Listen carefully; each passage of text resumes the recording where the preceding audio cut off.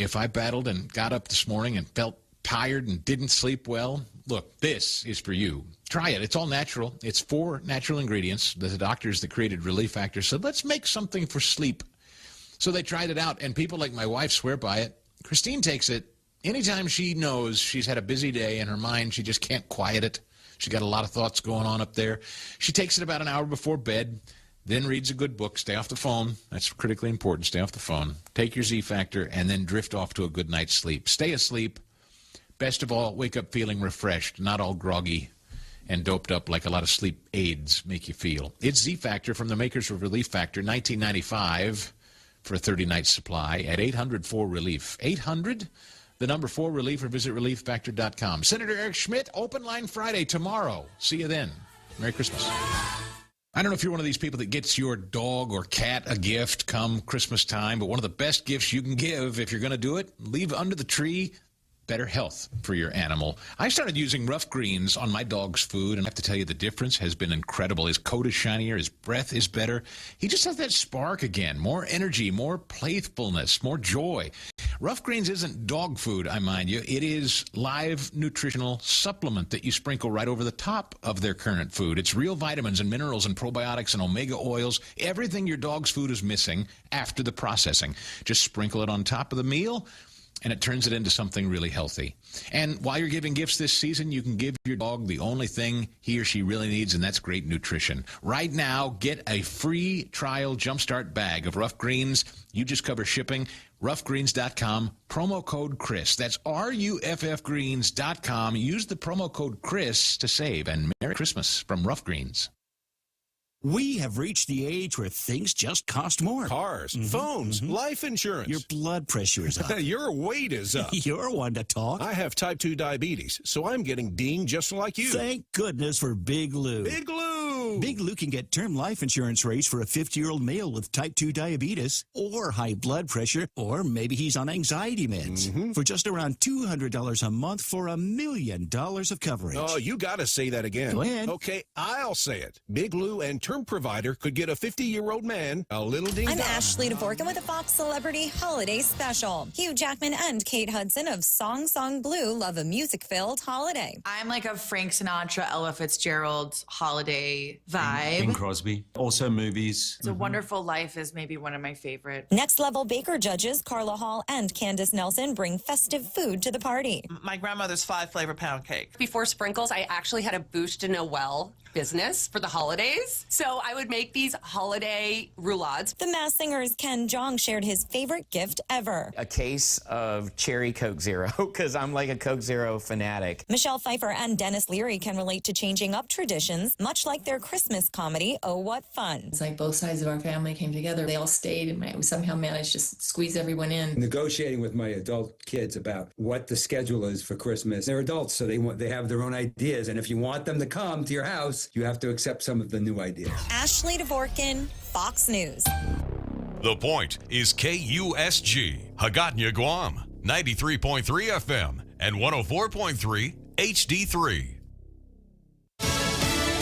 Christmas prayers. I'm Paul Stevens, Fox News. Pope Leo XIV delivering a message and blessing in Rome following his first Christmas Eve and Christmas Day masses, calling for peace in Ukraine. May the clamor of weapons cease, and may the parties involved, with the support and commitment of the international community, find the courage to engage in sincere, direct, and respectful dialogue. The pontiff also lamenting living conditions for Palestinians in Gaza. King Charles III delivering his annual Christmas Day speech from Westminster Abbey. The monarch's annual pre-recorded message watched by millions of folks in the UK and across the Commonwealth. As I meet people of different faiths, I find it enormously encouraging to hear how much we have in common.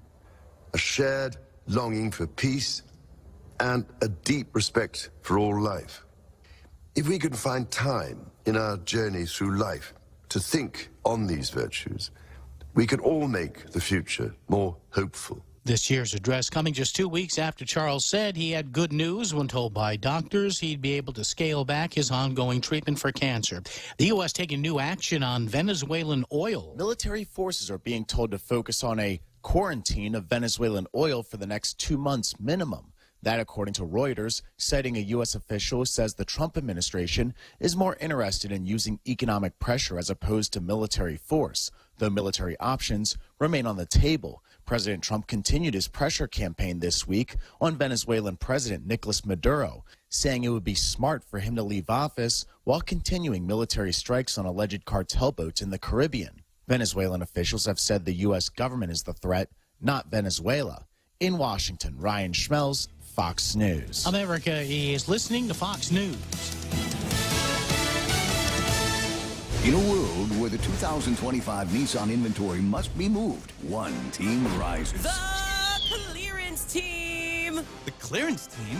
What's that? We're the Nissan Guam clearance team, slashing prices on all 2025 vehicles. We even have models starting as low as $150 per paycheck. That's awesome. Let's do it. You're gonna love yourself a Nissan. Don't miss the model year-end clearance happening now at Nissan Guam. On approved credit, some conditions apply. See Nissan Guam for details. Every year it's the same thing. What do I get them for Christmas? This year, give them something they'll actually use and never forget. At Blades by Crank, we've got high-performance chef knives, hunting knives, pocket knives, sleek chef accessories, and never-released blades. Designed right here in the Marianas and built for precision, performance, and pride, we've got something for everyone. These aren't just tools. They're legacy pieces crafted to last a lifetime. Shop now at bladesbycrank.com or visit the local shop on the first floor of the Agania Shopping Center. Blades by Crank, making the holidays extra chinard. Christmas Day after getting hit with several inches of rain over the past 2 days. There have been reports of 3 storm-related deaths, including a 64-year-old man in San Diego who was hit by a falling tree Wednesday morning. Fire crews affected several rescues in and around Los Angeles, including a man who was trapped in an RV in Sunland. He had to be lifted out of a creek by helicopter. Southern California rainfall totals in the last 2 days have varied from just over 2.5 inches downtown to more than 5 inches in the San Fernando Valley. That's in the northern part of the city of L.A., all the way up to over 12 inches at the San Gabriel Dam in the mountains northeast of Pasadena. Jessica Rosenthal, Fox News. Australia's Prime Minister looking to give bravery awards to people who confronted a pair of jihadist gunmen who killed 15 people at a Hanukkah gathering on a Sydney beach. Australia's Prime Minister Anthony Albanese plans to give awards for bravery to both first responders and civilians who rushed towards the gunfire, even fighting with the gunmen, during the Hanukkah jihadist attack at Bondi Beach. 15 people, including a child and 2 rabbis, were killed by those gunmen. One such civilian, named Ahmed Al-Ahmed, was seen on video wrestling away a rifle from one gunman, only to be shot and wounded himself. Albanese has come under heavy criticism for growing anti-Semitic sentiment in Australia and for formally recognizing a Palestinian state after the October 7th attacks. Eben Brown, Fox News. New numbers say the nationwide U.S. murder rate fell dramatically in 2025 in what's likely the biggest single-year drop ever recorded. Killings in the U.S. plunged by nearly 20% compared to last year. That was following a COVID-era spike in violence, according to the Real-Time Crime Index.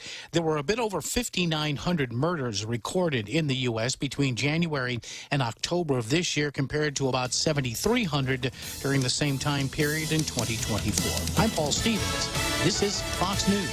At Guam Regional Medical City's Cancer Center, your care is our priority. We provide comprehensive treatment services tailored to your needs with compassionate support every step of the way. Our expert team specializes in hematology and oncology, delivers advanced radiation therapy, and offers personalized chemotherapy infusions in a comfortable setting. We also provide effective pain management and a full range of outpatient infusion services, including blood and iron transfusions. We're here for you, supporting your entire journey right here at home. Guam Regional Medical City, comprehensive cancer care close to home. This holiday season, Subway turns up the crave with the limited time festive flavors collection. A lineup of 3 bold sub rings in beloved holiday flavors in handhelds with Subway's extra festive stuffing and cranberry sauce. Take a bite on the wild side with the Tur Hampton, oven roasted turkey, ham, tender rotisserie style chicken layered with Monterey cheddar, herb stuffing, onion, sweet cranberry sauce, and mayo. Served on hearty multigrain bread. Or set the Friendsgiving feast abuzz with the festive turkey and the festive chicken. Put a fresh twist on holiday feasting. Only at Subway.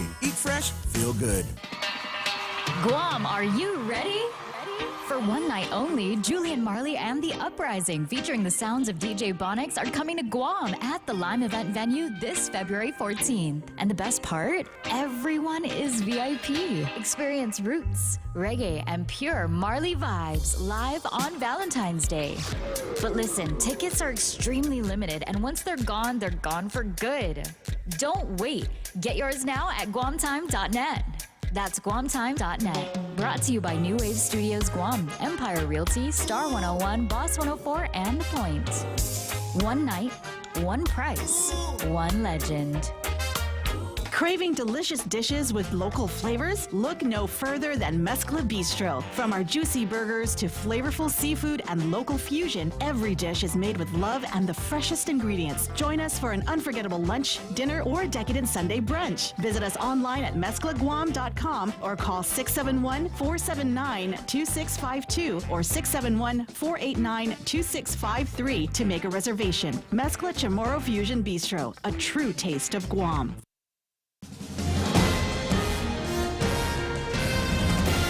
Confident. Good morning, Guam. It's 6:07 on Friday, December 26th. I'm Donna DeJesus with a look at your local news on The Point. Two childhood friends of Marine veteran Jaron Weilbacher testified Wednesday about the night he was killed outside Kingston Tamuning. Elijah Tierra and Celerino Henry described a chaotic scene in 2021 where they were punched without warning. Both men were knocked unconscious and only realized the severity of the situation after waking up to see Weilbacher bleeding on the ground. The witnesses admitted that alcohol and shock affected their memory of the fight, but they recounted the emotional moment at GMH when they learned their friend had passed away. The trial for defendant John Mike Muliaga continues in Superior Court. Meanwhile, a 31-year-old man is in custody after stealing over $3,300 worth of property from a southern home. Mark Francisco Kinata Taitigui faces charges of burglary and theft of property. Court documents state Taitigui admitted to using a crowbar to break into the residence on December 19. He reportedly told police he stole car parts, tools, and household items to sell. Some of the stolen goods were recovered under a canopy in the jungle. Taitigui was arrested after the homeowner located him and called the police. He is currently being held at DOC. We'll have more news after this.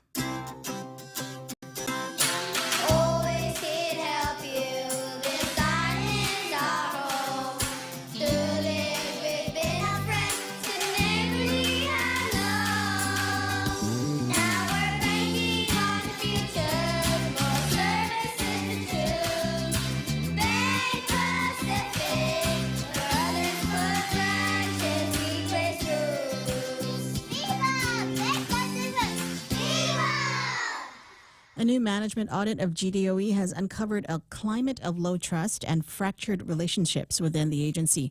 The Pacific Policy Research Center report found that internal friction between the board and leadership is hindering student success. While all schools achieved accreditation in 2021, student performance in math and reading has remained low for 5 straight years. The audit recommends setting clear boundaries for board members who have been accused of interfering in daily operations and retaliating against staff. The Guam Education Board has criticized the $400,000 audit as trash, but lawmakers are demanding immediate accountability to protect students and employees. And Governor Lulian Guerrero and Lieutenant Governor Josh Tenorio released a joint Christmas message focusing on faith and community. The governor highlighted the birth of Jesus as a call for compassion and hope. She noted that lighting the world with love is a cornerstone of the holiday season. Lieutenant Governor Josh Tenorio spoke about the power of simple acts of kindness. He encouraged residents to give back by visiting elders, sharing food with neighbors, or supporting families facing challenges. Both emphasize that small gestures strengthen the bond of the island family. They wish all residents a holiday filled with warmth, laughter, and togetherness. And those are your top stories right here on The Point. Now here's Ray with your weather. 10 after 6 o'clock in the morning. Yeah, I suppose we can start with the weather. Are we going to get one of those Idlet boys on to talk about the weekend weather? I hope so. Day number 3 of the 5-day weekend for Government of Guam employees, and the weather for it looks like another great day. It was beautiful yesterday, mostly sunny again today with highs near 86 degrees, east winds 8 to 11 miles an hour, not a whole lot by way of gust, and just isolated showers in the forecast for today. Same thing for tonight, just partly cloudy skies and overnight lows of about 77 degrees. Tomorrow is Saturday. Just FYI, for those of you that are on some kind of a schedule, mostly, see, that's right, tomorrow is our weekend. It's mostly sunny tomorrow with isolated showers, highs near 88 degrees. Tomorrow night, partly cloudy skies and isolated showers. Start to detect a pattern here. Mostly sunny again on Sunday with isolated showers. Warmer day, about 89 degrees and partly cloudy. Sunday night with, again, overnight lows of about 77 degrees. With a heat index, today's going to feel like 92 degrees. There's a 20% chance of rain. I haven't seen anything yet so far this morning, so I guess it's holding in reserve. Rip currents, high surf advisories could be in effect with all the wind that we have been having lately. And I would also submit to you that perhaps some of the earthquakes may have to do with the rip currents and high surf advisories. Yeah, we'll talk about that. Sunrise this morning, not until 6:41, but man, color good. I got some good-looking guys from Jeff over at Pirates Cove. He's been lurking on the scene and shot this purple sunrise. And I went outside and wow, we must be in different time zones because I went outside looking for exactly the same thing. No purple. It was still dark. There's no purple outside. Maybe that, or he's using some of those special filters on his cameras. Purple like the kind of filters that girls use on their cameras to make sure that there is no blemish whatsoever, almost AI infused. Yes, no pores. No pores on any of these women. Maybe Jeff is using the same kind of thing here. Anyway, 6:12 in the morning. There it is. News and weather together. Brought to you by Bank Pacific. Banking on the Pacific for over 70 years. Whoever said no risk, no reward has never been sued.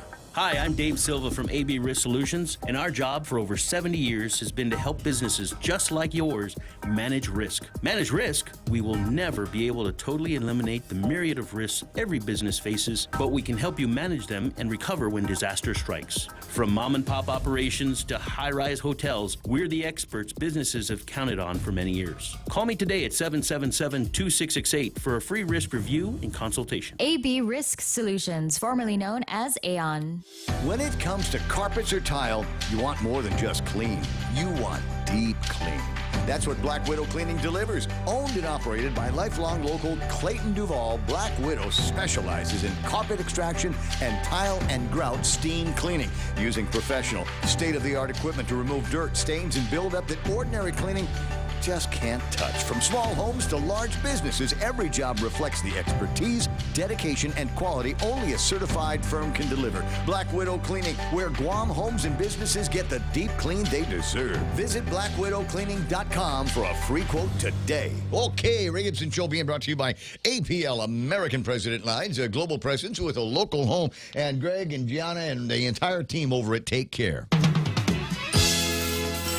The Ray Gibson Show. Morning talk that matters. Call now, 888-TALK. That's 888-8255.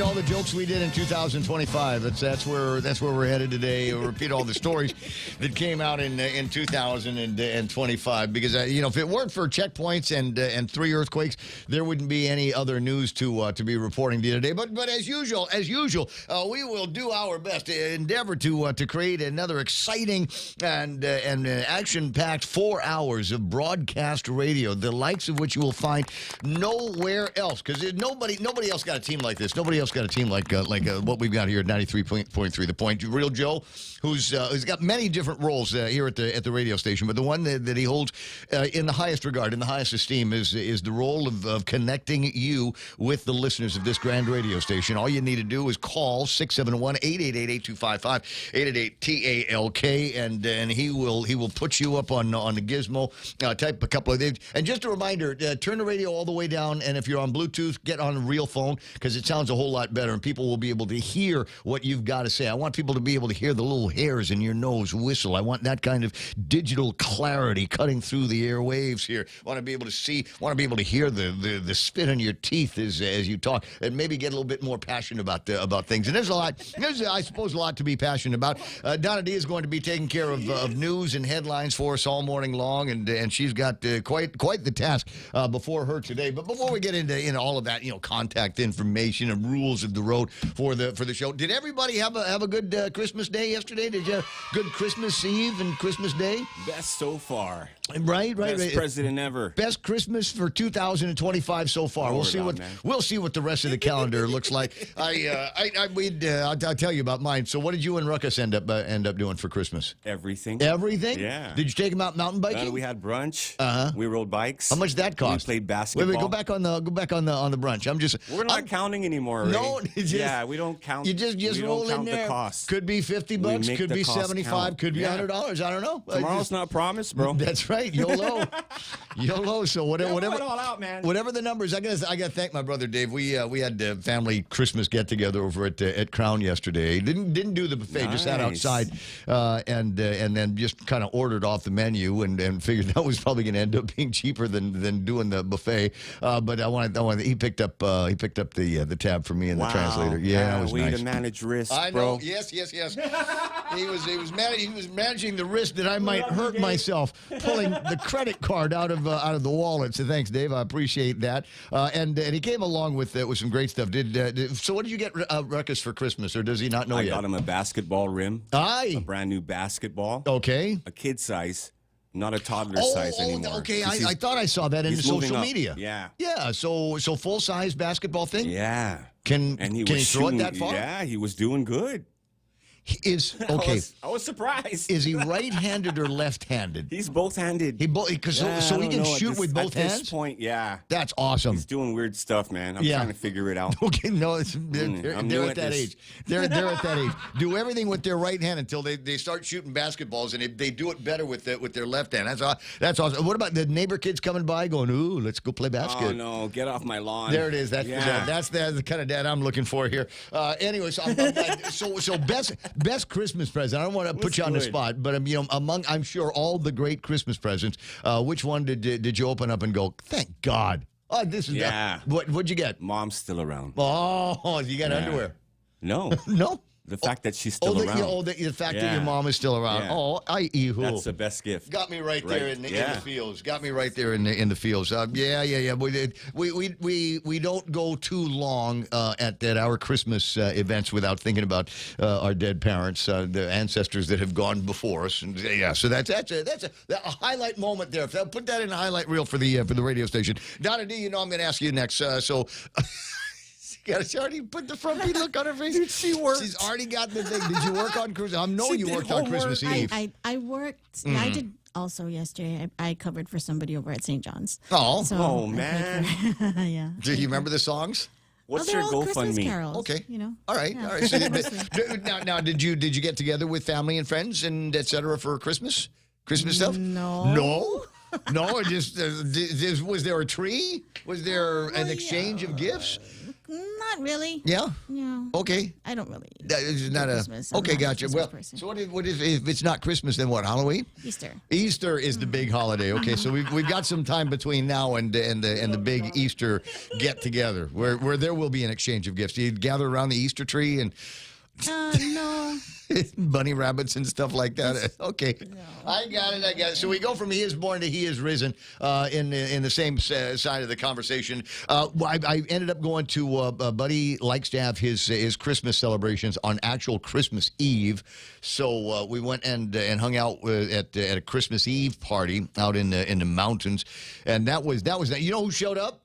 at this Christmas Eve party? Everyone you liked? Congressman Jimmy Craig Moylan. He showed up there? He showed up there. Wow. He didn't lose his key.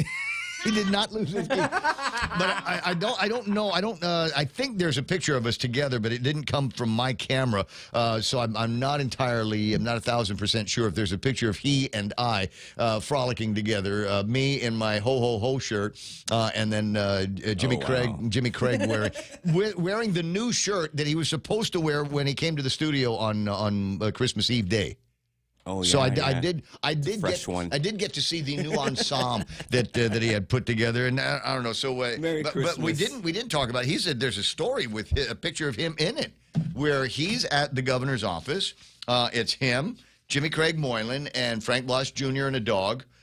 Seriously, there's a picture of Frank Blas Jr. and a dog in there. Governor, Lieutenant Governor, Tina Rose Munoz Barnes, talking about how they're banding together to make sure that, in no uncertain terms, that the federal government of the United States of America knows that among our leadership here, maybe the most educated and enlightened people that we've got in the entire island of Guam, they don't like the underwater mining thing that is supposed to be coming out. I'll share that with you a little bit later on in the story. I gotta find a color version of it and then magnify it, because I think that's the same shirt that he was wearing a little bit later on to impress me with his finery, with his livery and his choices there. Anyway, 6:21 in the morning. And then like I said, we had the thing over at Crown and a wonderful exchange of gifts. And I got to say, Maria Perez from up in Perezwood, she had somebody drop by some candies to us here at the radio station. These gummies.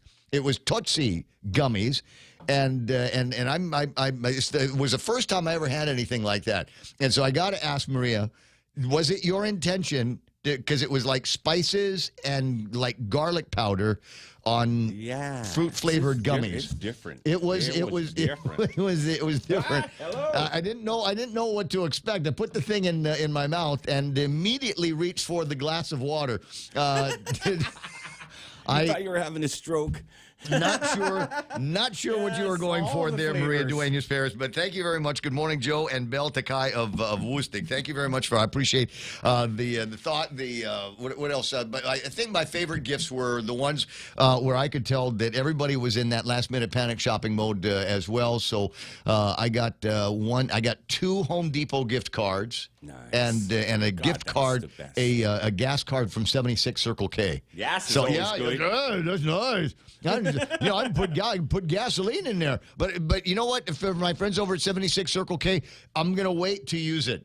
I'm going to wait until the gas comes down from $4.78 a gallon. It's got to come down lower than that. We were talking about this a little bit on Wednesday. I was going to say Friday because it felt like Friday, but we were talking about this on Wednesday. If you got family and friends in the States, no doubt, you know how we send them pictures like this from Pirates Cove of beautiful sunrise and a beautiful sunny day ahead of us on Guam tropical island, where our high today is going to be like 87 degrees or something like that, and we're sending those pictures to places where their daytime high is going to be minus 87 degrees. Going, you know how they're getting back at us? Oh. They're sending us pictures of how much gasoline costs in their town. Less than $2 in some places for a gallon of gasoline. Now, I'm not saying I'm feeling like we're getting ripped off around here, but I was kind of hoping, as I was driving around Christmas Eve, Christmas Day, that I'd pass by one of the gas stations and see gasoline down around. I'd be happy around $4.50. Like $4.50, that seems reasonable. Even the people on base, even the base shoppers, the guys that get their gasoline over at the auto port, I think that it's like $3 flat now. For a gallon, I think. And if it's not, it probably will be when the weekend comes, because they like to make their prices a little bit closer to stateside prices, and stateside prices have been doing nothing but going down since Donald Trump, best president ever, next to Jesus Harold Christ, Orange Man. Ever since he's been the president, things seem to be moving in that mix. Okay, Maria Duenas says the Tootsie mix was from Joe Takai of G4S. Hot Pika gummies, Ken Augenson says. Well, I don't know. But it had a kind of a frisky flavor. What can I say? It is, There it is. Kind of got a fruity, bubbly, gummy flavor with a hint of regret or something like that is what I got in a deal. Anyway, as I said earlier, welcome to the program. Excuse the mess. Ray Gibson here. Real Joe, like I said, 888-825-5888-TALK. The Meme Machine is online, and I've got a bunch of stuff that I posted to the Meme Machine, just some images and pictures that I picked up over the last couple of days, especially the Christmas stuff. You know what? I feel bad because, most years go by, and Mark Cruz is usually the first guy that sends me a Christmas meme, some kind of a graphic. And he was this year, but there were a whole lot of others that came out from, politicians and mayors and stuff. And I thought, well, in my mind, it would be kind of a waste if I didn't find a way to use them. And it's still Christmas in the States. We still Christmas season until Three Kings, right? And so it seems to me that I might be able to use some of these over the course of this morning's show for sure. And just because I don't want them to go to waste. This one is nice. You got a flamingo there, very tropically Christmas. I love That's this one. Cute. So if I can't remember, I got this from a couple of different people, and so I just FYI.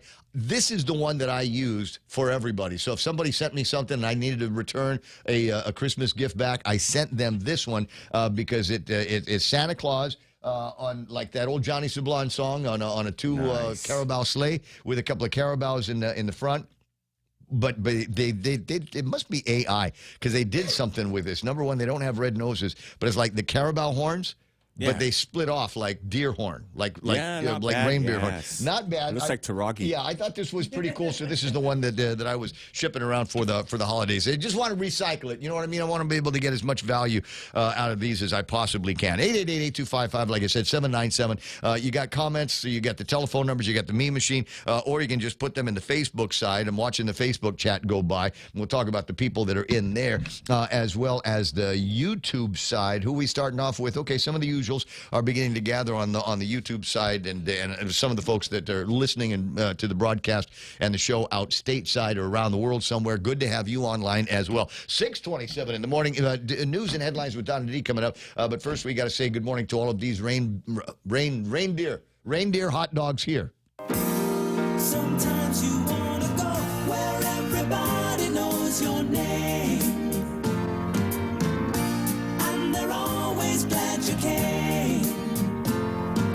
You want to be where you can see our troubles are all the same. You want to be where everybody knows your name. You want to go where people know people are all the same. You want to go where everybody knows your name. Return counter at Macy's. Return counter at Ross, return counter over at Home Depot, gift certificates, that's what you buy, people.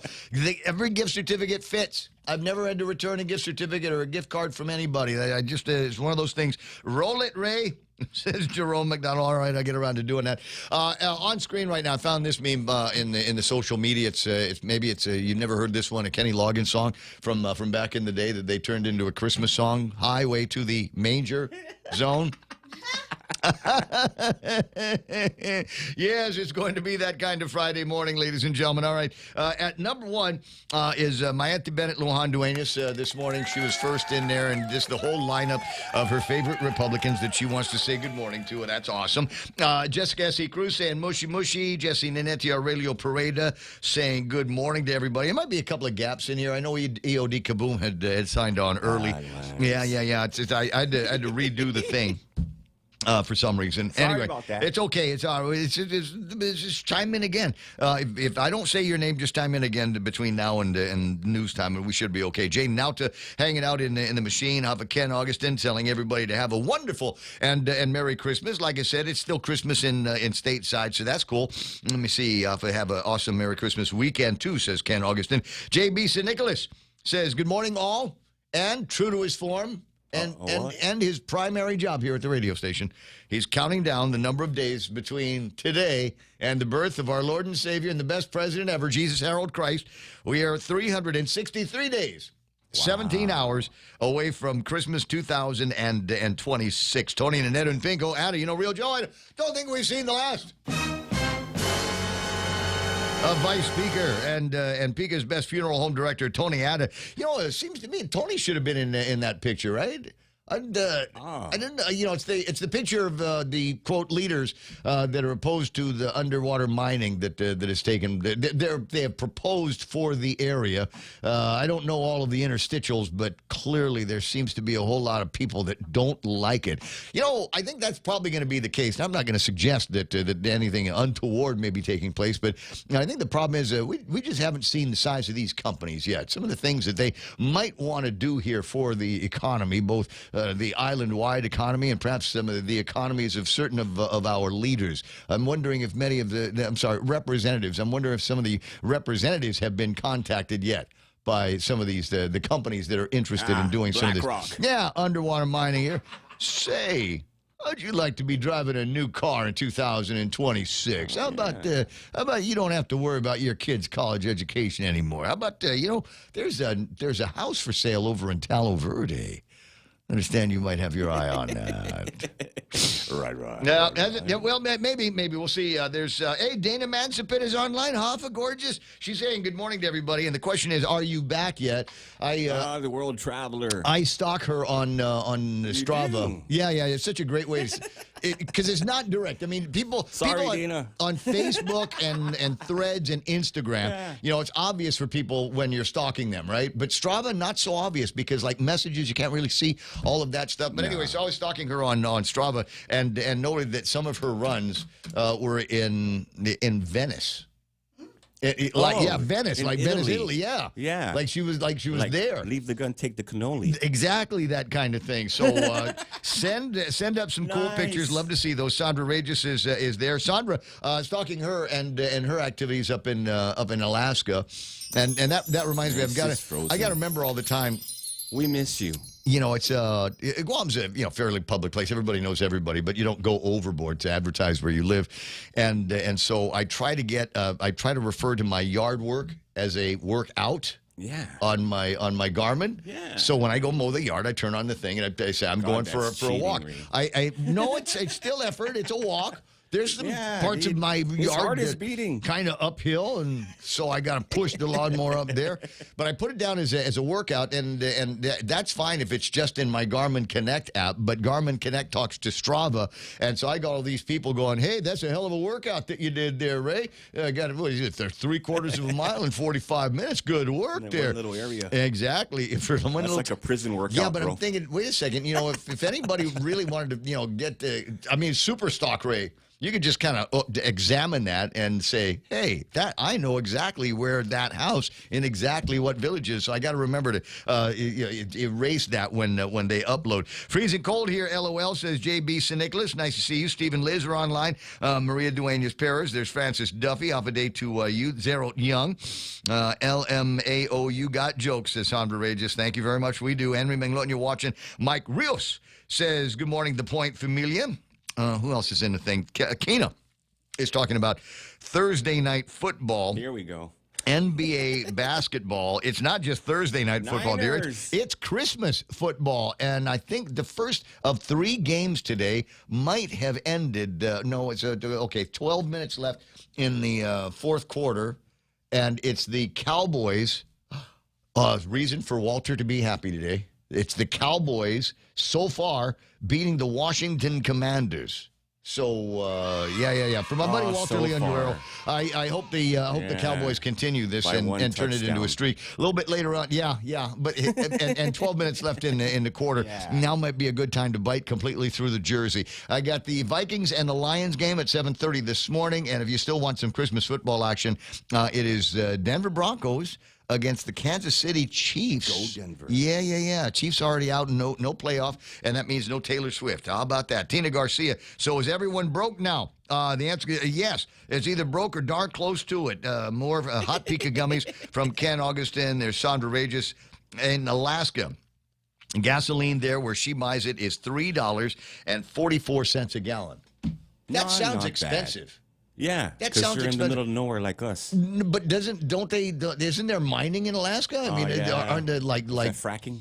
Drill, baby, drill. I thought there was gasoline up there. I thought there was oil up there. Gasoline, Sandra. Check Fendant. Talk to the guys. Mike Jr. Laguatnia says, Merry Christmas from Air Warfare Systems Integration Laboratory, serving our country in aerospace and missile defense under the best president of the U.S., Donald Trump. Thank you, Mr. Laguatnia. I appreciate that. And I salute you. I hope some of the technology that you were working on at the Air Warfare Systems Integrations Laboratory is earmarked for deployment out to Guam to defend this territory against the Hun and the Hun's allies. Yes, the communist Chinese and their hypersonics and their laser guns. They got these big they just tested one of those things. Let me see. Elizabeth Mendiola Kitsu. It says, awesome Christmas, Ray. Thank you very much. Eric Chong, Merry Christmas from Jerome McDonald. There's Roland Torres. Sandra Regis says, hey, where's Sarita? She might be. I think there's. She's in a run club on Fridays, but I can't remember. It's like, it's all these super secret autes. It's not all autes. This is a different one. This is the Hot Cougar Club. Ooh. But I can't. I don't remember whether they run in the morning or the evening. I want to say they run in the evening, but maybe there's a possibility they did something here.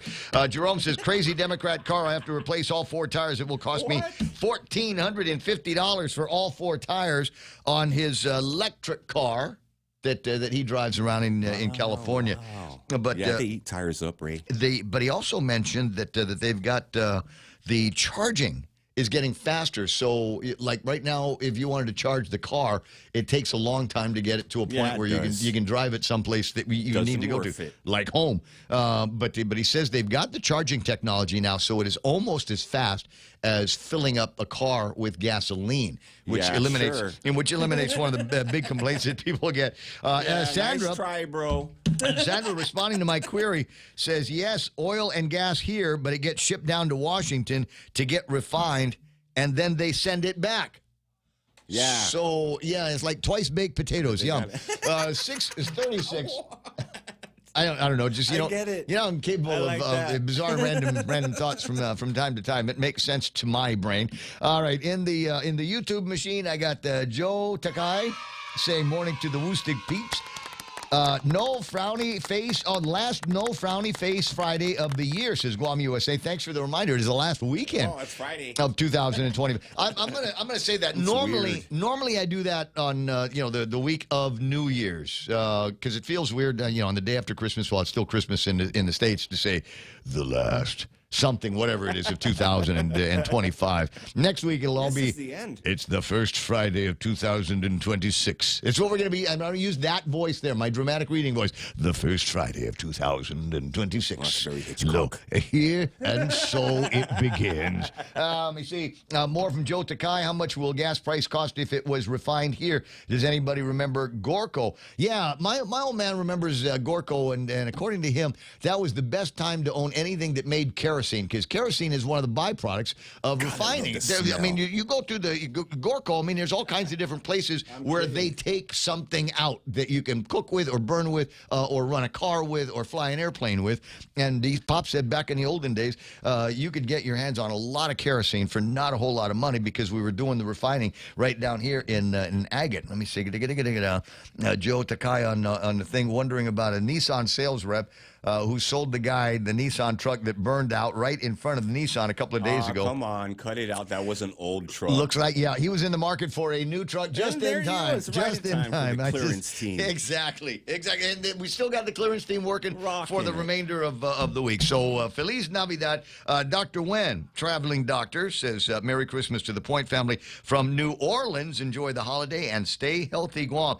Normally doctors like to give that little kind of a greeting. Stay healthy and be safe for the holidays. He means it. Yeah, he does. Because I'm sure he doesn't want anybody unnecessarily going to Guam Memorial Hospital, given its current condition and state of affairs. Anyway, 6:39 in the morning. Is there a lot in the table of contents? There is, he says confidently. I've got stacks of stuff that I didn't get to earlier in the week, plus some new news here of a regional nature, and all stories are local stories one way or the other, or I can turn them into that. So we'll get that started. Landon Idlet with a look at the weekend weather for the last weekend of 2025. We'll get him on and get an idea of things that we ought to be looking out for, and maybe a thought or two. Well, I don't know, maybe a thought or two. Maybe Brandon. It might be Brandon. Yeah, because Landon's sleeping. Really? Yeah. At the office? Over. Oh. Eggnog. No, the reason why that's funny is because some of the people that I went to that party with, the New Year's, the Christmas Eve party, I checked on them, and the next day, how you doing? They're like, blah. Okay, all right, little stomach flu. Okay, just say, call your hangover stomach flu, and you'll feel a whole lot better eventually. 20 minutes away from the top of the hour. Donna D with her first look at the headline news here. Avadana, what's going on today? Anything? GMH is strengthening its disaster response through a new federal hazard assessment. Hospital leaders and first responders are working together to identify risks and improve emergency coordination. Interim CEO Dr. Jolene Uggan says the goal is to keep Guam's healthcare system ready for any crisis. Governor Lulian Guerrero added that this collaboration is key to protecting patients and staff. Meanwhile, 3 earthquakes struck near Guam between Wednesday and Thursday, with the largest measuring a magnitude 5.7. The tremors were centered southwest of Moleso at varying depths. Officials say there are no reports of injuries or major damage. There is no tsunami threat to the island, but residents are urged to practice earthquake safety procedures during any active shaking. And GPD will conduct DUI sobriety checkpoints starting tonight at 8. Officers will be stationed at various locations, including Route 1, Route 8, and Route 16. The initiative is part of an effort to enhance road safety during the holidays. Motorists are advised to stay alert, wear seatbelts, and never drink and drive. And those are your local headlines on The Point. Now back to Ray. I don't want to be the guy, but, normally they're very inspecific about things at the police department, especially where it comes to the sobriety checkpoint. So, I mean, no surprise. They always say, well, the sobriety checkpoints could occur here, or here, or here, or here, or here. But this is like the first time I've ever seen them do the one where they're actually giving out the time for the checkpoints. Well, people they catch, they don't even watch the news. Yeah, I'm just no saying. idea. I'm just saying it's just so weird for them to say they're starting at 8. So in my head, I can see all of the guys. The daytime. There's no work today, right? So what time are you supposed the Gov Guam guys are going to start drinking? Like already, right? 6:42 Yes. At 6:45, Ray. That's when it's going to start. Is the day number 3? They're icing the beer. Already, Exactly. You got smart, bought a whole bunch last night and some more ice and get everything ready to go for it's the day, because there's football going on. There's football early today going on, so there might be some folks that they might actually be able to catch if they go out for their checkpoint a little bit earlier today. And like I said, it's just unusual that they're putting the time on the deal. But yeah, you might be able to. They will be set up in the following areas. See, this even sounds like they're in Jigo, Dedido, Tamuning, Asan, Pidi, Agutnya to Chalanpago, Purple Heart Highway, Veterans Highway, Tamuning and Tumon, and the Army Drive. They have guidelines they have to follow. So they've got to say there's a possibility. That it could be here at a certain time. Okay, got it. Thanks very much. 6:43 in the morning. We've got some guidelines as well. I can't remember what they are, so I'm going to take a break. Be right back. This season, KFC turns up the flavor with the all-new KFC Hot Honey Wings. Crispy, juicy KFC wings drizzled in that perfect mix of sweet honey and just the right spicy kick. One bite, and you're hooked. Crave bold flavor the KFC way. Order now on KFCGuam.com or visit your nearest KFC on Guam. KFC Hot Honey Wings. KFC, it's finger-licking good. In a world where the 2025 Nissan inventory must be moved, one team rises. The Clearance Team! The Clearance Team? What's that? We're the Nissan Guam Clearance Team, slashing prices on all 2025 vehicles. We even have models starting as low as $150 per paycheck. That's awesome. Let's do it. You're gonna love yourself a Nissan. Don't miss the model year-end clearance happening now at Nissan Guam. On approved credit, some conditions apply. See Nissan Guam for details. Bud Light wants you to watch your favorite NFL team live. All you have to do is purchase 12 packs of Bud Family or Bud Light Seltzer and look for the QR code inside. I'm only here for the game. Scan the QR code for your chance to win one of 2 trips for 2, including airfare, accommodations, and tickets to a regular season NFL game of your choice. Plus, every code scanned will earn you points to redeem for Bud Light NFL gear. Must be 21 to enter. Some conditions apply. Visit currentguam.com for details. Bud Light reminds you to drink responsibly. Okay, good idea. 644 says there's checkpoints tonight. The man from the GPD say so. All right, take a look at what's going on in early morning traffic on the third of 5 party days. Thank you, Governor Lulian Guerrero. Let me see, what have I got here? It's, no traffic. There's nothing out there. I'm going to keep this short. From the tippity top of the island, the main gate of Anderson Air Force Base, all the way to NBG Guam and point south, all the way to Cocos Island. I don't see anything other than intersection traffic. And the only spot that looks like it's running slow that I zoomed in on just a second ago, and now it's kind of disappeared. Nah, just forget about it. It's intersection traffic. It's still early enough and might still be dark enough in some places where I wouldn't even slow down and stop for them. It just, if you look around, it doesn't look like there's any traffic. Just highlight and go and get about whatever it is that you're going to be doing the morning after Christmas as quickly as you possibly can. 6:45 in the Ray Gibson Show. More on the way. Wakey, wakey, Guam. It's time to rise, shine, and dine at Wendy's. Kickstart your morning with our breakfast faves, like the morning melt panini, savory breakfast burrito, or sausage, egg, and cheese English muffin. Or are you looking for some local flavor? Choose one of our local breakfast platters, like the Biggie Breakfast Platter. It's hearty, filling, and packed with island goodness. Start your day with Guam's best value for breakfast, only at Wendy's. Head on over today. Coming January 24th to the UOG Calvo Fieldhouse. The Cover Girl, live on Guam. Angel, the original cover girl, and her iconic voice, singing all their hits like Because of You, Promise Me, Inside Out, and Show Me. Joining them on stage, the queen of dance, EDM, and freestyle, Shannon.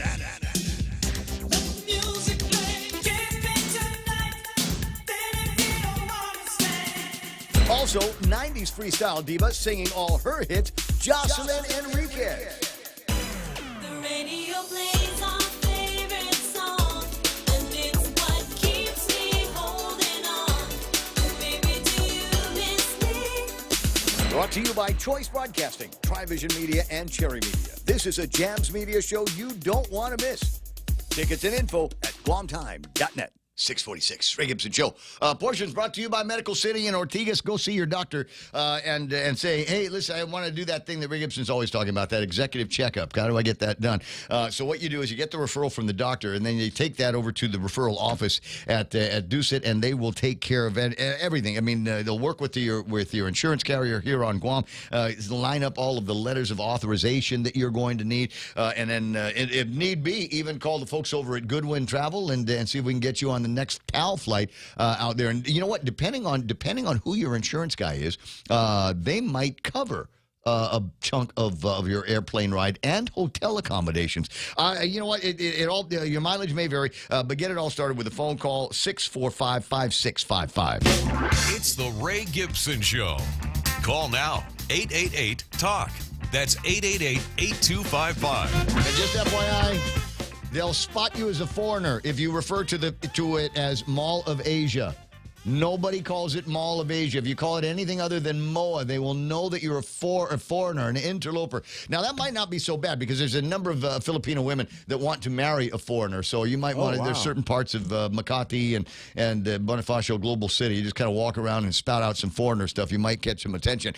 Anyway, 12 away from the top of the hour. Thought it might be a good idea to start the program off and kill some time with look at weather for the weekend.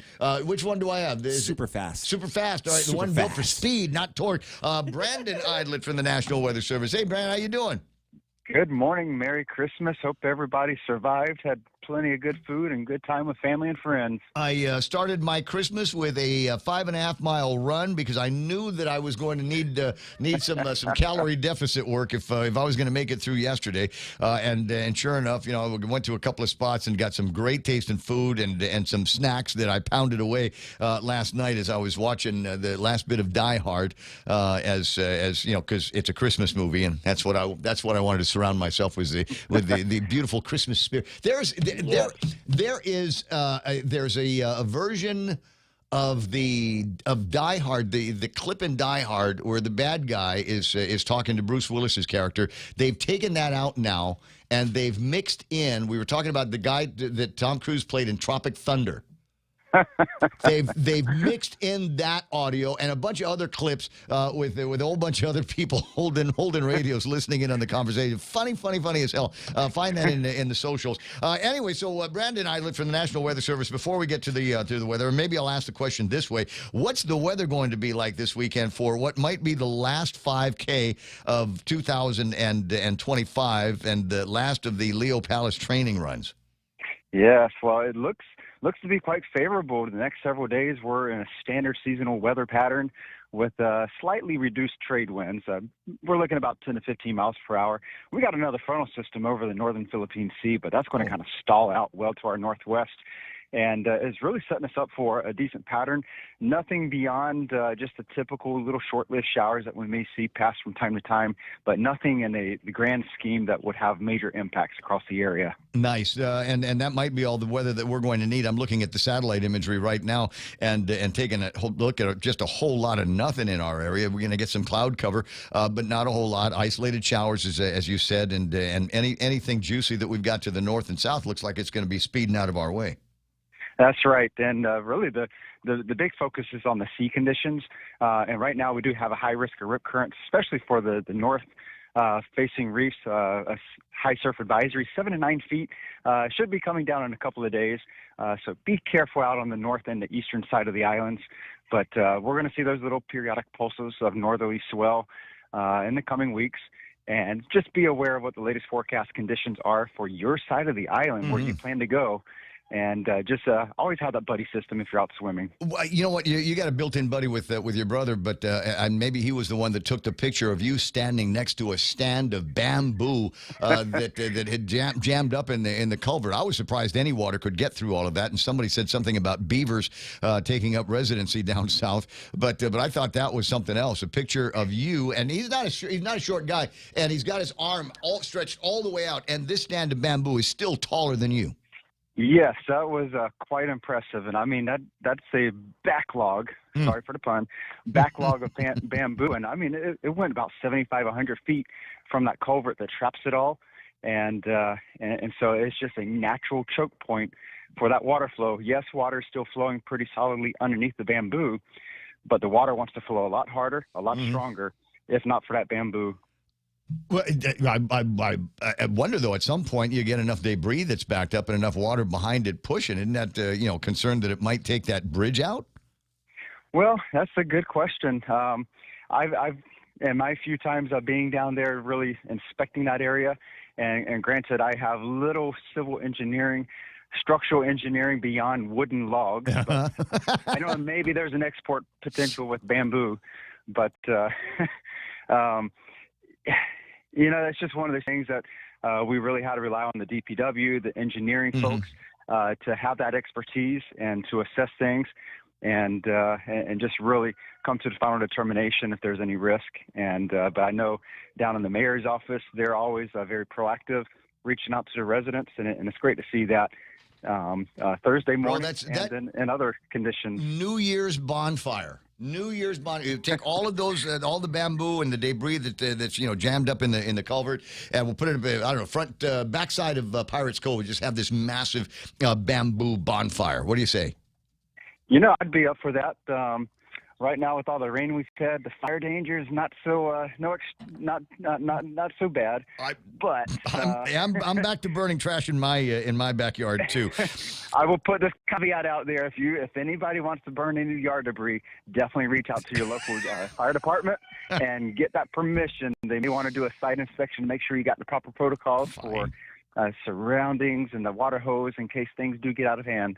All right. I'm looking over the calendar here. It looks like we've got a couple of events that you and I might be interested. There's a Pacific Grappling Sunset 2K 5K. This will be Sunday from showtime at 5. Go time is going to be a little bit later. They're going to go until about 7 o'clock. That's on Sunday on the 28th. There's the Leo Palace 2K 5K 10K. And depending on whether or not we get any rain over the weekend, we'll determine whether I'm going to be running the 10K or a modified version of the 5K. When I do the mod, I do the old route. I go, the regular in and out and back, but then I go up the tall hill at the end of that, just so I can feel like I got some exercise. That is a great route, and why wait till New Year's to make your resolution to get out there on the running trails, on the streets to run? Do it now. Go ahead and finish the year on the right foot. Absolutely. And then on Saturday, there's a run for the goals at 6 a.m. I think it's an Agana race. So there's quite a lot to get done here. But you and your brother working this weekend, right? Well, we're going to be around. We've always got our eye to the weather, and so whether the weekend or the holiday, and then of course we've got our 24/7 operations, and we're watching things full swing, and we're always keeping that focus on the weather and be ready to communicate. We'll get between here and I think I'm going to save it for New Year's Eve next week. We'll get back to you then, and we'll talk about some of the weather events that got your interest in 2025 and maybe predictions on what things look like for 2026. Absolutely. Look forward to it. All right, buddy. I'll see you this weekend, 6:55 in the morning. 888-8255-888-TALK. I will take care. I don't like it, Ray. What? He's a little fitness aggressive. It's right. Yeah, telling me to get out there. Come on, man. You do it for. I'm reminded all the time. I'm reminded of a quote that I got from Dr. Vince Akimon. This goes back 20 years. And he was younger. He was still fairly aggressive back in those days, and very aggressive about encouraging people to be on the lookout for their health. He says right now you might think that you're in pretty good shape. You might be able to get up a set of stairs without huffing and puffing. And, go for a little one of these fun walk 5K 2K walk deals and think, okay, I'm good. But that might not be the case all the time, and you might find yourself older with in poorer health conditions, and maybe not being able to buy your way back to health. Do you know what I mean? Ooh, yeah. There's a price to pay. I'm sorry. Either way, there's no way at this point. There's too much water under the bridge, too much bamboo under the bridge, and we're not going to be able to do anything other than amputate this, or you're going to have to be bedridden and all of that stuff. Pay now or pay later. Pay now, pay later. And I'll tell you what though, it was nice. It was a certain ego gratification that I had as I was running on Christmas morning down in Tumon. Started in the dark, and as the sun was making its way around up around the Tumon area, I thought, hey, this is actually neat. There's some of the usual runners that I see. And you weren't alone out there. I was not alone. It wasn't as crowded as it normally is, like on a Saturday or Sunday. Yeah. But there was still a good number of some of the diehards, the true believers, I call them. And me and some of the other true believers were out there getting our exercise on. No infidels out there. Very few infidels. Very few infidels. But I do want to ask a question this in regards to who's in charge of the lights over at Skinner Plaza. Okay, here's the reason why I asked. The reason why I ask is we pre-gamed a little bit over at Mosa's before we went to the Christmas Eve party, and on the way out from there, we run into somebody, and they were remarking how the Chamorro Village jam-packed with tourists. Tourists everywhere. But you know who wasn't there? Who? Vendors. Everybody. Nobody. The vendors were like, she said it was like a quarter of the number of the usual vendors were there for Wednesday night market. And I said, because it's Christmas Eve. And they said somebody should have told the hotels before they put everybody in buses and brought them all down to Agana. And I said, well, that's okay, because they got the lights over at Skinner Plaza. So, yeah, walk around, get the dinner or whatever from the one or two vendors that are there, and then go across the street to Skinner Plaza and get your pictures taken, with tropical themed, Christmas decorations. Well, this was about 8:30-ish, maybe closer to 9, passed by, and the lights at Skinner Plaza were off. It's a wrap. As in somebody decided on Christmas Eve about 8 o'clock, 8:30, that was all of the Skinner Plaza light show that we needed, and the lights were off. And there were all kinds of people trying to figure out how they were going to get pictures with the Christmas decorations That sucks. at 8:30 at night with no lights. It does suck. And I'm going, man, just another one of the failures that we've got around here, like the little signs on the traffic lights that tell you this light doesn't work. Just cross the road at your own risk. There you go. Or the lights. Don't die. I'm going to correct myself because I always talk about the Koreans that are walking from Donkey Village up to the airport, I always say that they're walking out there. They got no sidewalks. There's no lights. Well, I checked. I checked the other morning as I was driving into town with no, it wasn't daytime yet. And I checked. There are some lights there. There on one side of the street, there are lights. On the other side of the street, I think the one that is favored with most of the tourists, there are no lights on the street, and that's okay because we put up the signs that say "No pedestrians" in English, so that should take care of the problem with those pesky Koreans trying to walk to the airport. Who do they think they are?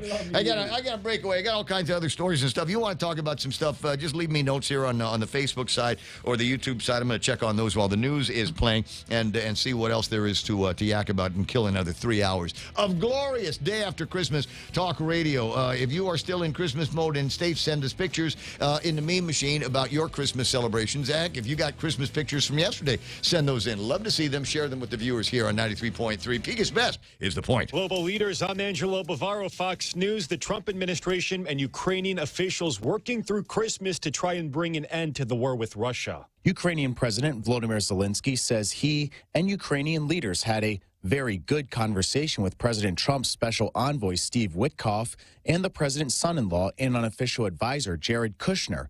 The Ukrainian leader says they discussed certain substantive details of the ongoing work toward a peace plan, saying, quote, there are good ideas that can work toward a shared outcome and the lasting peace. President Trump has made it a priority to end Russia's invasion of Ukraine, but so far, all sides have been unable to come to an agreement. In Washington, Ryan Schmelz, Fox News. A group of Indian truck drivers is suing the state of California after their commercial driving licenses were revoked. The Sikh Coalition and the Asian Law Caucus filed a class action lawsuit as thousands of foreign truck drivers have lost their commercial licenses. California officials say their license expiration dates went beyond the amount of time these drivers were legally allowed to be in the U.S. The Trump administration began trying to restrict what are known as non-domiciled commercial licenses, those issued to foreign workers who don't have permanent residence here, after an Indian national made an illegal U-turn in Florida, resulting in a crash that killed 3 people. While a court put the federal rule on pause, the Department of Transportation insists California still had to pause the licenses as several that had been issued were out of compliance. Jessica Rosenthal, Fox News. Minnesota's first family continues to draw controversy. This time it's Hope Walz, Governor Tim Walz's daughter, posting a holiday message on TikTok wishing a Merry Christmas to illegal immigrants that she claims, quote, ICE has been terrorizing. The 25-year-old's post garnering lots of negative comments online, many calling it divisive. America is listening to Fox News. Stay cool all year round by checking out Johnstone Supply for your HVAC and refrigeration needs. Located at 170 Guerrero Drive on Picanell Road in Tamuning, call Johnstone Supply today at 671-649-0581. That's 671-649-0581. Open 8 a.m. to noon and 1 to 5 p.m. Monday to Friday. Open Saturdays from 8 a.m. to 12 p.m. and closed on Sundays. Stay cool with Johnstone Supply.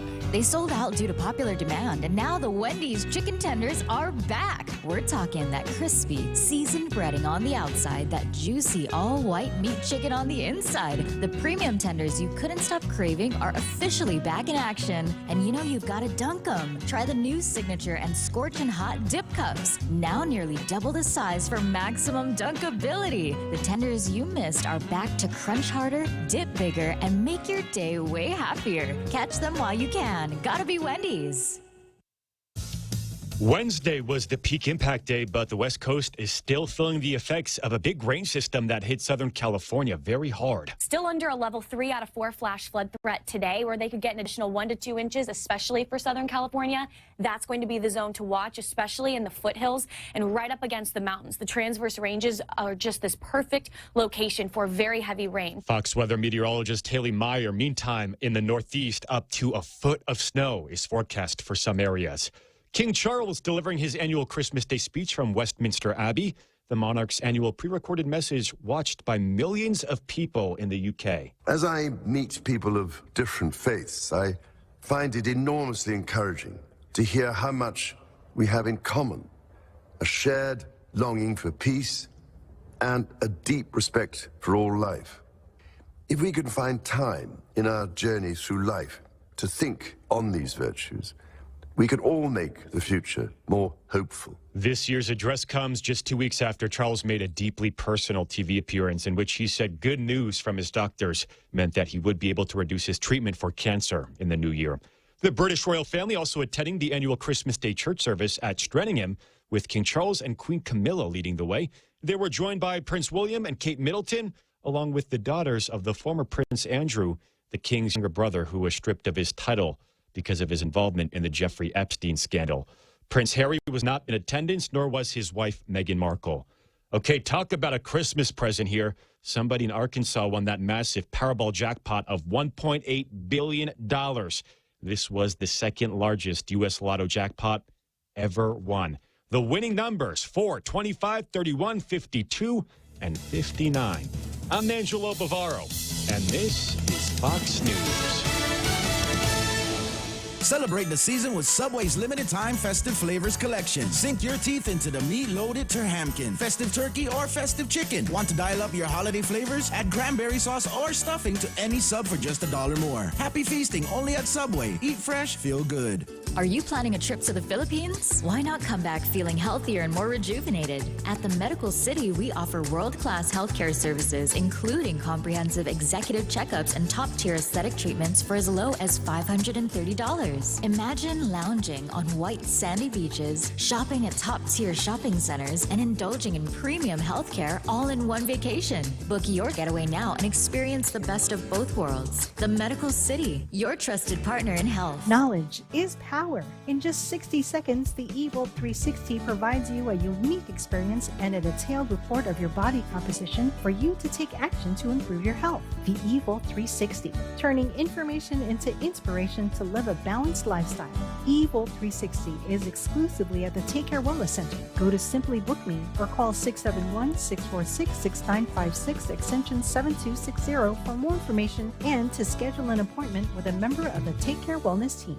Craving delicious dishes with local flavors? Look no further than Mezcla Bistro. From our juicy burgers to flavorful seafood and local fusion, every dish is made with love and the freshest ingredients. Join us for an unforgettable lunch, dinner, or decadent Sunday brunch. Visit us online at mezclaguam.com or call 671-479-2652 or 671-489-2653 to make a reservation. Mezcla Chamorro Fusion Bistro, a true taste of Guam. News this hour is brought to you by AB Risk Solutions. Half a day, it's 7:07. I'm Donna DeJesus with a look at your local news on The Point. AG Doug Moylan is asking the U.S. government to intervene in the governor's declaratory judgment case, arguing that the governor is trying to remove powers granted to the AG by Congress. The case involves whether autonomous agencies like GPA and GWA need AG approval for contracts tied to the Manila Medical Complex. Moylan moved the case from the Guam Supreme Court to District Court and is seeking consolidation with other related cases. He has also requested federal intervention in separate cases involving conflict-free counsel for procurement and special assistant prosecutors. The U.S. government has not yet appeared in any of the cases. Meanwhile, federal authorities have removed 20 detainees from the Agana detention facility due to deteriorating conditions. During a recent oversight hearing, DOC Director Fred Bordalio Jr. admitted that housing inmates in dome tents and broken facilities is inhumane. AG Doug Moylan warned that the prison is a powder keg where meth continues to circulate despite security measures. Lawmakers expressed fear that the island faces a federal receivership if repairs are not made immediately.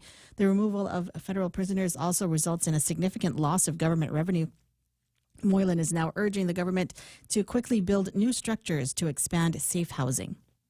More news after this. Whoever said no risk, no reward has never been sued. Hi, I'm Dave Silva from AB Risk Solutions, and our job for over 70 years has been to help businesses just like yours manage risk. Manage risk? We will never be able to totally eliminate the myriad of risks every business faces, but we can help you manage them and recover when disaster strikes. From mom and pop operations to high-rise hotels, we're the experts businesses have counted on for many years. Call me today at 777-2668 for a free risk review and consultation. AB Risk Solutions, formerly known as Aon. The Office of Vital Statistics is now issuing official birth, death, and marriage certificates on secure paper. Public health officials say temporary certificates are no longer being issued following the arrival of a new shipment of security paper. Residents who received temporary records between November 12 and December 16 must return to the Timuning office to get official copies. Those temporary documents remain valid until the end of January. Official certificates now cost a regular fee and are limited to 5 copies. Residents can visit the Randcare building in Timuning to update their records. And Guam shoppers are reporting higher prices and fewer deals as the holiday season wraps up. Many residents say they adjusted their spending by cutting gift lists or switching to online stores to find better value. Local shoppers noted that store discounts averaged only 10 to 15%, forcing some families to spend 25 to 30% less than last year. To manage the financial strain, some residents focused only on their immediate family rather than extended family. While shipping remained unpredictable, about 80% of online orders arrived in time for the holidays. Despite the high costs, shoppers expressed gratitude for family, health, and time spent together. And those are your top stories. Back to Ray with weather. Yeah, they were going to go out and celebrate on Christmas Eve over at Skinner Plaza, get these family pictures and stuff. Oh, sorry. Sorry, turning we got to pay the electric bill. Not going to happen. Cutting the gift lists. They looking at the people on the list. You always start off with there's like everybody in the house and the cousins and the nieces and the nephews and all of that stuff, and everybody in the office. Oh my God, the godchildren! All the godchildren. Yeah. So now it's just a card. Here's a card. Something, maybe a $10 or so, something like that.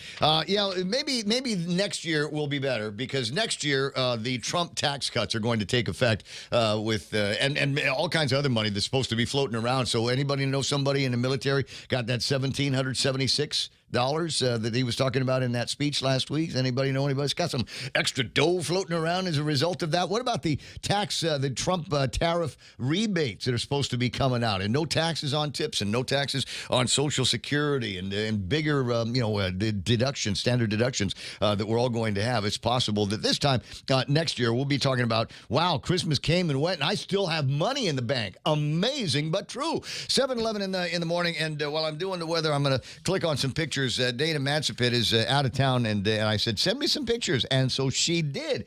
Pictures of her and ancient door. Maybe you've seen nice. it. She went to church. She went by a church. Okay, that's cool.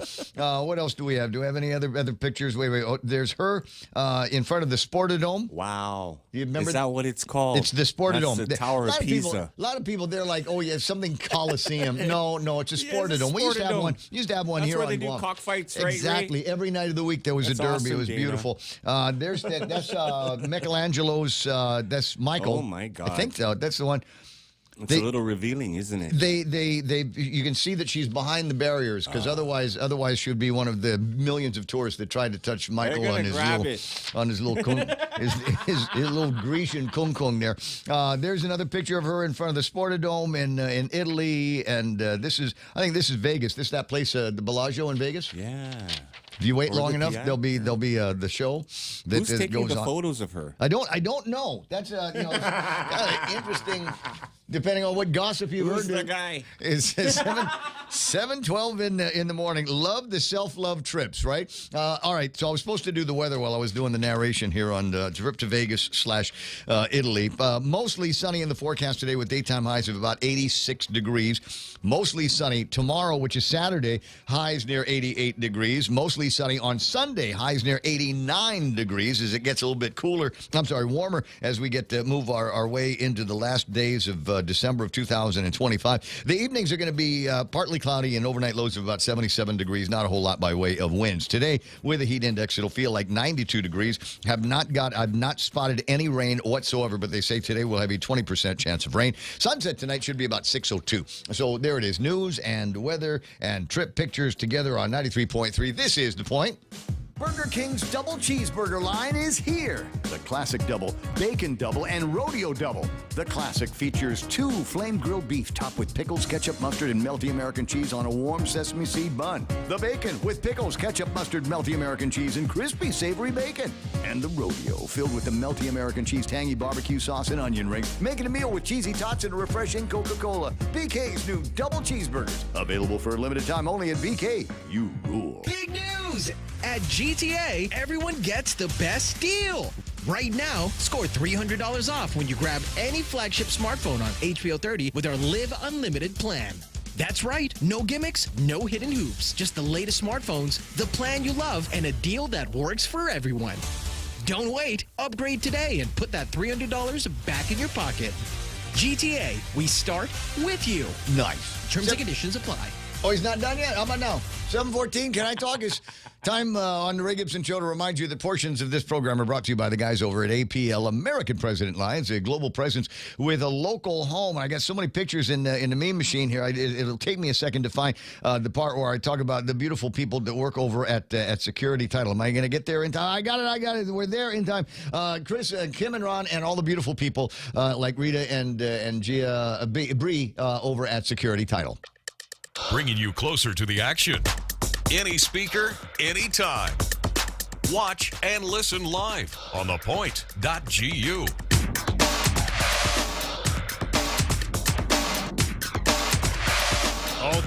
Okay. No dilly-dallying here. We've got work to do somewhere. There's stuff that needs to be talked about. There's the issues that we've got to flesh out. I have no idea what they are. I don't know. You know what I was thinking about? I got a picture last week of the aftermath of the Friday very special announcement with Joshy and Tina. Nice. Up in your neighborhood, Fort Apugan. Yeah, they did the call out there. Now, I don't know. So how many people were there? Because their press release said it was like thousands of people showed, massive crowd. I'm guessing there were 115, 130 people. So there. between the 115 and 130 people that you saw over at the Fort Apugan place for the very special announcement. I saw your faces. Yeah. How many of them were Republican faces? No, let me ask it this way. How many of them were ranking members of the Calvo administration? I didn't see any there. You didn't look. I'm going to send you a picture, and you'll go, oh, that's right. That's right. High-ranking members in the old Eddie Jerome Baza Calvo administration. Not everybody loves Tina, though. And Josh, he had a lot of friends out there. Yeah. There's a line every once in a while. Jose Martinez will make reference to it, but there's a line about how it's very, very difficult to distinguish between Republicans and Democrats here on Guam. When you see this picture, you go, wait a second. These guys were ranking members in a Republican administration, and now they're running around with Josh and Tina. What's going on? Kind of scratching my head about all of this stuff here. Is there such a thing as loyalty to the party one way or the other? Anyway, so that's why one of the conversations that we got into last week, and who was it that said we got to make it easier for independents to run? Ken, yeah. Pretty sure. Yeah, was it? No, Jeff from Pirates Cove. Oh, was it? It was Jeff from Pirates Cove. We get it. There's all kind of roadblocks for characters that are not Republicans or Democrats, or who have got an allegiance one way or the other to whichever of the political deities are in control at any given time.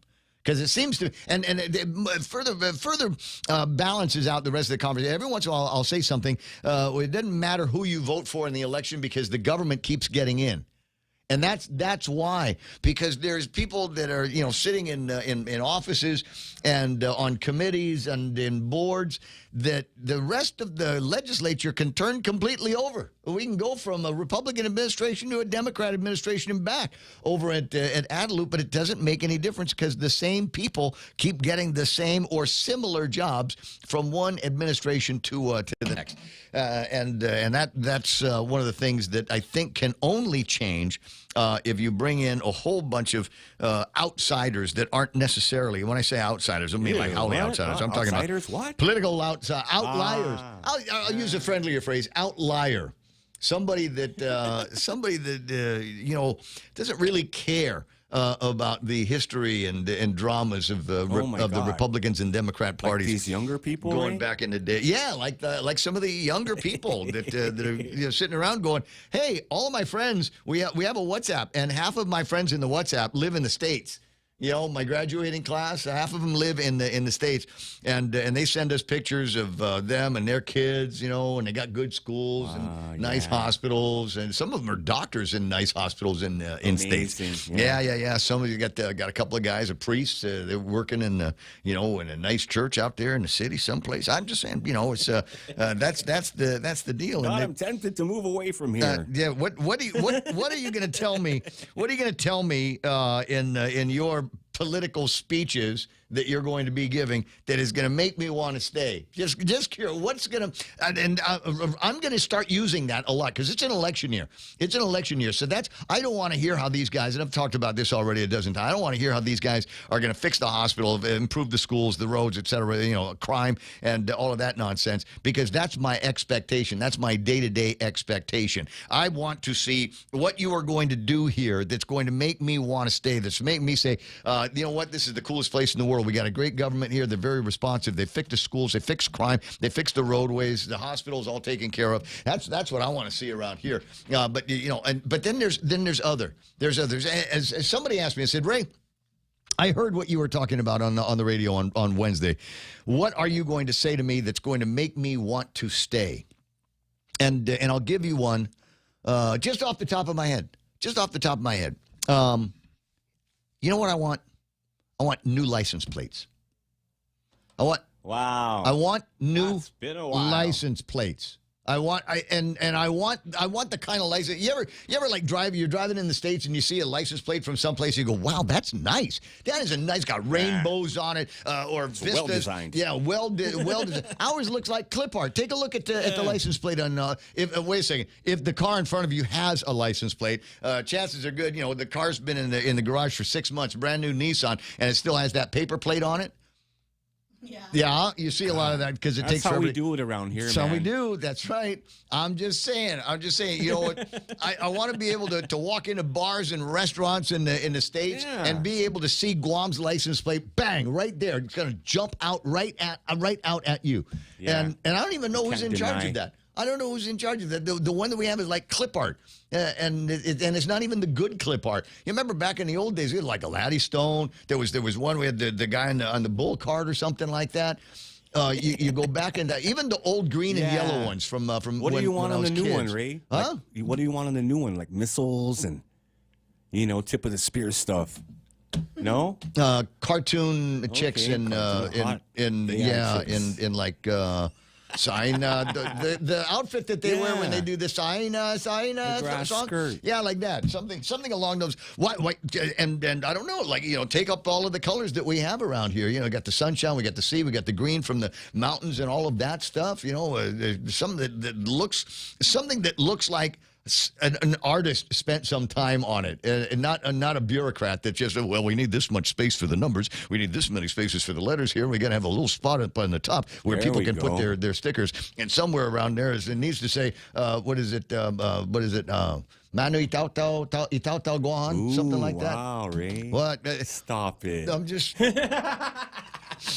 No, stop it with your tomorrow tongue. If I was going to design it now, the motto would be Puta Lania Carajo. That's what it would be. 722 is on the phone. It's the Kenster. Hey, that other governor. What do you think? But me and you, Ken, will design a nice, perfect, brand new Guamanian license plate. It'll be a 777 lifting off with Mount Eludum in the background. Chapter 777. This is we're escaping by air, is what you're saying. Yeah. I needed some parts this past week because I'm doing some repairs on the house. So I went down to Harmon to go to my favorite place, and it's gone. So another and the long line of businesses that have left Guam or in the process what kind of leaving parts people? Guam. What kind of parts people is gone? Electrical. Electrical. So, wow. So that's all they did was electrical? Huh? That's all they did was electrical parts and supplies? That's all they did was electrical parts. And they're gone. And they're gone. As I said, puta lana carajo. Yeah. So, it goes back to your comments earlier. The last special economic session I attended was the first year of the other governor's administration.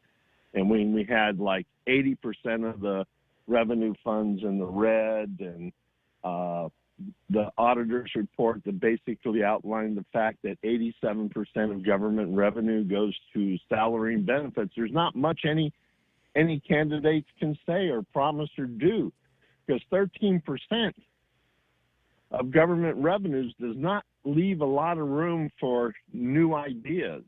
You know what I mean? Clearly. So, if we're going to make changes at all on this island, it starts with the voters.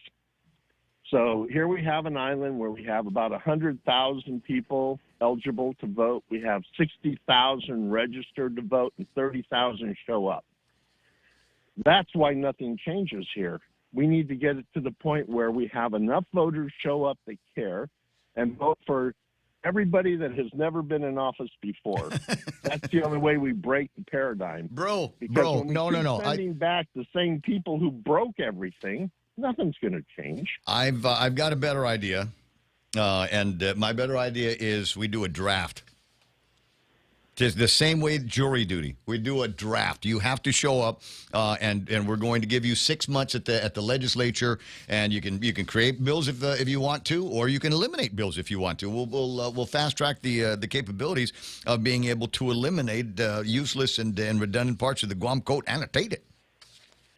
Oh, that's an excellent idea. Now that I think about that, because what we end up doing is getting people that have real life experience, not these long-term government employee aides / turn senators / turn department head people,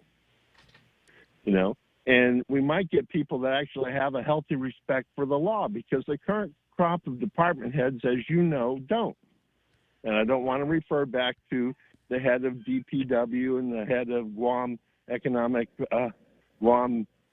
Environmental Protection Agency, who could care less about enforcing any of the rules, and we the people suffer as a result of it. It's just, as long as we keep putting the same people in office that have been in office since these problems have come to light, they're never going to change.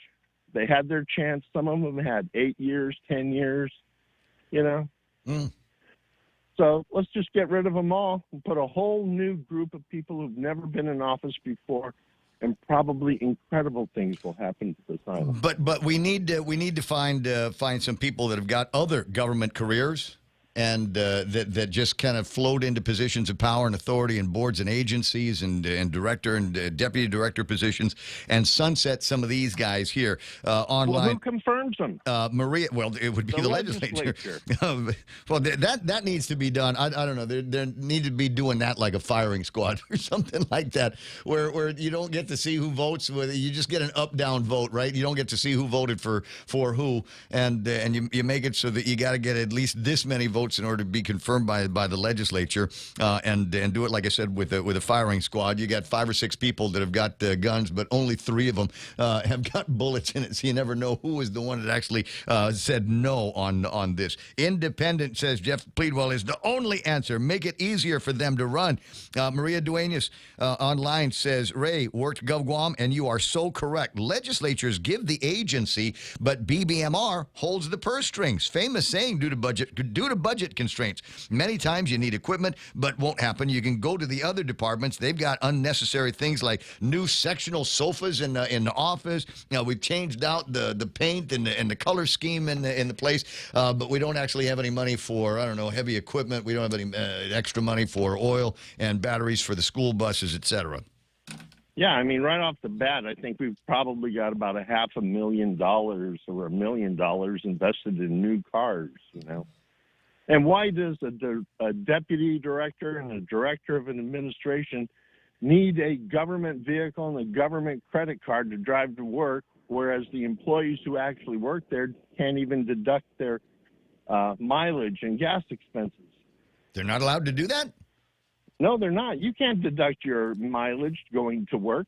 That's expected of you. Well, why don't we expect these directors to drive to work? I worked at a job that was one of my favorite reports. I got a mileage when I was working for Lee Holmes. I had a mileage credit. Well, that's because you were working for a profit-making entity. Because when I worked for Pacific Daily News, I got depreciation and mileage on my car as a photographer. Right. And let me think. There were a bunch of other things that we had at cable TV. And it's not that he needed his DJ to get mileage credit for driving from Barragata into Anigua every day. It was because he didn't want the linemen that worked at Guam Cable TV to be looking at jobs with at the time the Guam Telephone Authority and Navy facilities guys. So he paid and benefited very, very well. Well, it comes back to the difference between the competency level of these political employees. And when you get competent ones, they automatically get tarred and feathered and run out of town.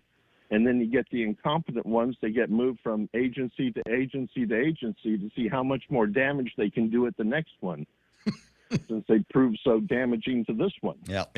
Well, the litany of the Guam voters continues. We get to do this again between now and 235 days between now and the primary election, 313 days between today and the general election. And so get ready for some feel good ads. Your social media is already out there. I think there was a video I saw of Josh putting a ball on the gayest Christmas tree I've ever seen in my entire life, and talking about family and stuff. And then I think there was Tina and the grandkids cooking something in the kitchen,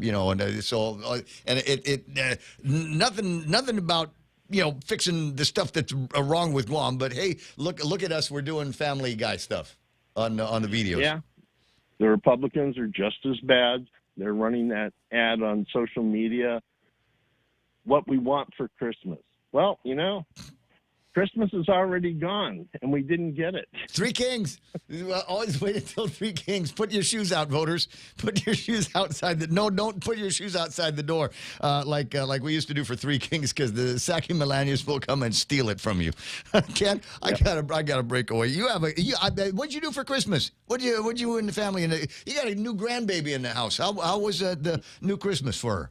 Well, she weighs 30 pounds, and her presents weighed about 750. Just give her the box. Then, you know how it works. Just give the kid the box, and the kid will have more fun with the box than anything on the inside. Did you get anything cool for Christmas? Yes, I did. I got a book that I have really been wanting to read, and it's not online, oddly enough, these days.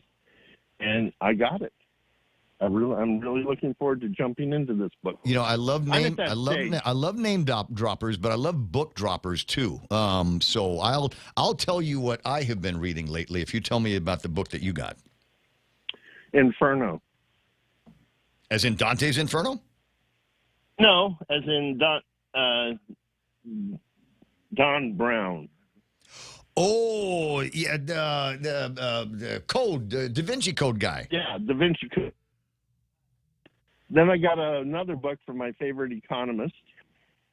Okay. Called Contanto, which is really excitingly boring and the kind of book that only economist geeks would like. He's the guy that did The Black Swan and Skin in the Game.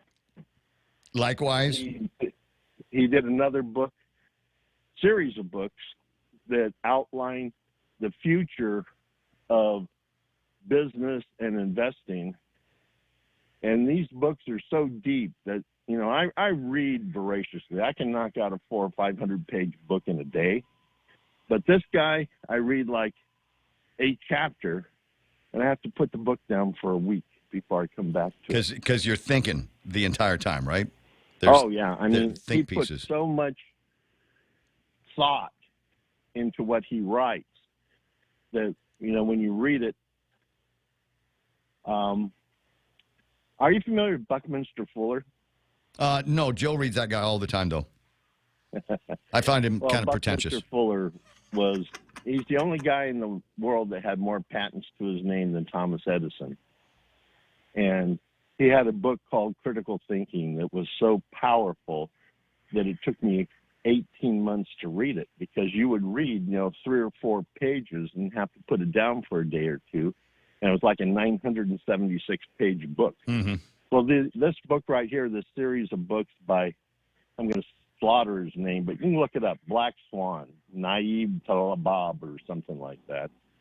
And this series of books that he just published a year ago are just so, and I'm watching the markets and I'm seeing everything that he predicted 2 years ago coming out and unrolling exactly like he said it would. Interesting. All right, so the book that is on my nightstand these days is called King, Warrior, Magician, Lover, Rediscovering the Archetypes of the Mature Masculine by a guy named Robert Moore. And I wasn't able to I didn't want to get a new copy of this.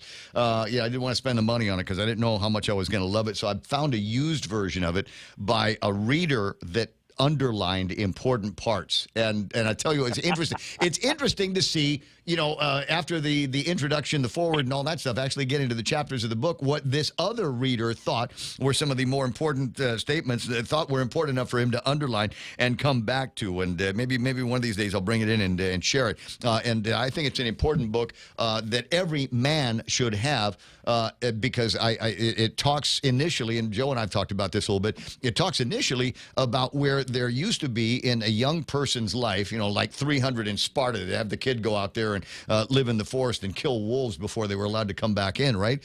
We no longer have those rites of passage for men in this era.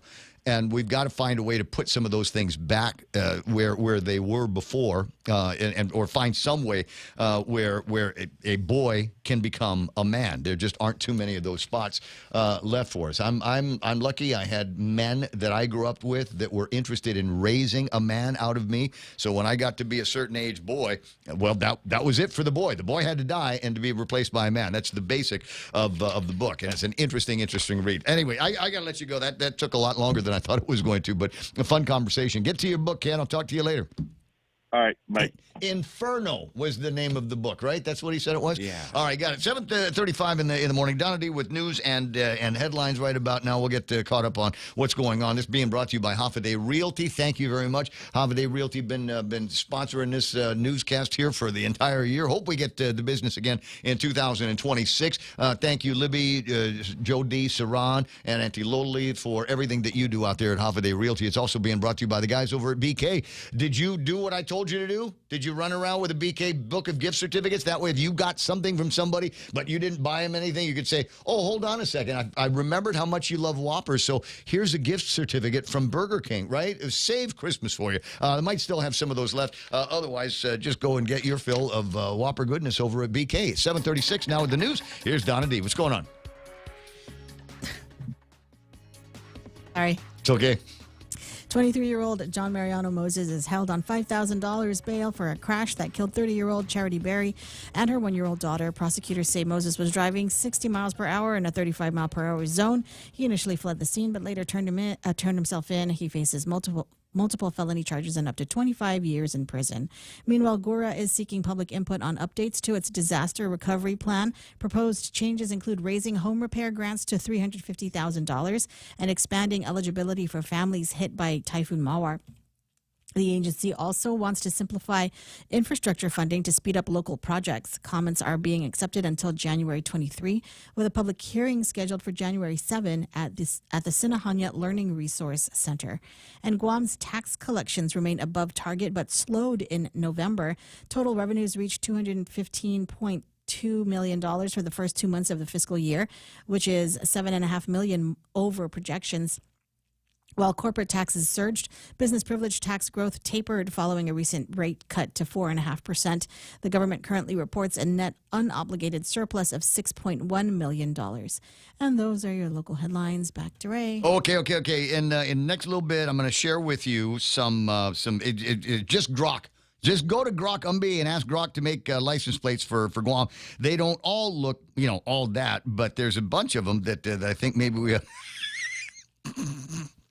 I'm sorry, there's a couple of these I'm going to send to some people because I think they're just pretty enough so that it could bring a little bit of distinction and maybe even some, I don't know, pride to the island if we got ourselves some new pretty license plates as opposed to the clip art license plates that we've been suffering through over the years. 7:38 Grok, we'll have that for you in just a couple of minutes. In the meantime, I'll be right back. It's back. Celebrate 75 years of Payless Supermarkets with a $5 off fuel coupon to redeem at any 76 Circle K location when you shop and save at Payless Supermarkets. That's right, $5 off fuel with every $75 purchase at any Payless location. But hurry, this offer is only good from November 17th to December 31, 2025. So don't miss out. Stock up on groceries and hit the road with fuel savings from Payless Supermarkets and 76 Circle K. Minimum $30 fuel purchase required to redeem coupon. Some conditions apply. Travel goals unlocked. Whether it's Korea in the summer or Japan in the fall, the United Credit Card from First Hawaiian Bank can help you turn your urge to explore into your next boarding pass. Apply by October 31st, 2025, and if approved, earn 45,000 bonus miles when you spend $2,000 within the first 3 months after account opening. Unlock your next adventure with the First Hawaiian Bank United Credit Card. It all starts with yes. Terms and conditions apply. To learn more, visit one of our branches or go to fhb.com/United. 7:39. You know where there's not going to be a line for returns? Beyond the Box, Micronesia Mall, first floor. They open at 10 this morning. And so maybe you wanted some stuff from Santa Claus and didn't get it. You're going to have to Christmas yourself. Maybe somebody got you something. And then you're thinking, okay, I got to go and get them something, good price, a lot of utility. Beyond the Box, first floor, the Micronesia Mall. See what they've got in the inventory and see where they're slashing the prices so that they've got room to bring in new inventory for 2026. BTB Micro Mall.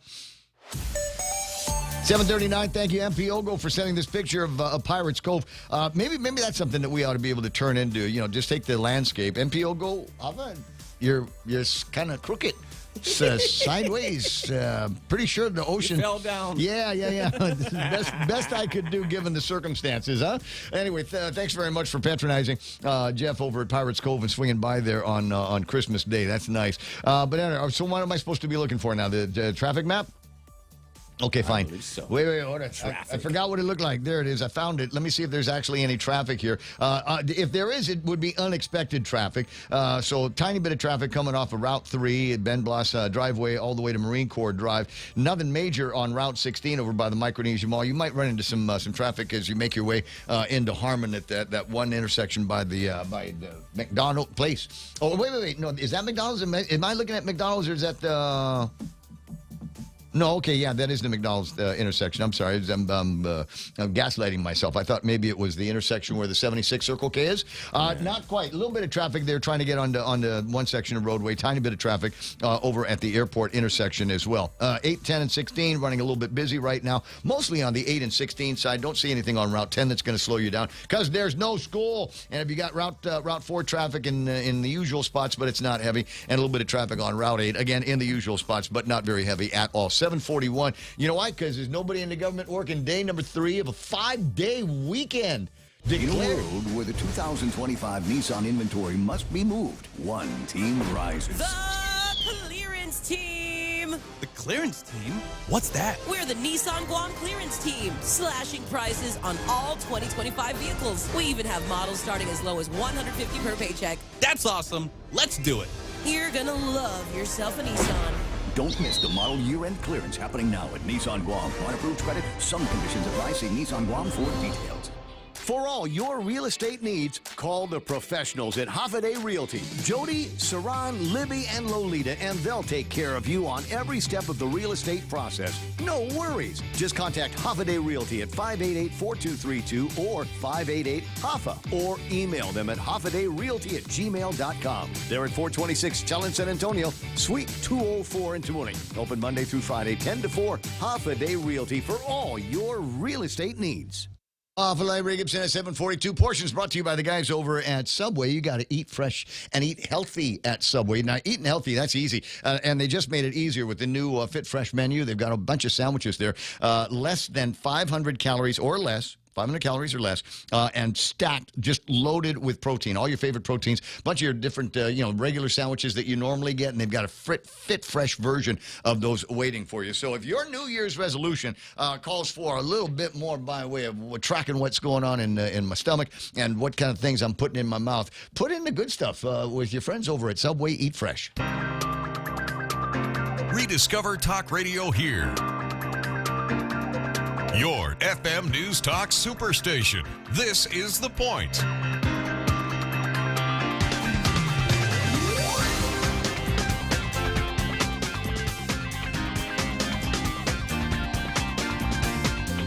I'm looking for some interesting conversation here and there. Tattoo Sean Gumatau checking in from his Lucas Telefofo. Donna Marie asking how much does the FBOP, Bureau of Prisons, pay DOC to house inmates, yet DOC is struggling.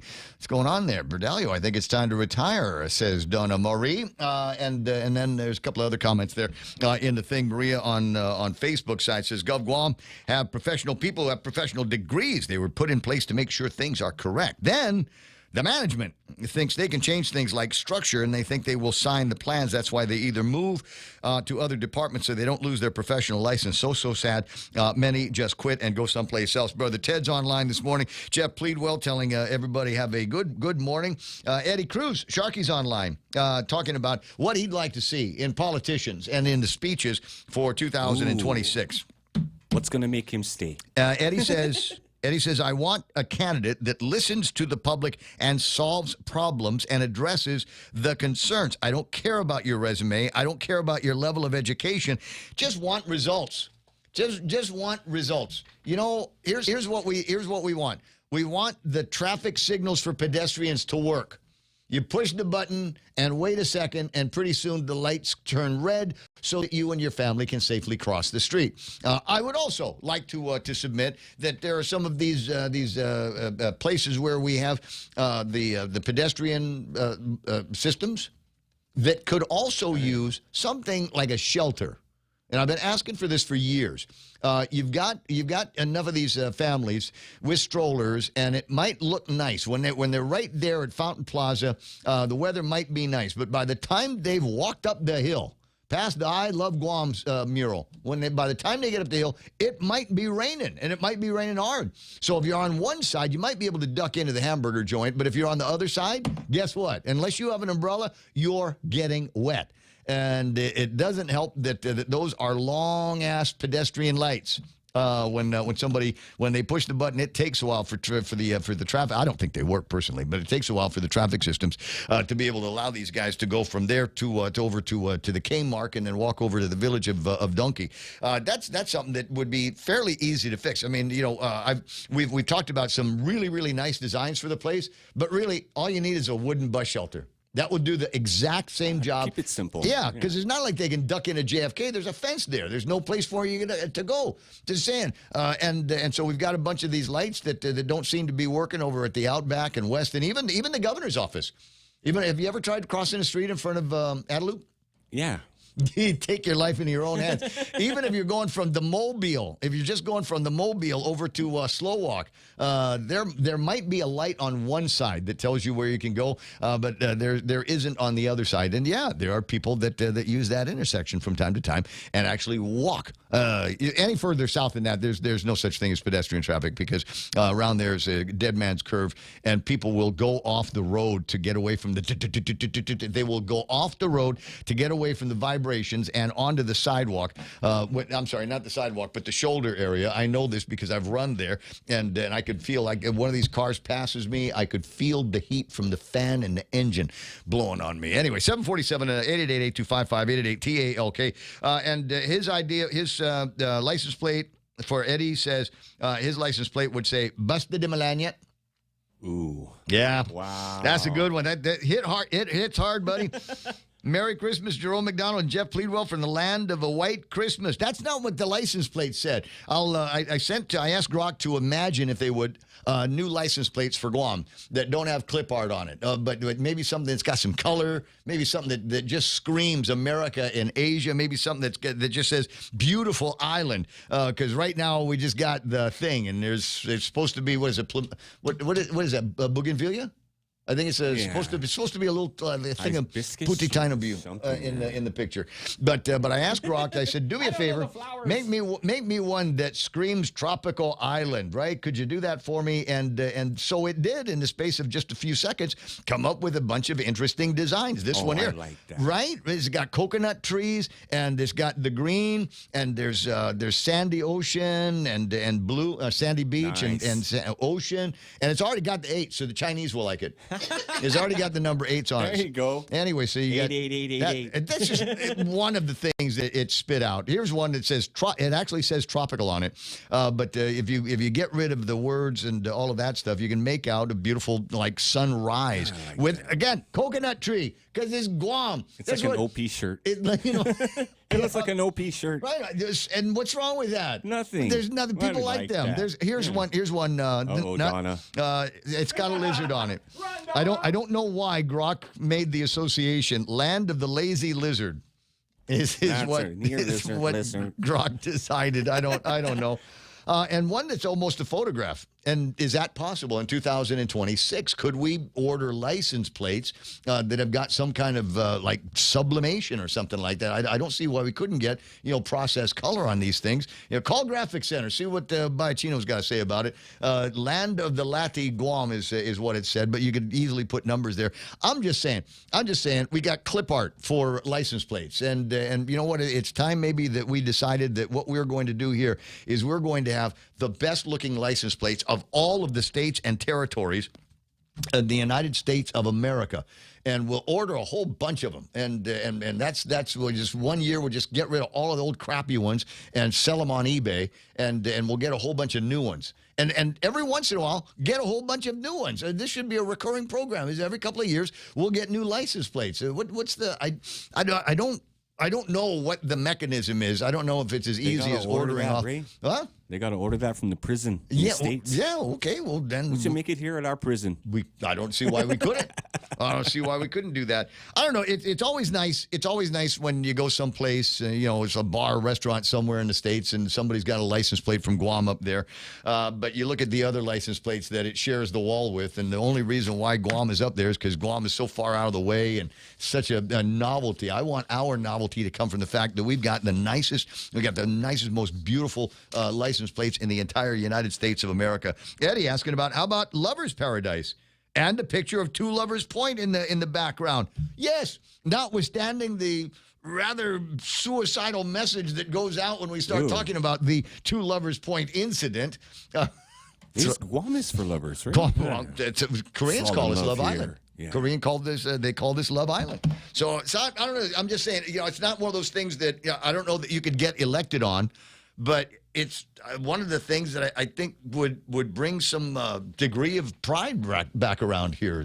What do you got? Nicely. It's like when they came out with the state quarter program a dozen years ago, right? The state quarter, and there were a couple of narratives that we had, and one of them was a bunch of local guys messing around with a pro or Galidi. Now take a look at the state quarter that we got. What do we get? We got the outline of Guam and something that looks like a satellite on it. What? Clip art is what I'm saying. And that, massive circulation worldwide, countrywide, and we got the Cliff Notes version of it. I'm just saying. 7:51. Now we could go, what's that? We could go back to attracting the wedding market. Donna D would be very, very happy with that. That's a good career. And they were always busy, is my recollection, in the wedding game. RD used to sing at a wedding place. Grandma Cause used to work at a wedding place as well. And they were always busy. Lots of OT in the mix. 7:51. I do want to offer my congratulations. A press release came out yesterday, and along the lines with something that Simon Sanchez. I'm sorry. I should have warned you. It was almost grab time. GPA announces the commissioning of the Ukadu power plant. Congratulations, advancing the long-term effort to modernize Guam's generation capacity.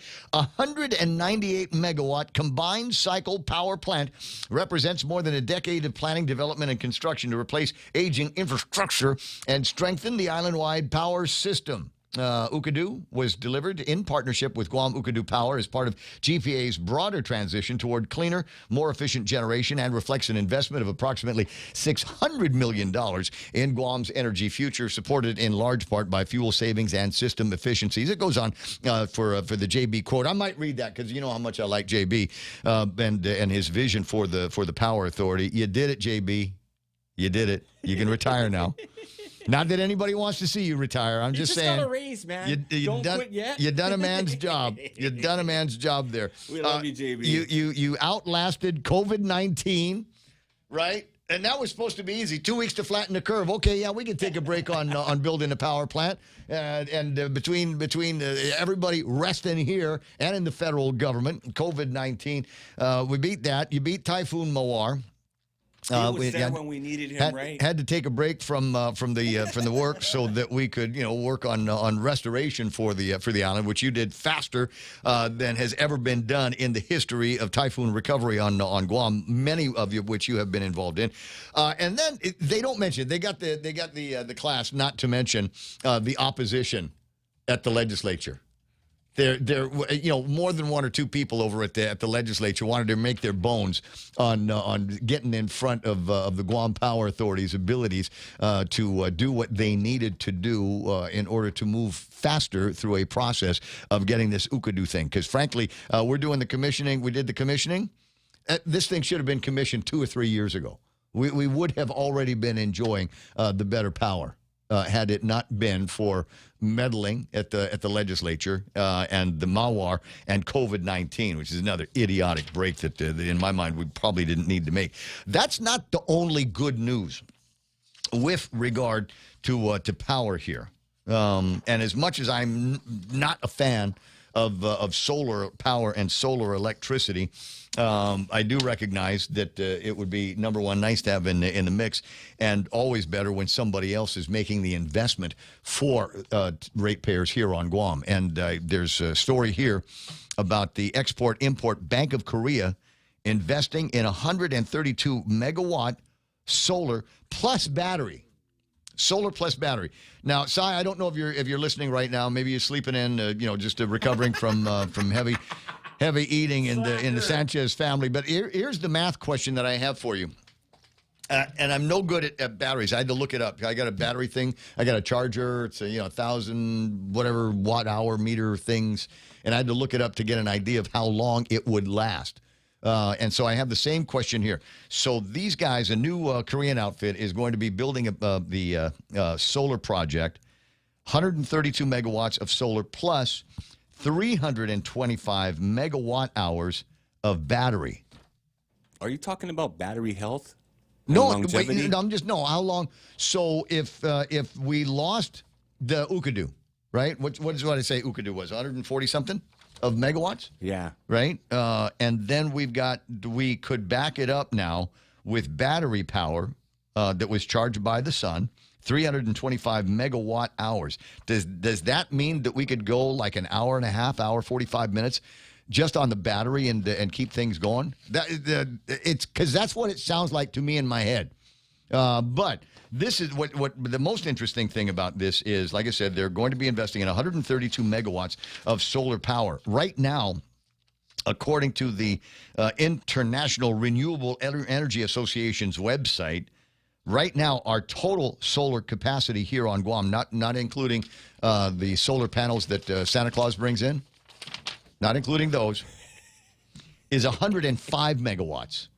So we will, in between now and 2028, more than double the amount of solar power that we're able to make, and then back that up with 325 megawatt hours of battery power here on Guam. If it follows if my logic follows, and again, I'm not an electrician, I'm not a power guy, just like to pay attention.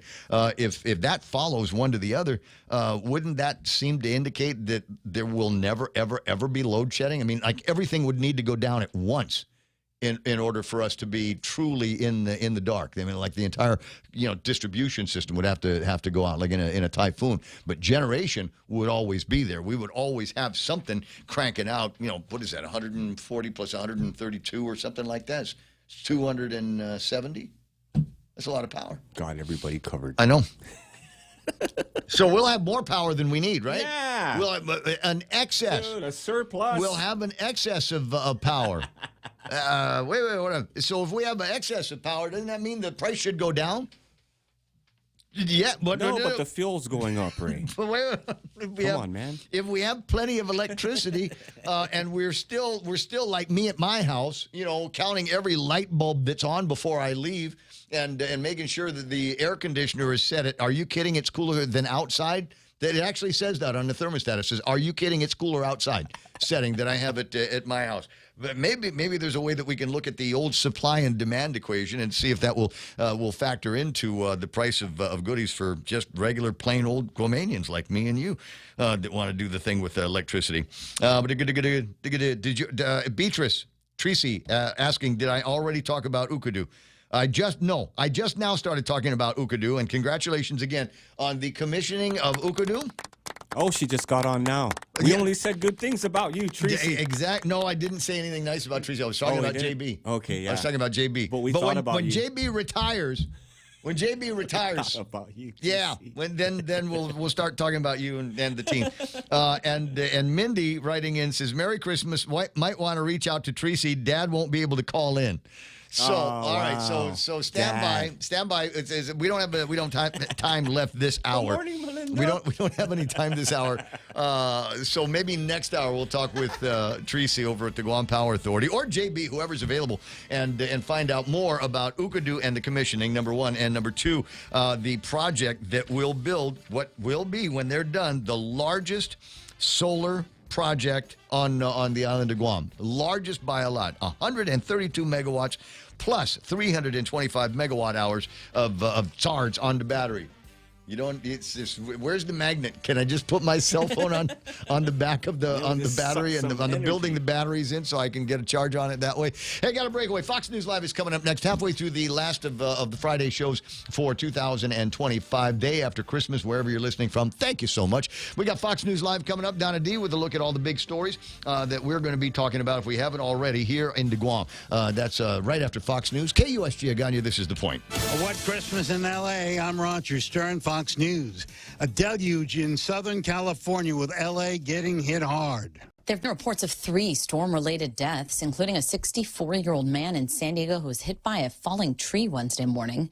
Fire crews affected several rescues in and around Los Angeles, including a man who was trapped in an RV in Sunland. He had to be lifted out of a creek by helicopter.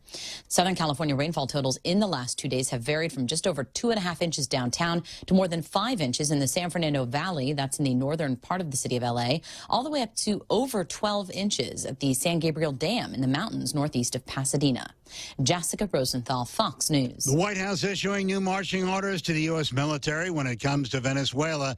Fox's Ryan Schmelz with the latest. Military forces are being told to focus on a quarantine of Venezuelan oil for the next 2 months minimum. That, according to Reuters, citing a U.S. official who says the Trump administration is more interested in using economic pressure as opposed to military force, though military options remain on the table. President Trump continued his pressure campaign this week on Venezuelan President Nicolas Maduro, saying it would be smart for him to leave office while continuing military strikes on alleged cartel boats in the Caribbean. Venezuelan officials have said the U.S. government is the threat, not Venezuela. In Washington, Ryan Schmelz, Fox News. The British royal family attending the annual Christmas Day church service at Sandringham with King Charles and Queen Camilla leading the way. They were joined by Prince Williams and Kate Middleton, along with the daughters of the former Prince Andrew, the king's younger brother, who was stripped of his title due to his involvement in the Jeffrey Epstein scandal. Also, Prince Harry and his wife were not there. America is listening to Fox News.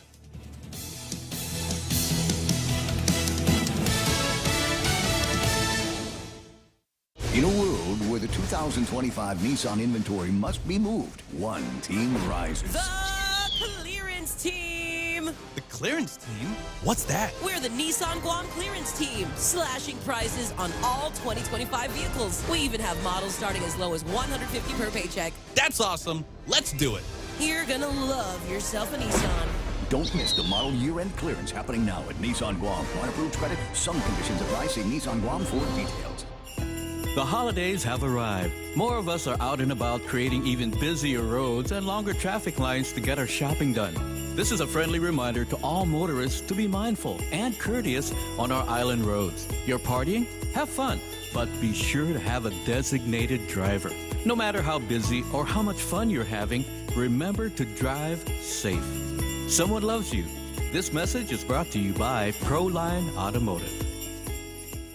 Now, Pope Leo celebrated the first Christmas Day Mass since 1994 in St. Peter's Basilica. Part of the service included the choir singing a hymn.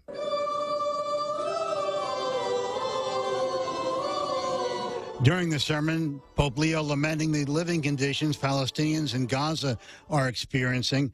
He also called for Christians to help the poor and strangers during his Christmas Eve service. In the West Bank, Bethlehem celebrated Christmas for the first time since the October 7th attack that sparked the Israel-Hamas war. Fox's Trey Yingst in Tel Aviv. Thousands of Christian Palestinians gather in the biblical city of Bethlehem to mark Christmas Eve. Standing near the Church of the Nativity, they listen to the Latin Patriarch of Jerusalem talk about Christmas celebrations across the Palestinian territories. This year we want a Christmas full of light, because this is what we need. After 2 years of darkness, we need light. Inside Gaza, the Christian population is estimated to be below 1,000 people. But on this Christmas Eve, children gathered to decorate a banner as a Christmas tree was put up near a church in Gaza City. Bethlehem's mayor said Christmas means resilience, means hope, and means great things for the Palestinian people. Former Brazilian President Jair Bolsonaro has undergone a double hernia surgery. He's been hospitalized since Wednesday while serving a 27-year prison sentence for an attempted coup. The former leader has gone through several other surgeries after being stabbed in the abdomen during a campaign rally in 2018. Talking about a Christmas present, someone in Arkansas won the massive Powerball jackpot of $1.8 billion. It was the second largest U.S. Lotto jackpot ever. The winning numbers were 4, 25, 31, 52, and 59. I'm Roger Stern, and this is Fox News. Are you in need of accessible, affordable, reliable, and responsive transportation services? Then contact the Accessible Van Transportation Services, AVTS on Guam. AVTS is a newly established family-owned wheelchair transportation company on Guam, and we have a fleet of 3 vans with hydraulic kneeling system and fold-out ramps. We provide 24/7 non-emergency medical transportation services for the elderly, dialysis patients, wards of public guardian, GMH, GRMC, Naval Hospital discharge patients, off-island visitors, veterans, and retirees. For reservation requests, you can text or call AVTS directly via WhatsApp at 671-898-8695 or email us at avtsguam@gmail.com. Guam, are you ready? For one night only, Julian Marley and The Uprising, featuring the sounds of DJ Bonix, are coming to Guam at the Lime event venue this February 14th. And the best part? Everyone is VIP. Experience roots, reggae, and pure Marley vibes live on Valentine's Day. But listen, tickets are extremely limited, and once they're gone for good. Don't wait. Get yours now at guamtime.net. That's guamtime.net. Brought to you by New Wave Studios Guam, Empire Realty, Star 101, Boss 104, and The Point. One night, one price, one legend. Craving delicious dishes with local flavors? Look no further than Mezcla Bistro. From our juicy burgers to flavorful seafood and local fusion, every dish is made with love and the freshest ingredients. Join us for an unforgettable lunch, dinner, or decadent Sunday brunch. Visit us online at mezclaguam.com or call 671-479-2652 or 671-489-2653 to make a reservation. Mezcla Chamorro Fusion Bistro, a true taste of Guam. This February February, skip the roses and give them a night they'll never forget. It's Subscribe to Love, happening February 13th, 2026, at the stunning Leo Palace Resort. She's my sunshine in the rain. Starring two of the smoothest voices on the internet, Jeremy Passion and Gabe Bunda. Your fingers cross mine. Together for one unforgettable night of music, vibes, and island romance. Couples, singles, and a whole squad. This is your Valentine's celebration. Tickets available now at guamtime.net. Make this Valentine's weekend unforgettable. Get set to subscribe to love. News this hour is brought to you by Family Finance.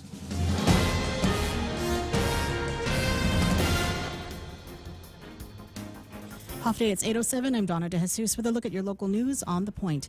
A lawsuit against GMH regarding the death of a 48-year-old patient has been dismissed. Rosemary Matern filed a motion to end the case after reaching a resolution with the hospital. The complaint states that GMH failed to provide adequate discharge instructions for her son, Franklin Matern, after he suffered a stroke in 2022. The family claimed the lack of follow-up care led to his death in 2023. GMH denied the allegations and argued that it met all medical standards. While this specific lawsuit is over, the family is still pursuing related claims against a private health provider. Meanwhile, the Guam Election Commission is officially preparing for the upcoming 2026 election year. Executive Director Maria Pangilinan announced that candidate packets will be available starting January 5. Formal filing for candidates begins on February 23. The GEC is also implementing 3 new laws to modernize the voting process. These changes include shorter voter registration clerk terms and updated digital procedures like online registration. While the Commission is moving toward using electronic poll books to verify voters, they must reissue a bid for the technology after the first proposal came in too high. More news after this. Family Finance has been serving the people of Guam since 1959, and they will continue to be there for you in the years to come. Whether you're looking to get a personal loan for that family vacation or paying off those long overdue bills, Family Finance has got you covered. Apply for a personal loan from $1,000 up to $4,000 by calling Family Finance in Hagåtña 475-4545 or Dedido 633-4473. Family Finance. Leaders in Guam's tourism industry are calling for a more unified and aggressive recovery plan. During a recent forum, GHRA President Mary Rhodes criticized the lack of cohesion, stating that businesses are currently acting separately. Industry experts, including Bill Nault and Monty Mesa, warned that the current short-term strategies are inefficient. They are advocating for a 10-year vision to restore Guam as a regional hub. With visitor arrivals at just 40% of pre-pandemic levels and spending down by $700,000, the panel emphasized the need for better communication and infrastructure improvements to compete with other destinations. And police say sobriety checkpoints begin at 8 o'clock tonight as part of efforts to improve road safety. The Highway Patrol Division reports officers will conduct DUI checkpoints at various locations across the island. Primary areas include Route 1 in Jigo, Dedido, Tamuning, Asan Mayina, Pidi, and Hagåtña. Alternate sites include Route 14 in Tamuning and Tumon, Route 4 from Hagåtña to Chalampago, Route 8 on Purple Heart Highway, Route 10 on Veterans Highway in Barragata and Mangilaw, and Route 16 on Army Drive. Police remind drivers to buckle up, watch speed, stay alert, and avoid drinking and driving. And those were your top stories. Back to Ray with weather. Just stay home and drink. Just call the boys over, stay home and drink, and then don't worry about it. You cannot get any safer than if you're drinking on your own couch already. Tina Garcia said that earlier. Drink and stay home. Safety first, says Tina, and there was a bunch of other people that like that idea. Plenty. Eddie Cruz, more on his ideas for tourism, because that was one of the stories in there. So we need this big old cohesive thing. Now, who was it last week? We had somebody on last week that reminded me that we've got a real great opportunity here. Because in the early days of hospitality here on Guam, we didn't have a DFS yet. Closest thing we had was a store at the airport where you could buy Lays with candy in it and paperback books. I remember that. That was the start of that whole kind of airport businessy thing that we had once upon a time. We didn't have all these name brand restaurants from states. When I was growing up, the closest thing that we had to name brand stores. Sharky, you can back me up on this. We had a Walgreens, but it was Mark Walgreens for shopping. Townhouse, as in your townhouse is open. That was open. Diana's, I think they by then they'd already had a couple of Diana stores when I was kids. But if you wanted, we didn't have Pizza Hut, we didn't have Domino's, we had Sargosi's. We didn't have McDonald's, we had Cool Spot. We didn't have KFC in Agania that used to be, it's either Dairy Queen or Snow White. I can't remember, one of the two. And then there was an A&W root beer. I think that was the biggest franchise that we had on Guam, was Marine Corps Drive, A&W root beer, and that turned into a funeral home for a long time. Serious. The place there was a funeral home for years. Yeah. And then they finally knocked that down, and now I don't know if do we make the connection between fast food, A&W root beer, and a dialysis center. I don't know if you want to make that jump. But the point of the guy was saying was we didn't have any of the the usual the typical infrastructure for hospitality that we had in 1990 and 2000, whatever. It was bare bones, and people they build things primarily to keep us entertained. So, as an example, wow, we were so easily entertained. We were. There was Barney's. Yeah, that was fun. I mean, there were hotels, but it's like you could take it or leave it. Where do you want to drink your beer? In the hotel?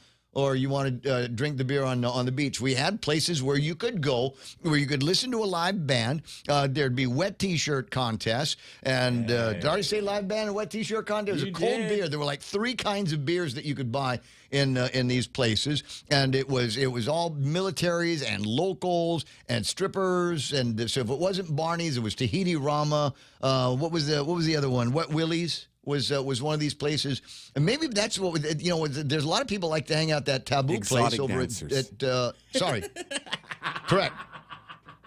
Oh wait. A lot of them listen, Ray. Also I think in between A&W Root Beer and the funeral parlor, I think it was also a kicker bar. Oh, as in Shucks Kicker Bar that they used to have back in the old days. It was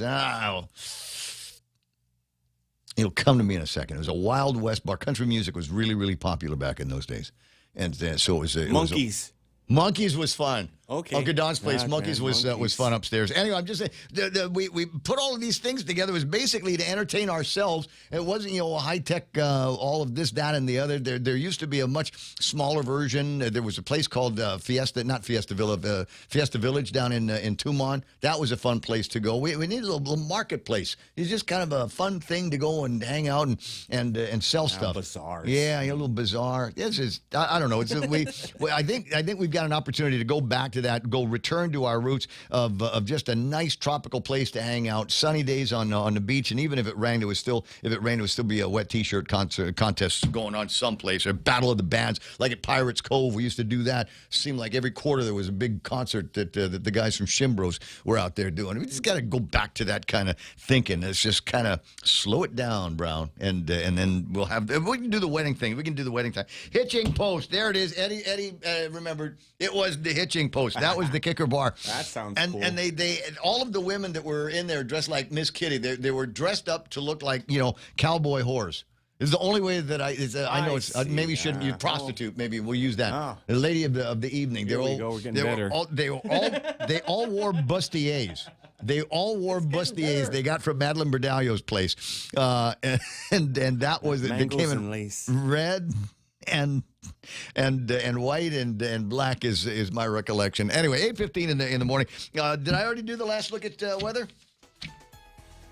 I don't have it in front of me. I'm just gonna. It's mostly sunny every day. Okay. Every day. Today is mostly sunny. Tomorrow's gonna be mostly sunny, and Sunday's gonna be mostly sunny. So you got that. It's gonna be partly cloudy at night. 77 degrees. There's like isolated showers are the only thing that's going to be falling, and that's good news because my buddy Bill he's lamenting. There's lamentation going on today.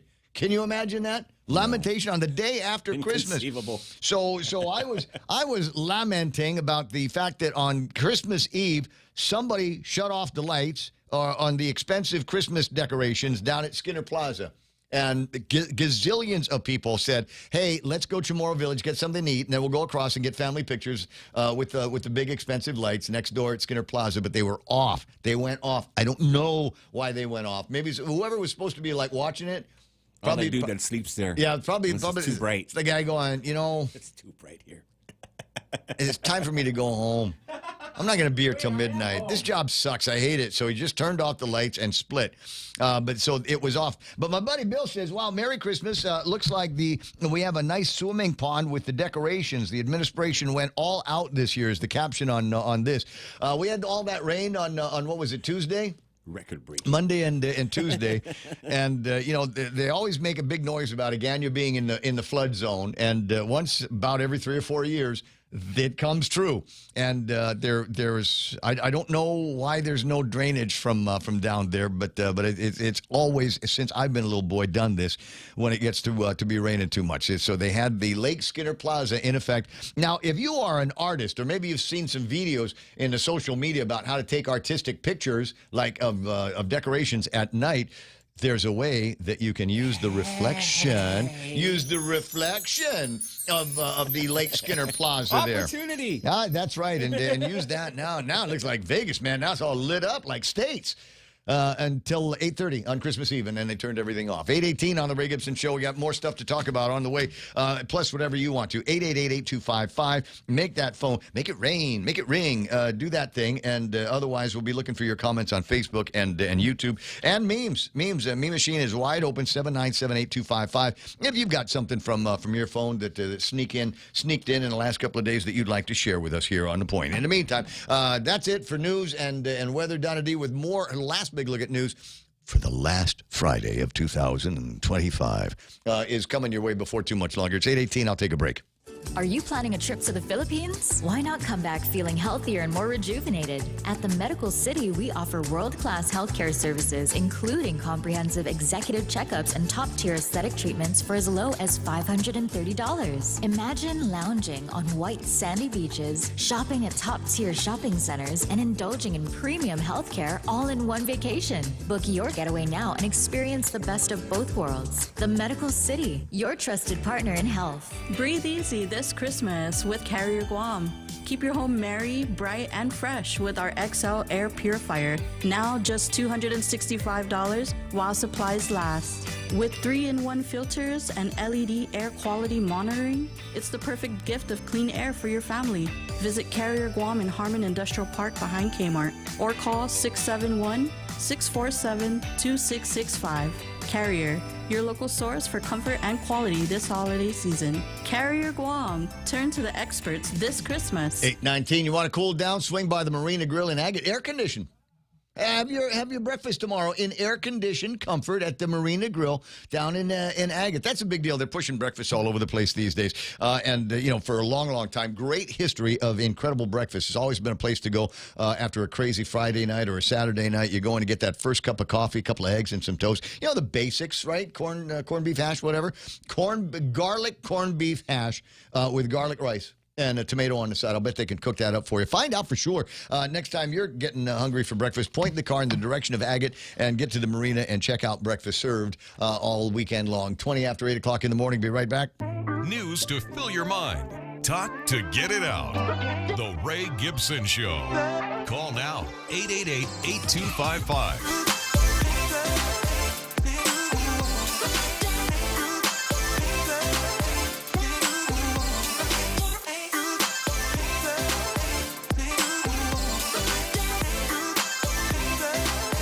I was looking on Instagram a few minutes ago for some very interesting memes to share, but I couldn't find anybody and completely distracted by women from around here hanging out on over the railings of hotels in Tuman. Yeah. Getting some pretty Christmas, Christmas 5-day weekend pictures in their bikinis. Nothing wrong with that. Nothing wrong with that. Here, let me give you another kind of. It combines high tech and high touch when it comes to the hospitality industry. Is keep an eye on your Instagrams. They know that they know our algorithm already supports Guam. So especially with things like Instagram, it will already feed you information, pictures of people on Guam. What's very interesting, it happens to me a lot. Because my algorithm also knows that I'm hot for Asians in bikinis. It will also send me a lot of pictures of Asians in bikinis from Guam. And when you get to one and you note that it's not somebody originally from Guam, it's not one of our friends, not one of our, the Cougars, the running Ates. What you want to do is just as a little simple, type it in. Thank you for visiting the island of Guam, and it doesn't take any much longer effort to actually get the flag of Guam in that. And just thank you very much. You don't have to do anything. You don't have to get all creepy and stalky. Just thank them very much for coming to Guam. And so the Guam flag, not the red flag. Hope you come back. Yeah, hope you come back. Hope you tell your friends about how much fun that you had here. And I've been talking about this triathlete that brought her training regime to Guam because it's similar to the race that she's going to be in down the road. So she's cycling, she's swimming, she's running here on Guam. I may have seen her yesterday over at. Yeah, what? Right. You may have. They all look alike. Bro, this was racist, right? There was an extremely fit Asian woman. Yeah. That was I'd finished my run. So this I kind of a thing that I like to do down in 2 months. So I'll go do my run, and I'll bring my coffee and my phone and just kind of sit there and enjoy the nature of the Governor Joseph Flores Memorial Park. I got it, and there's so much to enjoy. I don't want to say that I'm a part of the routine there because I know I'm not, but it's nice to see people that are. They got that swimming coach there, Mr. Chester. Right? And, him and Jeannie and all their students, and they go out there and they do that. Yeah, they do their thing. A bunch of folks, a lot of Pinoys will be hanging out there and just having a bite to eat or something like that. You seen those Tai Chi people down there? I see the Tai Chi people. Kung Fu. I see the Tai Chi people kung fu slowly. That's nice. And then yesterday I saw the bread guy yesterday. There's a bread guy. And these are kind of unsung. We got to make a big deal about this and let people know occasionally. And I'm told the bread guy is going to be leaving, going back home soon. Oh. He doesn't live. He's not from here, and he's going back home soon. And so what they need, and I'm just going to say this out loud to whoever at GVB is listening, whoever at the GHRA is listening, what you need to do is recreate the bird guy. Right now, it's a guy. Just random dude. But he's going to leave, and when he leaves, we need to have somebody from the bakery. I don't know. I'm volunteering the Hilton because it's right next door. Go out there with stale bread. Doesn't have to be the freshest stuff in the world. Just go out there and throw the breadcrumbs out there for the pigeons. Yeah. What a spectacle! What a spectacle! And you tell the customers, especially the ones with kids, hey, listen, if you want to see something, be out on the beach tomorrow at 6:45. There's a guy. Don't make a claim that he's your employee, but there's a guy, and he feeds the pigeons, and the pigeons come out there in the woodworks by the hundreds, and he can feed them out of his hand. I think that'd be fun. You get some of those the breadcrumbs and sell them to the little Korean kids, and have them go out there and do the same thing. You can also feed the fish with the breadcrumbs, and they will eat the food from your hands. Ooh, that's like that Japanese temple thing where the dude goes up and the rice birds come down. Is that what it is? Yeah, they do that in Japan, man. We should do that, but we can do it here. Yes. Just perpetrate every single day. There was once upon a time, there was a girl I grew up with. Her name was Vicky Black from Barragata. And I've told you this story. She used to, we'd be hanging out, doing stuff, hanging out at school, dances, whatever. But every night, she would leave at like 5:15. Whatever we were doing, she would leave. And then she would go, and she had this job at the Okura Hotel. And her job was to light all of the fires from all of the little the tiki lady. The tiki lady. She was the she's the tiki lady. Bikini top and like a sarong. Her last name was Black, but she was white. Yes. Oh yeah. Okay. But it was you know the family. But man, it was awesome. And she'd go out there and if you were taking pictures, you get a picture of her, right? While she's lighting the tikis. She did this every day. That was her sole job in the world. And I don't ever remember her not having any money. But there's little things like that, that turn into leads legion and legend from the old days of the hospitality industry. 826, who's on the phone? They call him a visionary. Hi, that's Charlie Hermosa. How'd you know? Because he's a visionary. Because I'm the guy that called him a visionary. That's right. I'm the guy that called. Oh, okay, man. See, and he would understand completely the passion, if you will, of getting something as simple as new pretty license plates for Guam that are more tropical than you take a look at the license. It looks like it was designed by a bureaucrat. And we got a gazillion artists around here that could have done a better job than that. And hell, I sent pictures. I sent an Imagine request to Grok, and the results coming off of that were awesome. You have one job. I was just thinking about it. You have one job to do, just making sure the lights turn on. You have one job. But Merry Christmas. Merry Christmas, Real Joe, Donna D, and Ray. Good morning. And hopefully everybody was on the good list. And but you're right.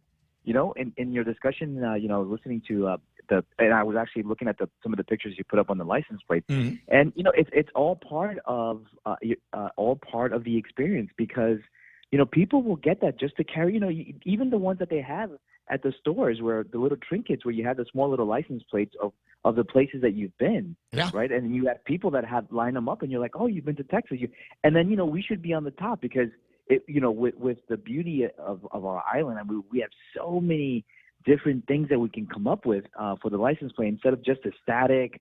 It's boring. It's boring. It's boring. You drive behind these folks and you kind of look at it, but then you see somebody who just came on island from even Washington, the state of Washington, even though it's a little left, but they have the mountains and the blue skies. I don't know why they have blue skies, because it's pretty cloudy most of the time. But no, there's the occasional blue skies and crazy wild North American sunsets and sunrises. But yeah, I mean, but go back. I mean, let's create them, and for ourselves here locally, but also it's a great experience for the folks to take with them as a little gift. Put the magnet on the refrigerator, on the walls, and then people will start talking about it. Oh, where's that one from? Oh, it's from Guam. He's like, oh, and then the conversation starts. How beautiful it is. Yeah. Oh, I went there, or my brother was stationed there during the war, and all that stuff.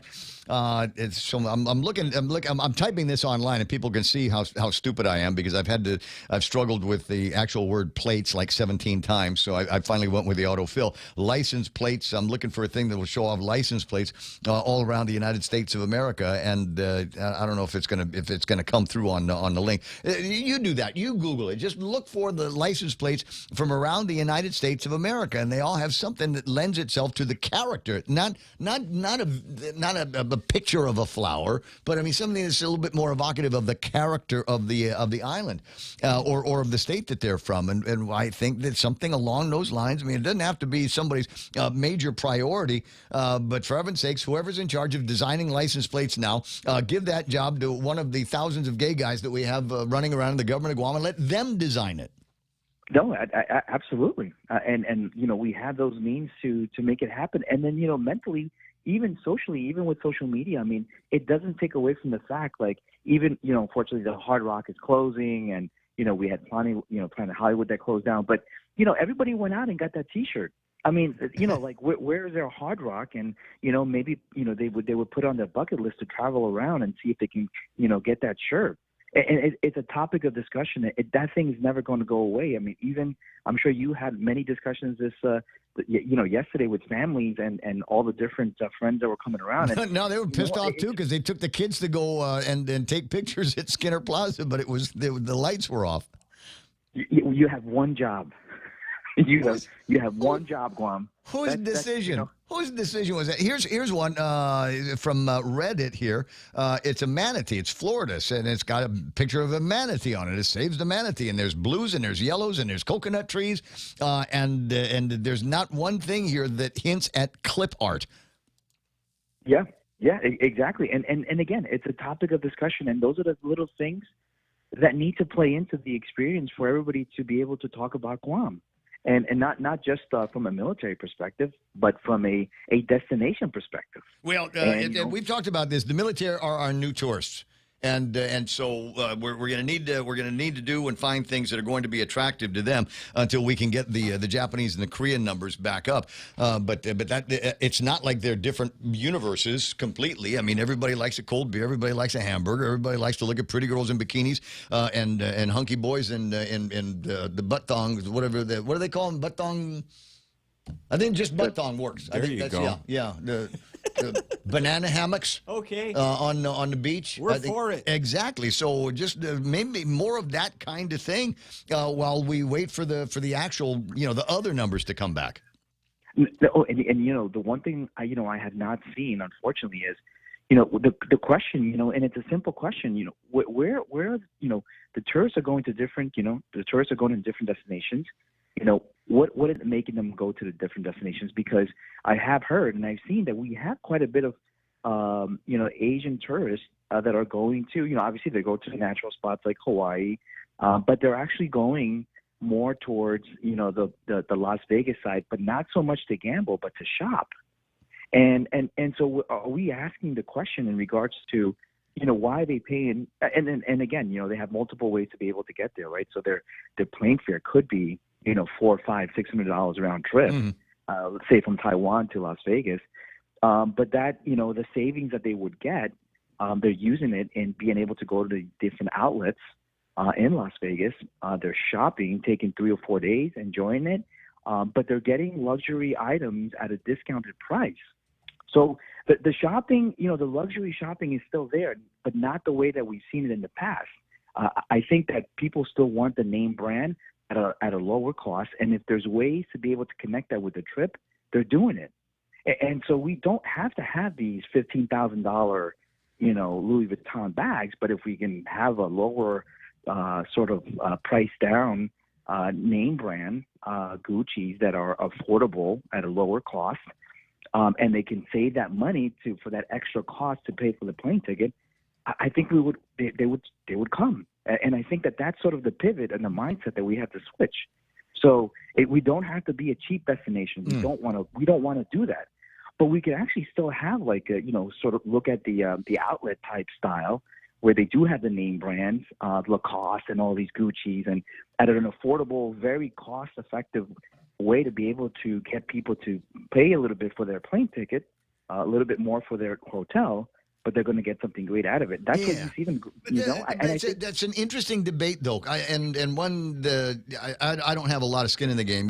We make a living off of advertising to the people that make a living off of the hospitality industry, obviously. But I've never been one of the guys that says we need to go after the high rollers almost exclusively. Because it seems to me, my old man taught me years ago. He says there's always going to be poor people, and for some people, their whole dream and goal and desire is just to get out of a cold Asian city in the middle of winter and go someplace where they're not in a crowd, and the weather is not so cold it's sufferable, and be able to get some decent value. A nice hotel room doesn't need to be 5 stars, but you put me in a nice, comfortable, and safe hotel room, and maybe a nice little breakfast place downstairs and a nice lobby bar and maybe some decent shopping around here, and then someplace where I can just go with the towel from the hotel and lay down on the beach, and there's not 50 million people within 10 feet of me. And I think that's one of the things that we need to sell as well, is just how spread out things are. Even in Tumon, when Tumon is busy, it's still never that busy. It doesn't look like Bondi Beach. It doesn't look like any of the beaches in some of the other destinations where people are going to. So I think that is among the things that we can sell. And you don't have to have a big bank account in order to enjoy that. No, but if you look at the layouts from other areas, other beach destinations, they've created that is the mindset that they've created, so that when people go down with their towels and they forgot their water, they can easily just go to a vendor right there that's on the boardwalk or the beach walk to get water, to get ice, or to get any trinkets, food. But we don't make it the experience of going to the beach is like either you carry everything with you or you don't have it. And that shouldn't be. We should open up to different vendors that side businesses for beach bar. people that want. No, we just need more beach bars. We just make it easier for people to build beach bars down there and some spots. There's a bunch of green spots there. Just get with the people that are land banking and say, hey, listen, can we do something here about a lease? And so Mark Baldiga's got the beach bar over in Goknia. I don't see why we couldn't put a beach bar right next to where the Hyatt is. There's plenty of open space there. A little bit further down the road, there's even more open space just before you get to Fujita. Hell, there used to be beach bars over there. The empty space in between the Ipao Beach Park and what's the next one? Is Packstar? Let's talk to the people that are land banking down there, give them some incentives, and just have them put together some infrastructure, someplace where guys can go and play rock and roll. And the added side benefit is it's safer. We can make this an even safer location because if somebody gets in trouble out in front of those big green spaces, they get in trouble in the ocean, there's a chance they're going to die. But if there's a beach bar there, somebody in the Navy will go get them. some guy from HC Det 5 will call the shop and we'll send a helicopter down. Yeah, or drones, right? Or drones. Or drones, yes. Yeah, I've got to plug that in. Let's put that on the license plates. Little drones. No, because Sharky, why don't you just call in? He's been typing all morning. He says, in some states, there are more than one choice of plate that you can choose for your car. Why not have the background be more than just one choice? Maybe even have a separate plate for each village or maybe various culture locations. How about this one? How about we'll do and various branches of the military? So the military guys, they've got the plates, but how about a license plate, a Guam license plate that looks just like the Marine logo, the Marine insignias. You know what I mean? No, you're right. Use those colors. We get the Navy colors, we get the Air Force colors, and the Space Force colors, and that kind of thing. So if you are a veteran from one of those parts of the military, we've got a license plate for you. No, and absolutely, not just the MC or the AF, that they have currently right now. I mean, but again, it's all part of the experience, and I think that everything that you just described, I already think about that. I mean, and even if you drive, I mean, if whenever you've gone to a destination where I've done 1 or 2 days, but you want to get out of the big city, you want to go down so for us, I mean, you want to go down to Ipan Talifo to enjoy Jet Pirates Cove. I mean, that is the experience. I mean, you drive. I mean, I'm going to try to get down there today. I mean, just that drive. I want to sleep there. Have you ever? I've camped out on the side of Pirates Cove. I've actually camped out there in past, and it's nice. It's nice. Hardly anybody. You can go to Pirates Cove. You think about, okay, I'm going to go into Pirates Cove. Maybe I'm going to go hang out on the beach on the north side of that. But if you keep going south, in between Pirates Cove and there's cemeteries, another park in that area, there's a really, really nice beach, and it's perfect for camping. No, absolutely. And I truly believe in the vision that Jeff's got down there. I think one day they will be a resort. I mean, there will be a structure there, right, that embodies everything that's south, and I think we got to continue to look at that way. We got to continue to have this vision that it's not just the Tumon area, but we start developing down south, and you'll see the experience expand beyond what we have now. But we got to do it. I think the other point you were just making is we need action. We need enough with these politicians just telling us what they think that we want to hear to get elected. And then they do something, something different because, right now after it's political expediency. Yeah. So, okay. Yeah. Gee, I'm sorry. I thought I'd have more time as your senator, as your governor to do all of these pie in the sky things. But as it turns out, all I was able to do was keep the employment numbers the same in the government of Guam and not put a whole lot of money aside for, actual things. We covered all the payroll. Covered all the retirement, but in terms of actual things that we did, well, it's kind of a small list. I'm thinking, along with Sharky, I'm thinking studio-sized bungalows, maybe enough room in there for a decent size and a nice bathroom. I mean, I'm talking about nice magazine quality bathrooms, magazine quality interior in the bungalow, and maybe a hot tub on the outside. My favorite kind of bungalow experience. I actually had one of these in Hawaii. Is the bathroom? I'm sorry, the shower was built like how they got those windows that stick out of the side of the house. What are they called? There's like a bay window, something like that. So, but it had a bay shower.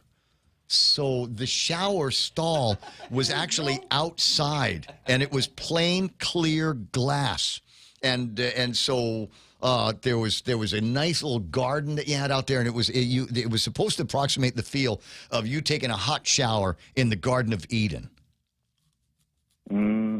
I could see it. I can see it in my head right now. Yeah. I mean, it was a big shower too. Like, it fits 3 or 4 people in there. Gee, why you'd ever want to do that, I don't know. But it was a big shower, and it was a kind of with a lot of sprayer things on it, so you could approximate the feeling of taking a shower in the rain in the garden. That was the thing that they were going for. Anyway, so we got time to ponder all of that stuff. But I did want it, since it's you, I do have a drone story that I've been holding on to for a while. Authorities intercepted a drone at the Lee Correctional Institution in South Carolina. The drone was carrying king crab legs, Old Bay seasoning, Marlboro cigarettes, and marijuana. The South Carolina Department of Corrections indicated in a social media post that the items were likely intended for an early holiday gathering among the inmates. No details have been provided regarding any arrests related to the incidents or what the final disposition was of the king crab legs and the Old Bay seasoning and the cigarettes. You know what? I mean, and those are the things, and some things, the question that you have to ask is similar to what the president was asked. Hey, so by the way, Mr. President, what are you going to do with the oil that, we've captured? Right? He's like, we're going to keep it. Yeah, it will go back into the reserve that Biden wasted trying to get reelected. And same thing with the legs, the crab legs, right? I mean, so a lot of facilities are actually part of the 2026 NDAA is the advancement of anti-drone technology for infrastructure. So non-kinetic type technology that's coming for correction facilities, power facilities, any infrastructure that has a critical component to it. They're going to advance quite a bit the anti-drone technology. So non-kinetic, spoofing where the drone's coming in and doesn't really, can't get through because it doesn't know where it's at, and or kinetic, it would be a little tough because the bases use kinetic where they just drop them out of the sky, but it could put somebody in danger if it's coming off, out of the sky, just dropping down. But yeah, so the NDA 2026 has a lot of language for the anti-drone technology to continue to advance. So that's 2026. You're going to see a lot of anti-drone technology coming about, and also because the advancement of the utilization of drones, U.S.-made drones. Because I don't know if you've seen a lot of the discussions in the airwaves, or it's only going to be they've shut off DJI among others because of security concerns. Yeah, and that's huge. That's a huge. I mean, it's DJI is the largest that I'm aware of, is the largest consumer drone company in the world.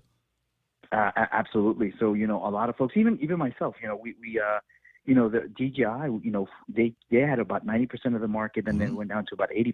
But the amount of their technology and for the cost was in line for you to be able to get an amazing drone that captures 4K, for $600. Yeah. Right. Yeah. And so it was, camera systems, microphones, all that. Now, if you're using any of that to capture any marketing for any federal, military, you can't do it. You can't use it anymore. And so, everybody in the different markets are trying to scramble and find alternatives. Not at the same cost, unfortunately. And that's one of the things that a lot of the folks that were lobbying against this ban was that, give us an alternative that's cost effective for us to be able to, continue to do business with. There shouldn't be any complaints now. The American drone company should be able to come back and compete effectively on homegrown technology. 8:44. I got to let you go because we're going to do the last thing of news. And Donna's waiting to start her Christmas weekend. Absolutely. Thank you so much, Ray, and have a great day. I will. I will. 888-255-8888-TALK. That's the telephone number. Sorry, I had the drone story. I had to use it. I'm wondering now. I wonder if Cousin Freddie, are you watching out for drones over there? People smuggling in marijuana and Marlboro cigarettes and king crab legs that you can only enjoy with Old Bay seasoning. Freddie's after you. Oh, dude, Old Bay is the best. Donna D with her last big look at news and when headlines. It comes to carpets or tile, you want more than just clean. You want deep clean.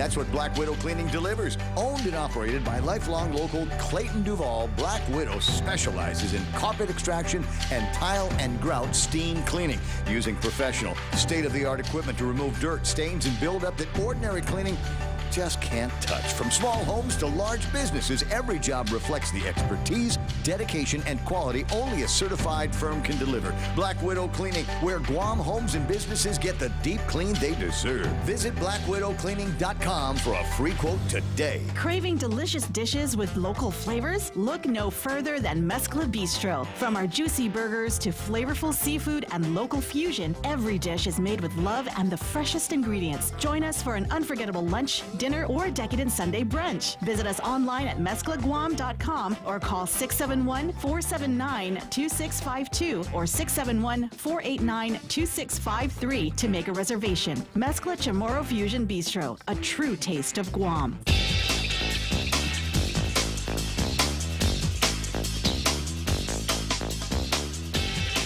Wow. Who's the guy? It's all over Twitter. They're making it. It's one of these child stars from the. Oh yeah, the guy that he's on the streets now. And he's all messed up. Yeah, I forgot his name. I forgot his name too. The little kid. Yeah, one of these Nickelodeon kids that just all messed up, I think is the thing. But the story is that he's been reunited with one of his old castmates, and he's in. They're partying together now. They're partying together. Robert Downey had a movie like this, didn't they? This is based loosely on a movie. The guy's life is actually based on the movie that Robert Downey was that Too Low for Zero? I think was the Less Than Zero. Less Than Zero, yeah. Too Low for Zero was an Elton John album. Sorry. It's 8:47. Donna D with the last big look at news and headlines. Calls after that. Go ahead, Donna. What's going on? Hey, how about? No, news again. Hey, I was on the wrong. Pushing the button. Yeah. The prosecution continued presenting testimony Wednesday in the murder trial over the October 2021 death of Marine veteran Jaron Walbacher. Two longtime friends described drinking earlier in the night and a sudden confrontation outside Kings and Twining and waking to police and paramedics. They said they later learned Walbacher was taken to the hospital where he was pronounced dead. Meanwhile, federal authorities have removed about 20 detainees from the Hagåtña jail as conditions worsen at DOC. Lawmakers and AG Doug Moylan warn overcrowding, broken HVAC systems, and dome tent housing could lead to lawsuits, lost revenue, and possible federal takeover. DOC officials confirmed repairs at the Hagåtña facility remain largely undone. And a Guam nurse is now saving lives in the same hospital unit that saved hers. Tara Blas was born prematurely at GMH and spent a month in the NICU. Today, she works in that unit as a specialized nurse. Hospital leaders say her journey is an inspiration and highlights the life-changing impact of neonatal care on the island. And that was your last look at local headlines on The Point. Now back to Ray. All right, thanks. 848-888-8255, 888-TALK. Celebrity birthdays for today. Do I have well, no, these are the ones from, it's today in states. Oh. But I do have today's. Okay. Gary Sandy from WKRP in Cincinnati is 80. No. Barbara Mandrell, the country singer, is 77. From Carrie. Carrie scared the hell out of us to see where her hand comes out of the grave. Yes. Sissy Spacek is 76. God, she's weird. Oh, my God. Yeah, because she was about high school age when they did that movie. Yeah. From Once Upon a Time. I Let's had see. a crush on her. Did you? And her fun bags. Yeah, her dirty fun bags. Man. Annie Lennox from the Eurythmics is 71. Wow. Yeah. Sweet dreams are made of this. Let me see if there anybody else. Dido? Yeah, Dido. Ditto. She did White Flag and Thank You, is 54 years old today. Oh, she's young. Yeah, relatively. Okay. Celebrity birthdays for actually today, the 26th of December. John Walsh from the TV show and the father of the kid sent for missing and exploited children. He's an actual victim of this survivor of that. Unsolved crimes. Yeah. Like that, he right? was the guy. Bob Carpenter from the Nitty Gritty Dirt Band is 80, almost 80, 79 years old. Other birthdays include from Metallica, Lars Ulrich. Mm-hmm. You remember he was the guy that was standing up in front of people being able to enjoy music on MP3? Yeah, they're stealing our music. Whatever. How old is he? Enter Sandman is 62 years old. Let me see. He hated Napster. Daughtry, Chris Daughtry, the singer, is 46 years old. And Oh, never. I was going to say. Who would wear? What? No, it's I sometimes forget. I lose track of what shows you like and you don't like. But I think that you would like this guy just on general principles, even though he was in Game of Thrones. The very good looking, the painfully good looking, the midget, Kit Harington. Okay, no, the guy that played Jon. He played Jon Snow in the I thing. don't know. I don't watch that. And they asked him if he would ever endeavor to play if they ever came out with any more Game of Thrones, and he said, "Oh God, no." Oh no, not only no, but hell no. A couple of important things to me on this date in history. In 1933, they gave the patent for FM radio. It was my longtime goal, dream, and desire to do talk radio on FM from back in the old days. And look at us, here we are, trendsetters. In 1933, the Nissan Motor Company was organized in Tokyo, Japan. I didn't know until I was in my 30s that there was a thing called the Nissan Motor Company. Because when I was a boy, it was Datsuns. Datsuns. I remember the first time I ever saw the Nismo, N-I-S-M-O. I'm going, what's that? Is that some kind of racing emblem? Is this for like high-tech parts or something? It is. But it was short for Nissan Motor Company, and Datsun was another name for them. But it wasn't. They changed that when I was in my 30s or something like that from a long, long time ago. Frontier, go get yourself a Frontier King Crab before the end of the year sale goes away. They got 2026 is on the way. Some nice looking rides on the way for the next year, but they still got to get rid of the old ones. So get it at NissanGuam.com and the worldwide. But see how I went from on this day in history to the commercial. Yeah. I'm that good. But anyway, NissanGuam.com and the World Wide Web. Get yourself pre-qualified and then go and do some shopping. And once you've decided on the price of the car, stand by because they're going to lower it even further. That's what they do at Nissan. Customers for life. They sold out due to popular demand, and now the Wendy's chicken tenders are back. We're talking that crispy, seasoned breading on the outside, that juicy, all-white meat chicken on the inside. The premium tenders you couldn't stop craving are officially back in action. And you know you've got to dunk them. Try the new signature and scorching hot dip cups. Now nearly double the size for maximum dunkability. The tenders you missed are back to crunch harder, dip bigger, and make your day way happier. Catch them while you can. Gotta be Wendy's. In a world where the 2025 Nissan inventory must be moved, one team rises. The clearance team. The clearance team? What's that? We're the Nissan Guam clearance team, slashing prices on all 2025 vehicles. We even have models starting as low as $150 per paycheck. That's awesome. Let's do it. You're gonna love yourself a Nissan. Don't miss the model year-end clearance happening now at Nissan Guam. On approved credit, some conditions apply. See Nissan Guam for details. It's 8:53, almost 9 o'clock. Football. There's football today.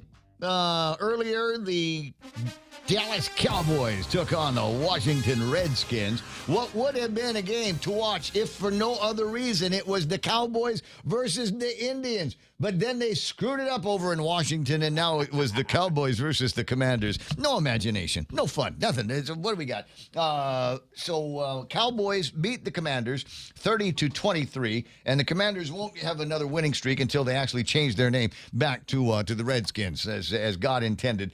I have a second quarter score in the Lions-Vikings game. The Vikings ahead by 7. But again, we got about a minute left in the second quarter before halftime on what looks like kind of a boring game. Nobody's scoring here. A little bit later on, maybe a little bit of a bigger deal. We got the Kansas City Chiefs taking on the Denver Broncos. That's going to be at 11:15 or so this morning. And for those of you that working in the private sector, looking to start your Christmas weekend early, maybe one of those. Hey, boss, I'm going in the field.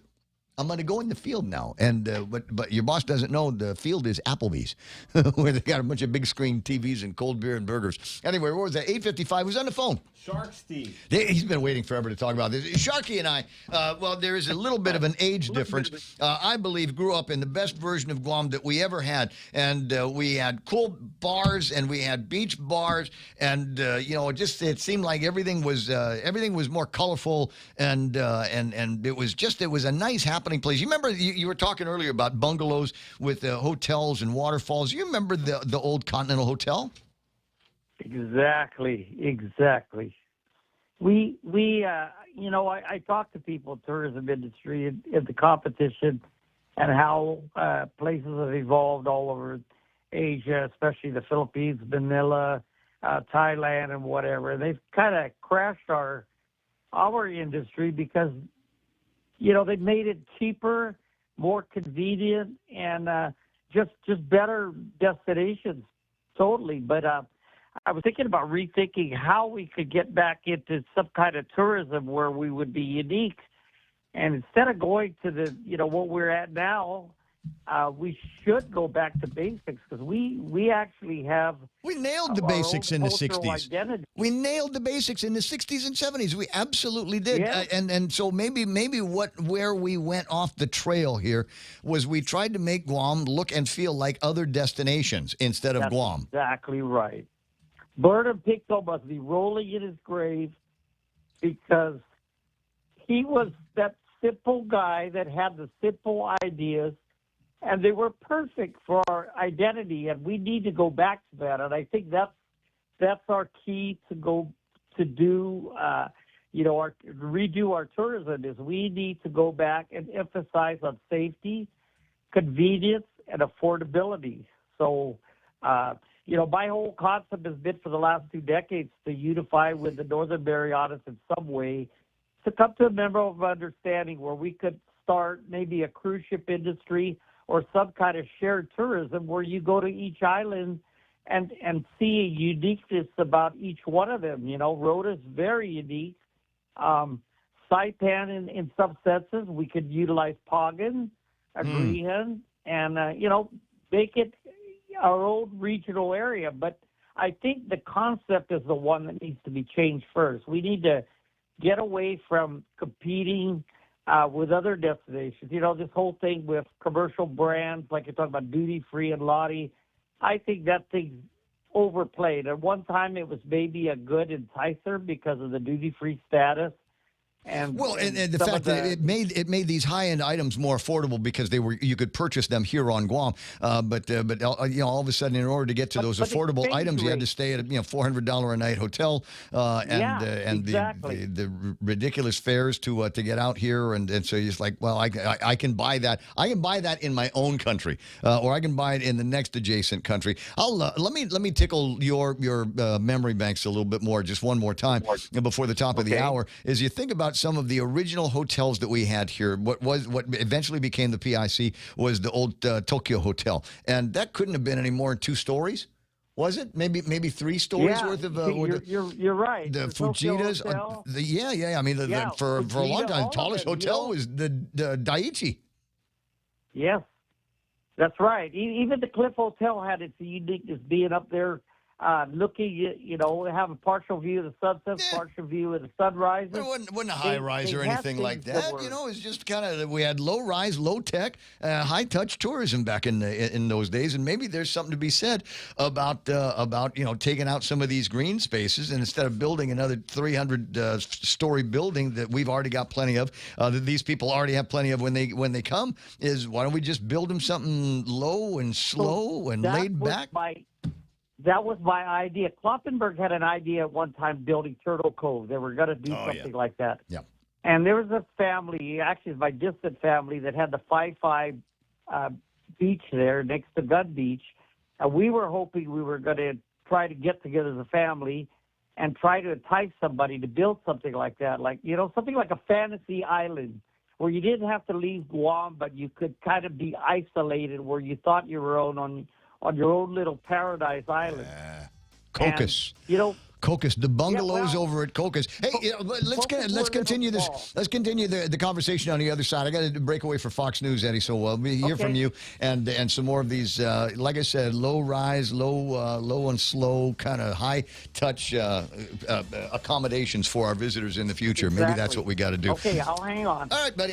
You can hang up. Just call back earlier. Because I was going to hang up on just so I can go into the news and all of that stuff because it's 9 already.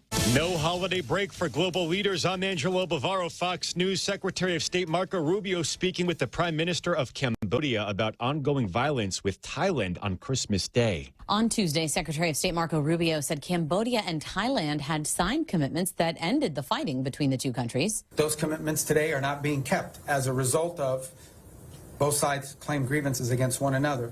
And so the work now is to bring them back to the table. The ASEAN ministers will be meeting on Monday. And the goal is to get both sides back into compliance, he said, with their agreements by Monday. Rubio said at the time he'd spoken with the Prime Minister of Thailand. Thursday, the State Department confirmed he'd spoken with the Prime Minister of Cambodia and reaffirmed that the U.S. is prepared to facilitate discussions to ensure peace and stability.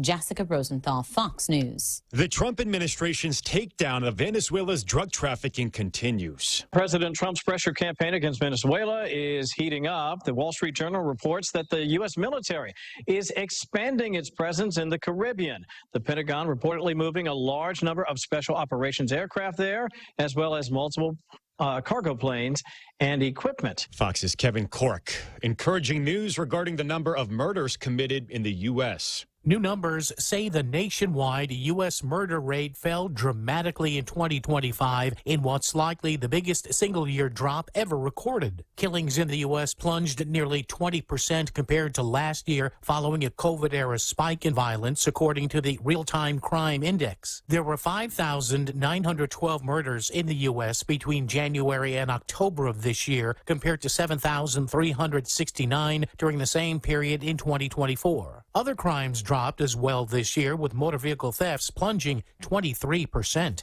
Paul Stevens, Fox News. America is listening to Fox News. This holiday season, Subway turns up the crave with the limited time festive flavors collection. A lineup of 3 bold sub rings in beloved holiday flavors in handhelds with Subway's extra festive stuffing and cranberry sauce. Take a bite on the wild side with the Turhampton, oven roasted turkey, ham, tender rotisserie style chicken layered with Monterey cheddar, herb stuffing, onion, sweet cranberry sauce, and mayo. Served on hearty multigrain bread. Or set the Friendsgiving feast abuzz with the festive turkey and the festive chicken. Put a fresh twist on holiday feasting. Only at Subway. Eat fresh, feel good. Always here to help you. This island's our home. To live with, been a friend to never leave alone. Now we're banking on the future. More services to do. Bank Pacific, where others put branches, we place roots. Viva! Bank Pacific! Viva! The Powerball jackpot endured a record 46 drawings without a grand prize winner until Christmas Eve. The Arkansas Lottery just posted this, saying in part, "Whoa, Arkansas, what a winning night." They confirmed the jackpot ticket was sold at a Murphy USA gas station in the city of Cabot, which is about 25 miles northeast of Little Rock. Now, whoever had those winning numbers now has to decide if they want the $1.8 billion prize paid out in annual payments over 29 years, or if they want to take the one-time lump sum of $835.9 million. Of course, that's before taxes. Fox's Jeff Paul. President Trump wrapping up his Christmas Eve with a lengthy Truth Social post. Saying in part, quote, "Merry Christmas to all, including the radical left scum that is doing everything possible to destroy our country, but failing badly. We no longer have open borders, men and women's sports, transgender for everyone, or weak law enforcement.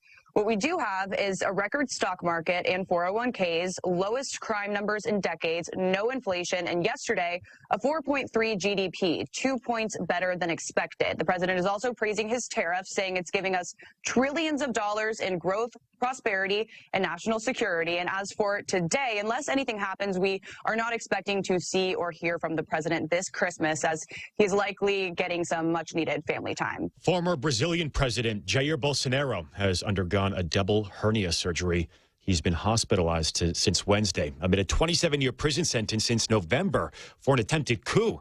The former leader, who was in power between 2019 and 2022, has gone through several other surgeries after being stabbed in the abdomen during a campaign rally back in 2018. Bolsonaro was convicted of trying to overthrow Brazil's democratic system following his 2022 election defeat. I'm Angelo Bavaro, and this is Fox News. Boss, I got run over by a forklift. Boss, I crashed a company truck. What do we do? Our warehouse and inventory are gone. Hi, this is Dave Silva from AB Risk Solutions, and it's time for Risk 101. Everything you just heard are examples of risk your businesses can face. Our job is to ask the hard what-if questions and teach you how to reduce your exposures and help you recover if things go sideways. We've got decades of experience in Micronesia working with businesses big and small. Call AB Risk Solutions today at 777-2668 for a free inspection and quote. AB Risk Solutions, formerly known as Aon. The clock is ticking, the music is pumping, and we are just days before saying goodbye to this year and hello to a brand new one. Celebrate New Year's Eve with the Countdown Party at the Guam Reef Hotel. New Year's Eve dinner starts at 9 p.m. and will roll on to 12 midnight to greet the new year. Lots of food, live music, dancing, and awesome prizes courtesy of Guam Reef and Budweiser. For details, call the Guam Reef Hotel at 644-3158. Budweiser reminds you that responsibility matters. It's the most wonderful time of the year, and all of us at Security Title want to wish you a joyous holiday season. We are grateful for your continued trust and support, and we look forward to serving you in the new year. May your homes be filled with warmth, laughter, and love this Christmas. From our family to yours, Merry Christmas and Happy Holidays. Security Title, celebrating over 25 years as your trusted partner in real estate. Bundle smarter, work better. When you're running a business, every decision counts. Now's your chance to make one that gives you more. For a limited time, get hybrid fiber internet up to 1 gig for as low as $125 a month. Plus, get up to 6 months of free internet and free Samsung Galaxy earbuds when you bundle with Docomo Pacific. Ready to get started? Try our free bundles calculator by visiting info.docomopacific.com/radio25. While supplies last, some conditions apply. This is the Ray Gibson Show. Sorry, every once in a while I got to do it, announcerial, like, especially if it's the last Friday of 2026. Portions brought to you by APL American President Lines, a global presence with a local home. And did you get one yet? Did somebody give you a bacon, mushroom, portobello melt from Wendy's? If not, then you're not loved. That's how you know you're loved. If somebody comes over and puts one of these things in your hand, it's a Wendy's favorite, deliciously indulgent sandwich made with juicy beef, crispy applewood smoked bacon, sautéed portobello mushrooms, and melty cheese, all on soft toasted buns. Available for a limited time. Head on over today. Choose wisely. Choose Wendy's bacon portobello mushroom melt. Real Talk Radio is back. The Ray Gibson Show. Morning talk that matters. Call now. 888-TALK. That's 888-8255.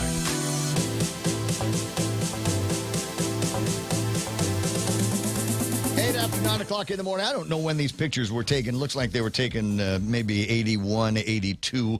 And this is, believe it or not, that's Tumon Bay. That's and we had a bunch of tourists back then. In the early 80s. We had a bunch of tourists. There were hotels there, obviously. And towards the back end of that, maybe a little bit of what was, what was the name of that place? Not Fantasy Island. The Berdalio place. Blue Lagoon. Blue Lagoon down in that area. Oh, my God. Yeah. So, I mean, incredible memories. You got to dig out the old family scrapbooks and stuff like that. I've got from a time, me and my best buddy and a couple of girls got stranded at Cocos Island. Sharky on line one, right? Stranded. All right, yeah, I'm going to pick up the copy. Here. Yeah, so you remember when you drive all the way down to Molesso and you go goof off over at on the island at Cocos Island. This back in the olden days, there was a swimming pool there, a swimming pool bar, then a restaurant. There was all kinds of stuff to do all day long. We had jet skiing and was it the board sailing and all of that. It was really, really kind of cool. And occasionally, on purpose, you would go, "Oh no, that's the last boat to the mainland of Guam. I guess we have to stay here at Cocos Island." And they had a phone system of a sort, and you could get a connection to call, and I'd have to call my mom and say, "Okay, Mama, we missed the bus, so we're all camping out. It's Saturday anyway, so we're all going to stay on Cocos Island." Like, "Okay, do you have money?" I'm like, "No, but I have the Amex, so I'm good to go." And ended up staying there. I got great pictures of us goofing off there.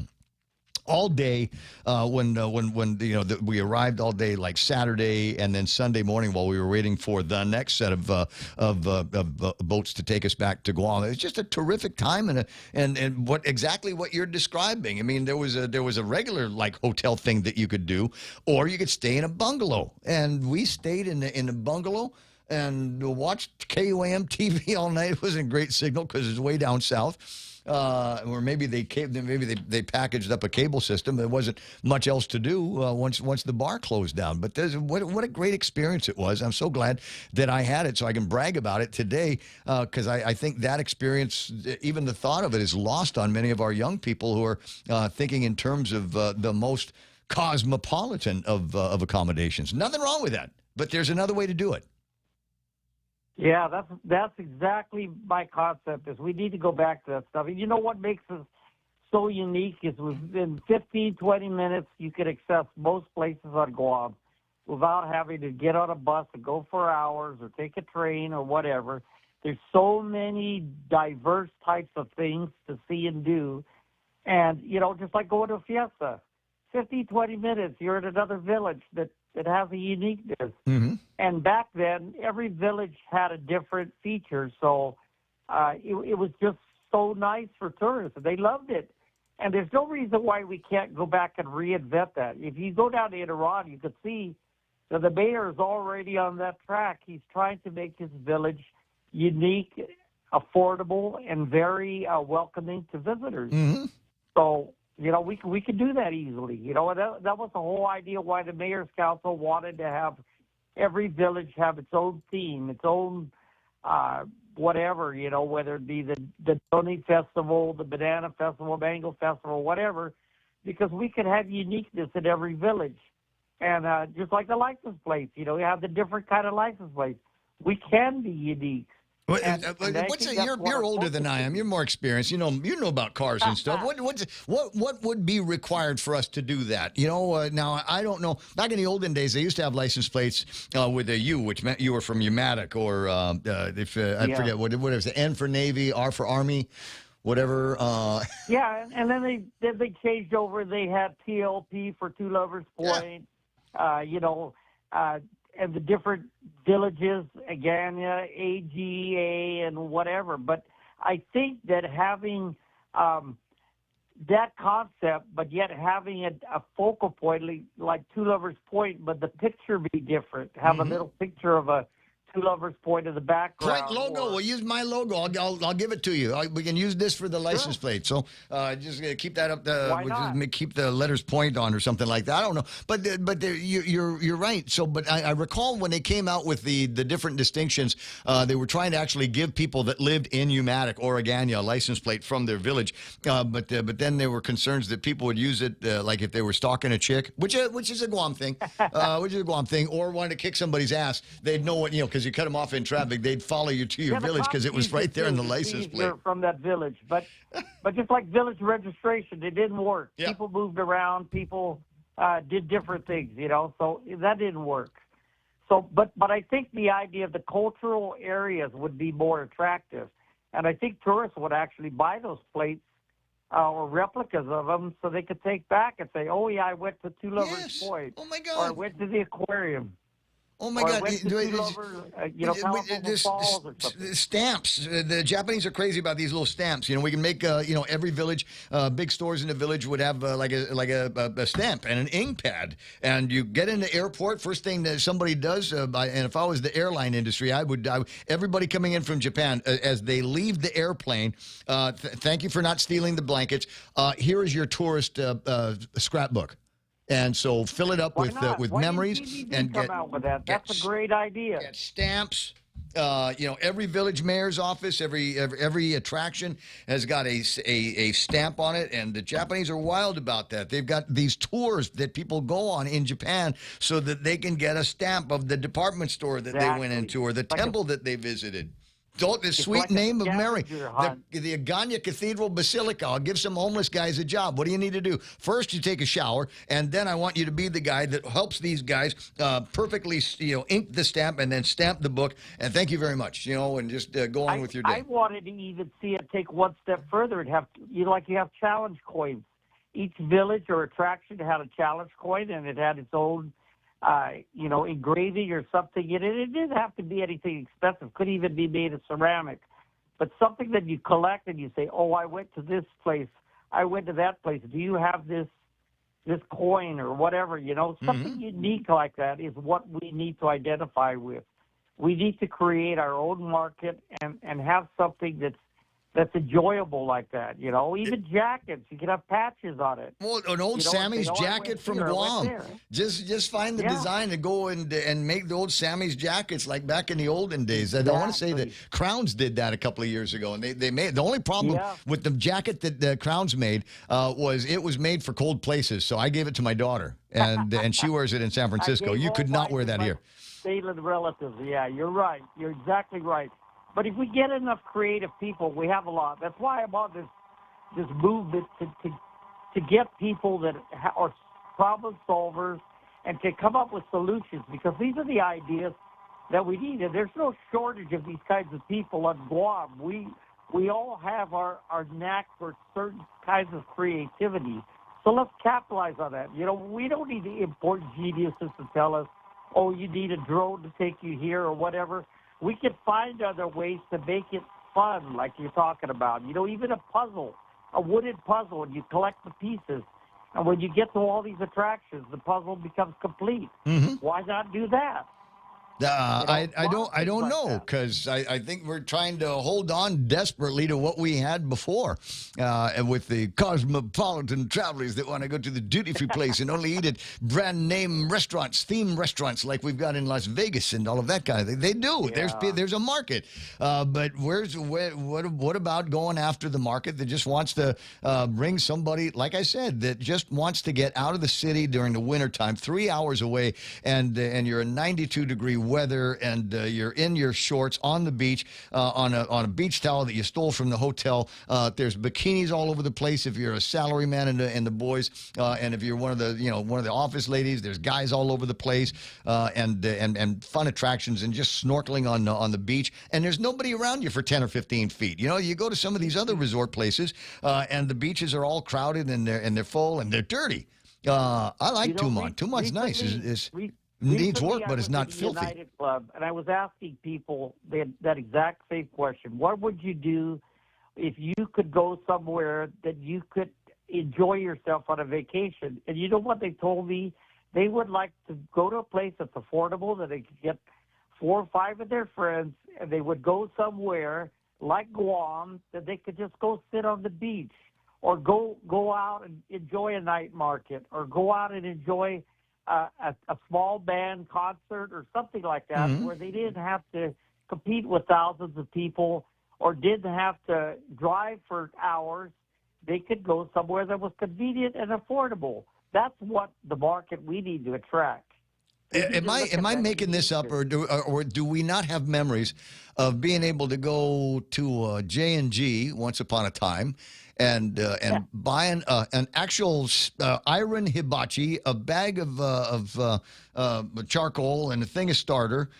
You could get meat and shish kebabs right there, and some soy sauce and some onions and some lemon, and marinate it while you're in the car. And then when you get to the beach, you got Strawberry Hill. The drink of choice for us was Coca-Colas or Pepsis, and for the older folks, it was Schlitz and Olympia back in the olden days with a steel key that you needed to get into them. Yes, you're right, Ray, and you're dating me now, but that's the whole concept. People enjoy that nowadays. They enjoy that kind of stuff. I'm surprised there's not more of it. I'm surprised that there isn't a thing over at Donkey Village, because you can go from one side of Donkey all the way to the end and then back out. And if you were strategic about it, hell, if I was running Donkey, I would package this up for the tourists, and it'd be like there's a bag, and on the inside of the bag is one of these folding barbecues and some charcoal and some starter, and we've got sauces, and then you swing by the meat section over at Donkey and get yourself 4 or 5 different kinds of meat, pork and beef and chicken, and a bunch of different ways to cook that. Let it marinate in the bag, and by the time you leave Donkey and walk back down to Tumon or drive back down to Tumon, that stuff's ready to barbecue. So that's what I was thinking about too. You and I must think alike because I thought about that. It was almost like a scavenger hunt. You start at one end of Docky, you start collecting this stuff, and they gave you these options and gave you a little map that says go here, go there, and then by the time you got to the end, you had your vacation package, and then you could select a location to go to, and they would actually, like the old days, have these barbecue pits on the beach, in these parks. And you could go barbecue and sit back, and you could even call up somebody, and they would come play the ukulele or something, or sing you a song, or whatever you like. You know, I thought that would be an amazing package for vacationers. There was a once upon a time, and I couldn't tell you exactly where it is, but there was a once upon a time in, say, 82, 83. One of my favorite places to go to, as much as I love Barney's and Tahiti Rama, Wet Willie's, and those kinds of places, there was another place. It was literally called the Beach Hut because it was a hut on the beach. It was white walls and a red top on it. And their sole distinction was, for a while, they had the coldest beer you could get in Tumon. That was where you went when you ran out of the stuff that you bought, because they always had beer until they ran out. And there was a guy playing a guitar. I don't remember whether he worked there or not, but he would play the guitar and sing. And then they had two kinds of beer, Bud and Light, and that was pretty much all you needed. It didn't have a refrigerator. It was all ice. And when they ran out of the beer, that was it. That was it. But you could go and hang out there all day and until the evening hours and get a pretty good buzz on and watch a nice sunset most of the time. But it didn't have running water, bro. It didn't have electricity. It was just a place. It was a building on the beach. You don't need all those comforts. Yeah, Ray, and that's, I think, the type of tourists that we need to attract. And we have a lot of visiting ships. We have a lot of people that just frequent through here, and some of them maybe lay over for the night before they catch their flight to the mainland or wherever they're going. And those are the kinds of places that these people would go to. They would pay for it and go to those places just to have a nice, enjoyable place. And then they would go back to where they come from, and they would talk about it. And that's how we got our tourism here back in the day, was word of mouth. We didn't need TV. We didn't need to pay these big marketing companies. We had word of mouth. And then we had repeat visitors. That is perfect. Yeah. That's the kind of marketing geniuses we need in GDB. Well, I'd be more than happy to sit on a committee or two, and until such point as I think the experts go, yeah, no, that doesn't put a whole lot of money here. That doesn't help us pay off the investment that we've already made in our sky rises, our high tall structures, and infrastructure that is dated now. And I'm talking about the hospitality infrastructure. I think there's and Frank the Crank Camacho seems to be agreeing with us. He says basics win fights, strong fundamentals win championships. So we got to go back to the basics. We got to go back to the fundamentals. I got to take advantage of the fact that things are changing, and we're going to need to sort things out. And there's no better example of what could save us than what has worked in the past. Yes. And I mean, in the beginning, not there's a place, like I said, for the fancy hotels, the fancy fine dining, the fancy shopping, all of that. There is a place for that, but all the rest of it, we got to go back to the fundamentals. Got to keep the place clean, get rid of the druggies. Hiking spots. I keep getting asked, where can I go to take a nice hike? And we haven't made it convenient. Most of the hiking places aren't convenient. They're not well thought out of how we can accommodate some of these people that just want to go there. We need to make it where they could go there and not have to worry about the rent-a-car getting burglarized or them getting robbed or whatever. They need to be able to just go out there and frequent it and find these places and enjoy themselves. That's what Guam is about. So I'm going to give you an assignment when you're done polishing the John F. Kennedy statue, which ought to be a destination out of it. There needs to be a stamp there. If we're going to do the stamp thing, there needs to be one over the JFK statue. But having said that, your assignment is go downtown. You know where the old submarina was at Skinner Plaza? Yeah. Go upstairs. Place called Southern Mountain Gear. And there's a guy there. He's working all the time. His name is Andrew.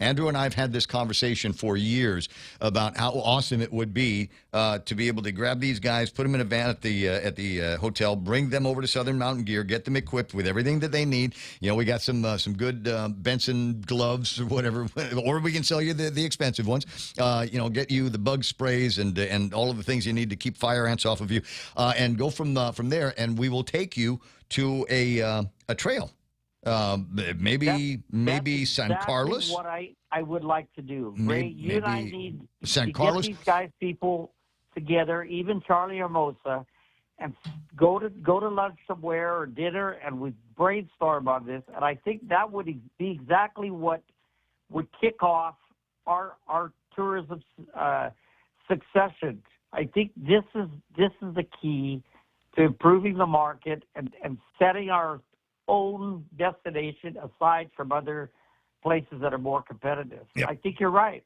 I think you're absolutely right. You know, and the people, they pay good money, outfit them with the basics. We'll take them out to San Carlos, maybe Humuzung Manglu. If I can teach all my white hiking friends how to pronounce it properly, they just kind of butcher it. You know, there's so many other places. I'm trying to, you know, and even down in Alahan, you know, get the mayor to have the guys down there. We don't need to like permanently mark the trail or anything. First thing that we do is we go back behind in Alahan Middle School, clean it up, and then maybe put some light markings, maybe some waypoints down there that will take. What's the name of that little river crossing that they've got there? Where the guys got there's a garden that they put together. Garden. Andrew knows what I'm talking about. I'm going to check. He's also a listener, and so I'm going to check and see if he's got if he can give me the name of that place. It's not a tough hike. It's mostly over red dirt and a tiny little bit of jungle, and you'll see this bamboo stand, and right around where that bamboo stand is where this place is, and you just kind of go down a road, and then you open up into this little valley-let, and there's a couple of waterfalls there, and there's some swings that the kids can swing on, and there's some spots up there. Perfect. Whatever it was definitely planned by somebody, and a great destination unto itself. Sharky, always fun talking with you. I'm glad that we had a chance to do all this stuff. You know, I'm down for whatever, so anytime you want to get together and have drinks, and just shoot the bull on this. But somebody get back on Guam next week. Yeah, somebody's got to write it all down so that we can, and we'll take it take it down to GVB and see if we can convince somebody that maybe there's more that we need by way of destination rehabilitation. All right, buddy. Maybe some of those people that got problem solvers in their blood will listen to us. No, you don't need problem solvers. You need entrepreneurs. You need guys that have got vision, like Al Israel, who everybody saw jungle down there. Al Israel said, no, this could be something, and he was a dreamer. Yeah, he was a dreamer. Bring back that version of Tuman. Vision to figure out how to make dreams come true. That's what I liked about Uncle Al. Amen, that guy. I loved him to death. People hate you. You either hate Al Israel or you love him to death. I loved everything about him except his desires for small parking lots. You go to the Doucet. That's how you know it's an Al Israel building. Go to Doucet. They got small parking lots. Go next door. The small parking lots downstairs. You can thank him for that. Shark, I'll talk to you pretty soon. 9:28 in the morning. Okay, you take care, Ray. Shoot. Happy New Year. Happy New Year to you and the family. 888-825-5888-TALK. That's a phone number. And lots of interesting conversation. I'm just trying to, as much as, kill the last 3 hours of the week before we get into the New Year's week, where we will talk about, how great 2025 was. You don't believe it. They're doing surveys, and they're asking people, what did you think of 2000? And there's a lot of people that are really kind of down about 2025. And you know what? I for all intents and purposes, I had a couple of scares this year with the heart and Shelley and all of that stuff. But at the end of it, the bright light, the lining of that cloud was got to go to Manila 5 times. How about that? So as far as I'm concerned, I'm ahead of the curve so far. Started the year up around 200 pounds. Down around 170 on most days, lower than that, depending on how much beer I drank the night before, and that's good. My doctor numbers came back. Oh, did I tell you? I know what blood type I am now.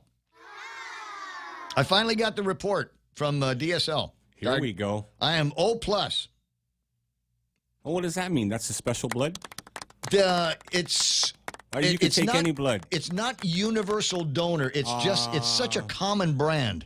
Yeah. that I can give it to just about anybody, unless you've got a need for a very, very specific kind of blood, like A negative or something. I forget what the very, very special one is. But unless you really, really need that one, I can give blood to just about everybody, which they used to know over at the blood bank at GMH. They used to know that. And when things would get tight and they'd run out of blood inventory, they'd call me and say, hey, listen, if you're not doing anything after the show, can you come by and give us a couple of gallons? You know, because they were busy. It's going to cost you. They were busy. It's going to cost you. There's one, and I didn't want to make a big deal about it, but one of them was a member of the Sanchez family, and I'll leave it there. And we'd always had a really, really tight relationship between our families, but that one kind of cemented everything because I made a donation as far as that everybody was concerned. That meant that I was now blood in the family. 9:30 in the morning on the Ray Gibson Show. Quick break. We'll find out what's going on in news and headlines around here. We'll come right back with more of your phone calls. Buenas and Hoffaday Guam, I'm Jonathan Charfres. Here's a look at 3 stories you need to know for Friday, December 26th. The U.S. Geological Survey recorded a preliminary magnitude 5.0 earthquake that struck 24 kilometers south of Marisa Village at a depth of 50.6 kilometers at 11:33 p.m. on Christmas Eve. According to the Pacific Tsunami Warning Center, there is no tsunami threat to the Marianas from this earthquake. At this time, no major damage or injuries have been reported. The Guam Homeland Security and Civil Defense reminds the community that when an earthquake strikes, practice drop, cover, and hold on until the shaking stops. A 31-year-old man is facing felony charges after police say he broke into an Inalahan home and stole thousands of dollars worth of property. According to a magistrate complaint filed in Superior Court, Mark Francisco Kanata Tedegui is charged with burglary and theft of property as second-degree felonies. Police say officers were called to the home around 10:20 p.m. on December 20th, where the homeowner reported missing car parts, tools, and other items valued at around $3,300. The victim identified Tedegui as a suspect and later recovered some of the stolen property hidden under a canopy in a jungle area in the Inalahan pool. Investigators say Tedegui admitted to breaking into the home that night before using a crowbar, taking items he planned to sell, and hiding some of them in the area. He was later located by the victim, arrested by police, and remains charged in the case. And drivers are advised to plan ahead as the Guam Police Department conducts a DUI sobriety checkpoint Friday night. The Guam Highway Patrol Division will begin the checkpoint at 8 p.m. as part of the ongoing efforts to enhance road safety during the holiday season. The checkpoint will be set up along Route 1, covering areas including Jigo, Dededo, Tamuning, Asan, Pidi, and Hagåtña. Alternate locations may include Route 14 into Tamuning and Tumon, Route 4 from Hagåtña to Chalampago, Route 8 along Purple Heart Highway, Route 10 on Veterans Highway through Barragata and Manilao, and Route 16 along Army Drive. Police remind motorists to buckle up, obey speed limits, stay alert, and never drink and drive. For more, visit KUAM.com. You can also catch the stream of our newscast on our YouTube channel and Facebook page. And to keep updated, make sure to follow KUAM News on Instagram. Jonathan Charfres, KUAM News. When it comes to carpets or tile, you want more than just clean. You want deep clean. That's what Black Widow Cleaning delivers. Owned and operated by lifelong local Clayton Duval, Black Widow specializes in carpet extraction and tile and grout steam cleaning, using professional, state-of-the-art equipment to remove dirt, stains, and buildup that ordinary cleaning just can't touch. From small homes to large businesses, every job reflects the expertise, dedication, and quality only a certified firm can deliver. Black Widow Cleaning, where Guam homes and businesses get the deep clean they deserve. Visit blackwidowcleaning.com for a free quote today. Nice. I'm side chatting here with Tracy from GPA. Oh, happy birthday, Yeah, Tracy. back. Is it? Yeah. I'll be darned. You know what birthday it is? Jay Rojas. He's watching the thing here. Oh, no way. Yeah. Is it really?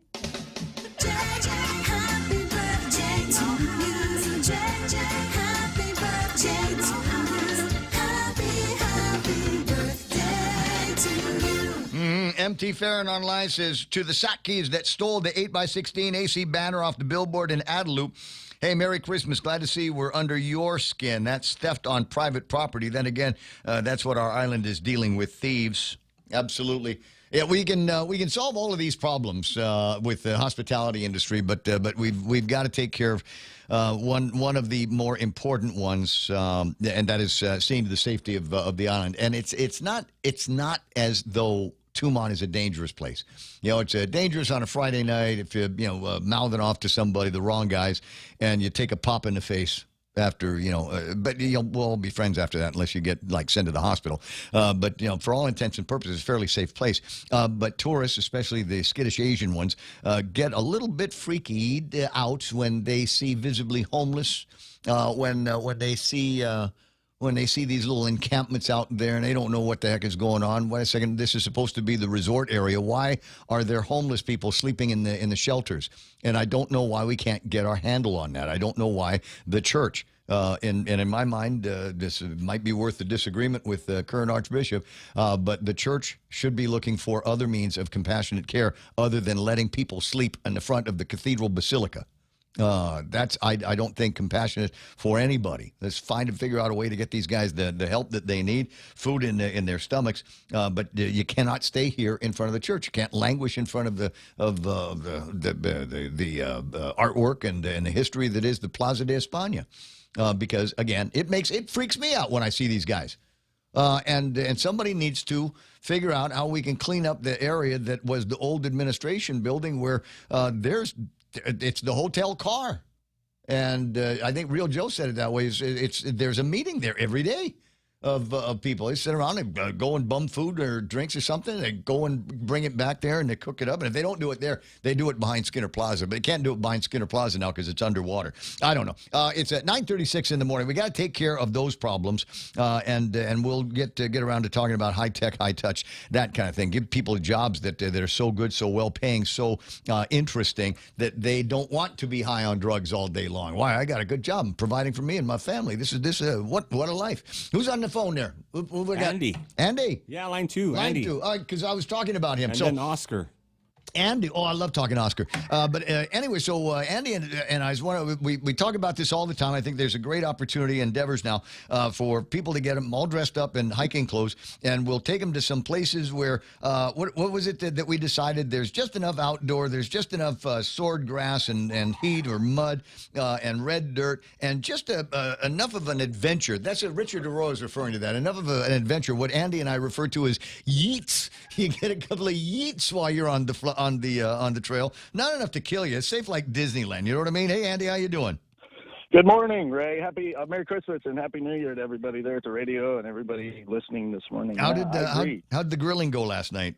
Oh man, it's pretty great. Like 4 pounds of some thinly sliced smoked bottom round. I've got a brisket going on in like an hour. It's going to be a good day today. Oh wait! Are you still cooking? Yeah, I haven't stopped really. Yeah, I got bagels on last night. Some smoking this morning. Never ends. I got you. Well, I can hear the chickens in the background. They're tolling again the genius of our idea. I don't think there's enough opportunities for the tourists that come to Guam to be able to get out there in the boondocks and learn the value of knowing a word like shiggy. I know there's not enough opportunities in it, and there's enough public lands that probably get some pretty hefty federal funds that could probably update their trails and do some things that are a little more proactive. But on the ground level, I think every mayor has a pretty cool little trail right in their back pocket. Or maybe even some of those more fortunate have 2 or 3 really cool trails in their back pocket. And I think one of the ways that to the topic of what the tourists want these days. I think one of the ways that we can capitalize on the gem that is Guam is utilize those little back pocket tools like these trails that are just right there out of the village that can be easily marked in and out. They can get some accessibility, some exposure to that space. And I'm not saying there needs to be a bunch of money generated, but $1 to have the Guam trail package that gets you into all, or $10 for the 20. I don't know, something could easily be manufactured just so, hey, this is the trailhead, this is where it goes. Check in with the mayor's office to make sure there's somebody who can check in and out or whatever. But there's a lot of ways to solve that little problem. Well, even in the so-called civilized parts of Tuman, you go up to Goknya, and there's a nice little wraparound by one of those big fallen rocks at the corner there. You can make your way around there, and it's a whole like undiscovered Guam because there's no way you can't drive there. You've got to go in the water and around in order to get to the beach that's on the other side of Goknya there, and there is a little bit of a trail should be able to take you up a big chunk of that point. And look out on what I was looking at it the other. In fact, just yesterday, I was looking at it, thinking, there's a point right there at the crest of that hill of the cliff behind the beach bar, where it would make an awesome. Are you ready for it? Rope slide, right? We'd put a zip line up there, and we'd zip line right down to the beach bar. That'd be great. That'd be great. I think the Guam Reimagined and touching in on all these, these gym type things, these cool ideas. I mean, we're a beach, we're a beach town, we're a beach atmosphere. We got cool hikes, we got cool waterfalls. But yet, I mean, the average tourist just doesn't.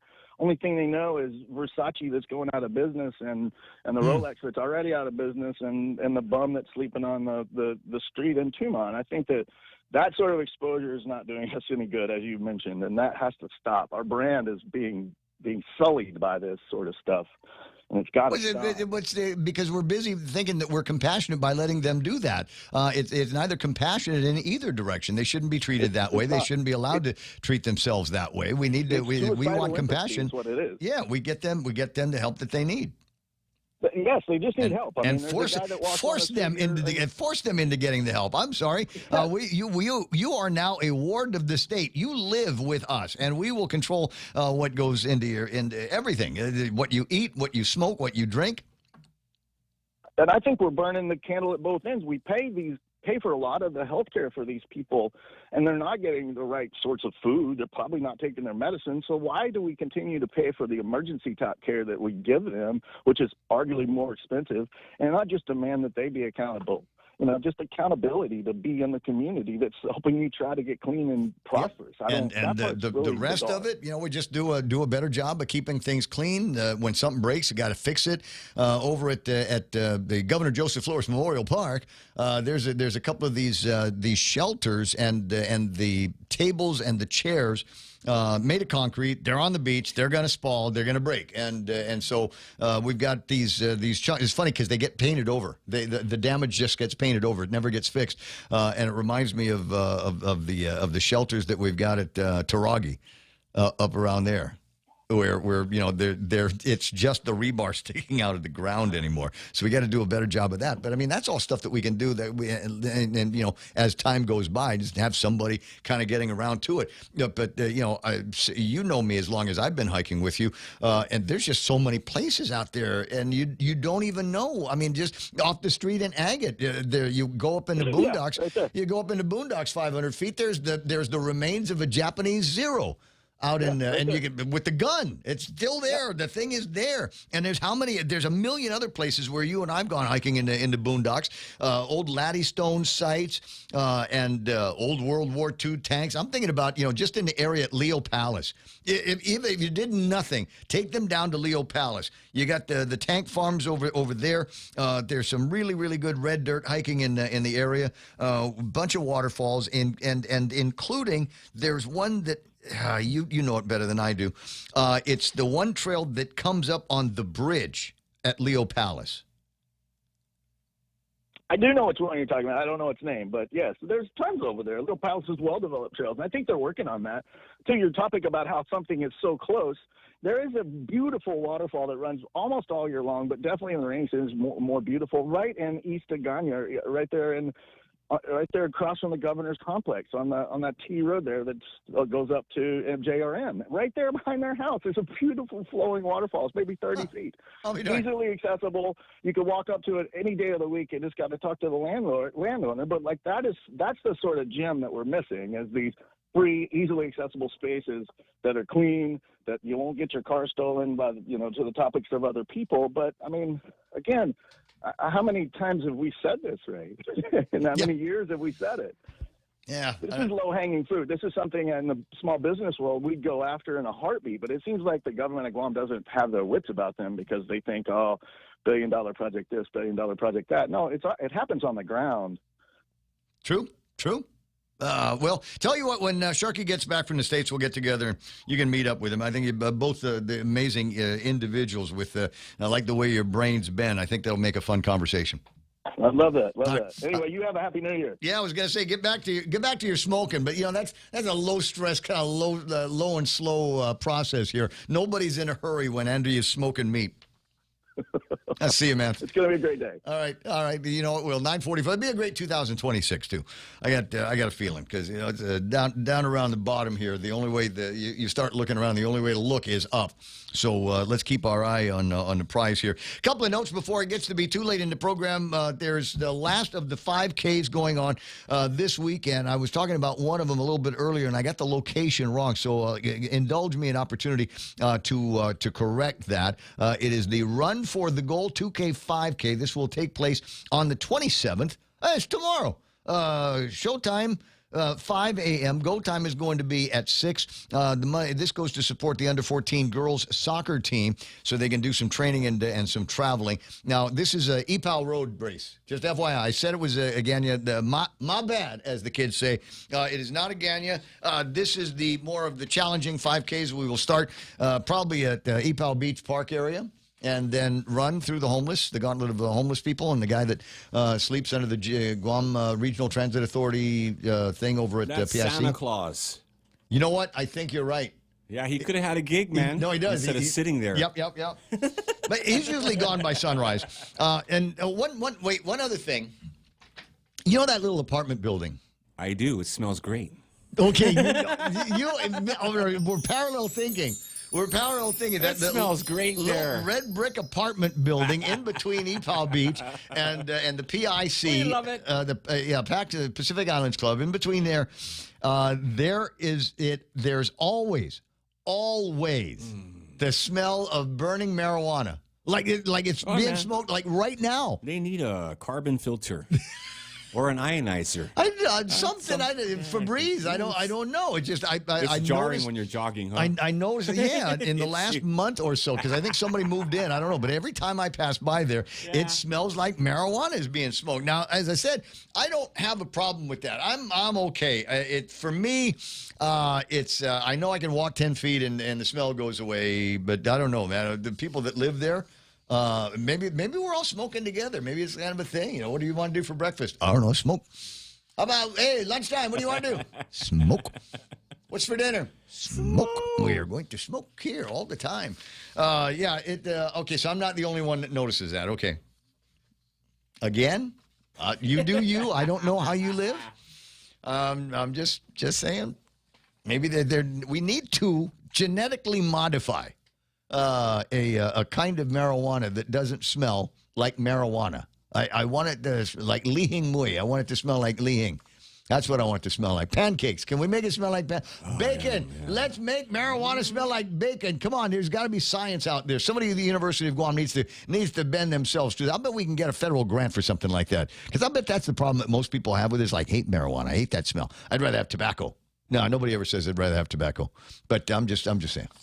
We'll genetically modify it using science and technology so that it smells like bacon and waffles with cheese on it. Cream cheese. God, it's good. Anyway, so there's that 5K that's going on. And then there's the monthly training run. This will take place Sunday morning. 2K, 5K, and 10K at Leo Palace. Show up at 5:30 at the Hotel Front Drive. That's where the meeting is. Okay, got it. And so Hotel Front Drive. And it will run out, depending on which course you go, because I think they're all the same, basically. As you run out to the guard shack and then come back and then figure out where you're going from there. If you're taking the 5K, it'll take you into the village of Leo Palace. Then you turn around and come back and start enjoying the all-you-can-eat breakfast buffet for only $12. But depending on how much rain it is that falls on Saturday night, I may do the 10K if it's drier in the boondocks, because then I can wear my old shoes, my old running clothes, go in there and get really sweaty, really dirty, really feel like I've earned my breakfast. And did I already say it's free? There's no charge. The food is charged. They charge you for the food, but running in the 5K is it's absolutely free. One other thing that I wanted. What's that? Tattoo Shauna talking about marijuana bacon oil for cooking. Num num nums. Works for me. Oh, wow. And Eddie asking, have you ever consumed marijuana smoked brisket? Delicious, he says. Hey, what's going on here? I don't know if my friend Andrew, who's doing some brisket smoking today, I don't know if he's got access to any of that stuff. I know his neighbors do. Mariana's Audubon Society announces 2 exciting upcoming events. The first one takes place tomorrow. Meet 6:15 a.m. at the Carabao statue in Zutnia because they're going to be doing the southern count. I'm assuming southern count of birds. And then January 3rd, meet at Shirley's Restaurant near Dunkas in Tumuning. That's near Jimmy D's, for those that don't know which one is Dunkas. First stop will be Dunkas Beach near Jimmy D's, and they're going to be counting birds. Prior permission required to access Anderson Air Force Base as a part of the northern count. What? We're going to Anderson AAFB? Chickens? No. Bird. No, birds. It's wintertime. They all fly down. Migratory birds that we've got tourists. here. So I've got for more information. A guy's name is Ken Orcutt. If you know him, then sort it out here. It is the 126th year for the National Audubon Society's CBC program. The program provides insight into the health and status of bird populations throughout the U.S. and territories. The National Audubon Society's first Christmas bird count occurred December 25th, 1900. The Marianas Audubon Society has been conducting the CBC Christmas bird count since 1985. And so if you've got a thing about, besides wanting to eat everything with feathers that fly, then you want to get involved with this and find out more about the birds. I'd like to know a little bit more about the birds at the Crown Plaza. They've got this. It's okay. First of all, it's beautiful. Can I just say that I've always loved. At the time, it was the Daiichi, and then it was Fiesta, and then it was and now it's Crown. But I've always had a love affair with that place because it always had this beautiful front side. The parking lot, it was a tennis courts upstairs. The guy does his magic show downstairs. There was a big hula thing. There was a club there that we used to go, the Hibiscus Lounge and Discotheque. That's right. Yeah, and there was a great place, cool DJs. Yeah, and then inside, it was an old hotel. It came up in the 1970s, and it looked like it even with the renovations. I still get this feel like it's an old soul of a property. They've cleaned it up. Best bathrooms in entire Tumon. I'm going to say that right now. I can say that without hesitation of repudiation. They're clean and they smell good. And it looks like somebody cares for them in the bathroom. In fact, they've got one set of bathrooms. I just found out about this, like VIP bathrooms. They got the Japanese butt squirters. Nice. They have that. They have that. You just heated water too. You got heated water, everything. Yeah, it already got soap in it, right? And there's a guy come and wipe your forehead when you're done. But anyway, so it's a nice place, and what was I going to say? The essence of it was just it was a nice old kind of essence-y hotel in a new place. God, I was going on about I remember good bones. No, it's got good birds. Yeah. There are white birds. It has white birds that live in the parking lot at the Crown Plaza. The only problem is these white birds crap on everything. On everything. Those are those like ocean birds, those terns, and they're just. I don't know what. Yeah. I don't know this. They love to poop. They're poopers. They're beautiful white birds, and they fly around there, and they look like the kind of birds people tell stories about, mate for life, all of that kind of thing. And even the dad helps up with raising the little birds that when they hatch and all of that. So they're just beautiful birds. They fly around together and flit through Tumon. Gorgeous, not like cockroach birds, like chickens or anything. They're beautiful birds, but they nest up in the trees. And so I don't know who you are. But I will be able to tell. I could look at your car and tell that you were at the Crown recently, because it's these big splashes of white, and I will learn now where and how to park the car so that I don't get these big splotches of white bird crap right on the driver's side window. Ooh. You can't see out of those things, and you don't. Gross. It's hard to get off. Yeah, it's hard to get. Yes, it's guano. It is. Yeah. I think it solidifies into something like guano almost immediately. But there we go. And now one of the topics that we covered earlier this morning was the number of disappointed families that showed up over at Skinner Plaza. Because I showed this picture Wednesday morning. I guarantee. I showed this picture Wednesday morning. Said it was beautiful, and look, they got the reflection of all of the lit up decorations for Christmas trees, Christmas time over at Skinner Plaza, and everybody in the world went to Skinner Plaza on Wednesday night, Christmas Eve, to take in the beautiful Christmas lights, the lighted decorations that Lou and Josh went to so much trouble for, and the power. There was no lights. I don't want to say the power was out because the power was not out. Tracy says, I don't know why Skinner Plaza lights were shut off. It wasn't GPA, I promise. And I believe her. A lot of people, if you want to get a picture of the Christmas decorations, you may have to go during the day because whoever's supposed to be staying there and keeping the lights on and watching either ditched his job or got a better offer from somewhere because it just was not happening. Now, there's a video that I got. Real Joe sent me a video that I could have swore I put up on the meme machine. If I didn't, I'm going to try to do it before we go because it's 9:55 and it is the video. Looks like something on Happy Landing Road, right, Joey? Yeah, I don't know if it's an old video or what, but I saw it this morning and I was like, wow, how did that happen? Likewise, saw it this morning as well, and Wow. I didn't know what to make of it, but there was the caption on it from the guy that took the video said that the power was out in Tumon, and I'm going, well, okay, that's. Richard Oro says they go off at 9. Richard, I don't care. Mayor. I know you're a mayor now. Don't you dare defend those guys. He knows what time. What do you mean 9 o'clock? What's the point? It's nighttime. That's Why like bother everybody- getting Christmas lighted decorations if you're going to turn them off? What is the point? What's it cost? $20 to run? We're not talking about Those are LEDs. high Ray. amperage devices or something. But I'm just 9 o'clock at night. Mayor. It's Christmas. Leave those things on all day, all night. The hell? You call somebody and tell them that's just dumb. Who's it? Was it Mayor Vigania that said, "Oh, can you turn that off at night?" This is going to keep the homeless up. so They won't be early, able to bro. sleep. How can the homeless sleep if the lights are on?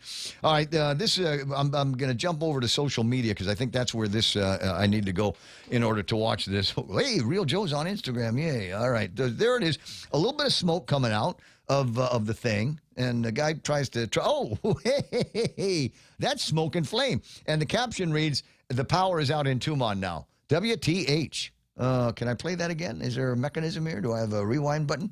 And then they just kept going. So I don't know what the heck is going on in that picture. If you do, or you know times and dates and things like that, by all means, let me know. Fire. Yes, Dave, you're absolutely Dave Sablon. He says, that's like having fireworks during the day. What the hell are you thinking? We don't need to turn them off. It's the lights. That's the big attraction. I mean, that is if that's for real. That's right. So go up to Agania Heights. Come to the Mayor Paul McDonald Tutuhan Park, Biba Agania Heights. They go off at they're on from 6 to 9. They keep them on in Tutuhan all night long. This is exactly the problem with the government that we have. This is exactly what it is we got the decorations, and from what I hear, there was a lot of drama because those were supposed to, I guess, be in Tumon, and the governor found out, said, no, we're going to have this thing in Agania over my dead body. We're not going to have one. Decoration shedding. Exactly. So they moved everything over, and that's why they had to order late to get the ones for Tumon arrived and connected, and they're still not all connected. I mean, Christmas was yesterday. Christmas Eve. When everybody in the world wants to go out, we're not working the next day. It's a holiday. And what do we want to do? It's the one good thing. Poor people can enjoy, rich people can enjoy, tourists can enjoy. But we're shutting it off at 9? Stupid. As Daddy would say, what a bunch of idiots. Just somebody try to rationalize that to me. And try to rationalize that to all the families that went out on Friday night, want to get themselves some pictures of their hard-earned taxpayer money out there lighting things up for the holidays. Just amazing. Closing in on 10 o'clock in the morning. All right. One other thing I'm going to let you go with because we talk about just the state of things right now, and it could be worse. Not much worse because we're down around near the bottom. And one of the crying examples of just how low we have sunk, even though the airfares between South Korea and Guam are like, whoa, oh my God, like $60, right? Good seats. We're still not selling enough of them. the hospitality industry down. Korean tourism is down. Who's traveling to Guam for the lie economy these days? More discounts mean more reasons to go. So they're trying to entice people to come to Guam because they don't have to spend a whole lot of money on the airplane to be able to lie down flat in the lie economy. That's what they're talking about. Problem is a lot of these guys, they read up on the Yelps and all the reviews, and they know that we're kind of a rundown, kind of homelessy and second millennia looking people things over at Plaza de España, Skinner Plaza, and Tumon, and they just don't want to come until we get things cleaned up. That's the work that needs to get done. Look, I got to get out of here and start enjoying my Christmas weekend along with you. I'll see you out there in some of the running events, but you're not going to see me in any return lines over at the malls because I love everything I got. It's 10. KUSG, I got you. 93.3 is the point. This is a Fox News alert. I'm Roger Stern. As we're learning tonight that the U.S. Africa Command has conducted a strike against ISIS in Nigeria. This comes at the direction of the President of the U.S., who made the announcement tonight on Truth Social. We'll have more details on the U.S. ISIS strike as they become available. The Northeast bracing for significant winter storms. Here's Fox's Mike Emanuel. The number of winter storm watches are multiplying throughout the northeastern U.S. The National Weather Service is warning of a snow and ice storm that is expected to blast through the Northeast, impacting at least 15 million people. Meanwhile, Southern California is getting soaked. Heavy rain has already caused flooding and mudslides in Los Angeles County and beyond. And now another powerful storm system could bring more of the same to areas that are already inundated. The New York City area expected to see between 5 to 8 inches of snow throughout tomorrow evening into Saturday. The White House issuing new marching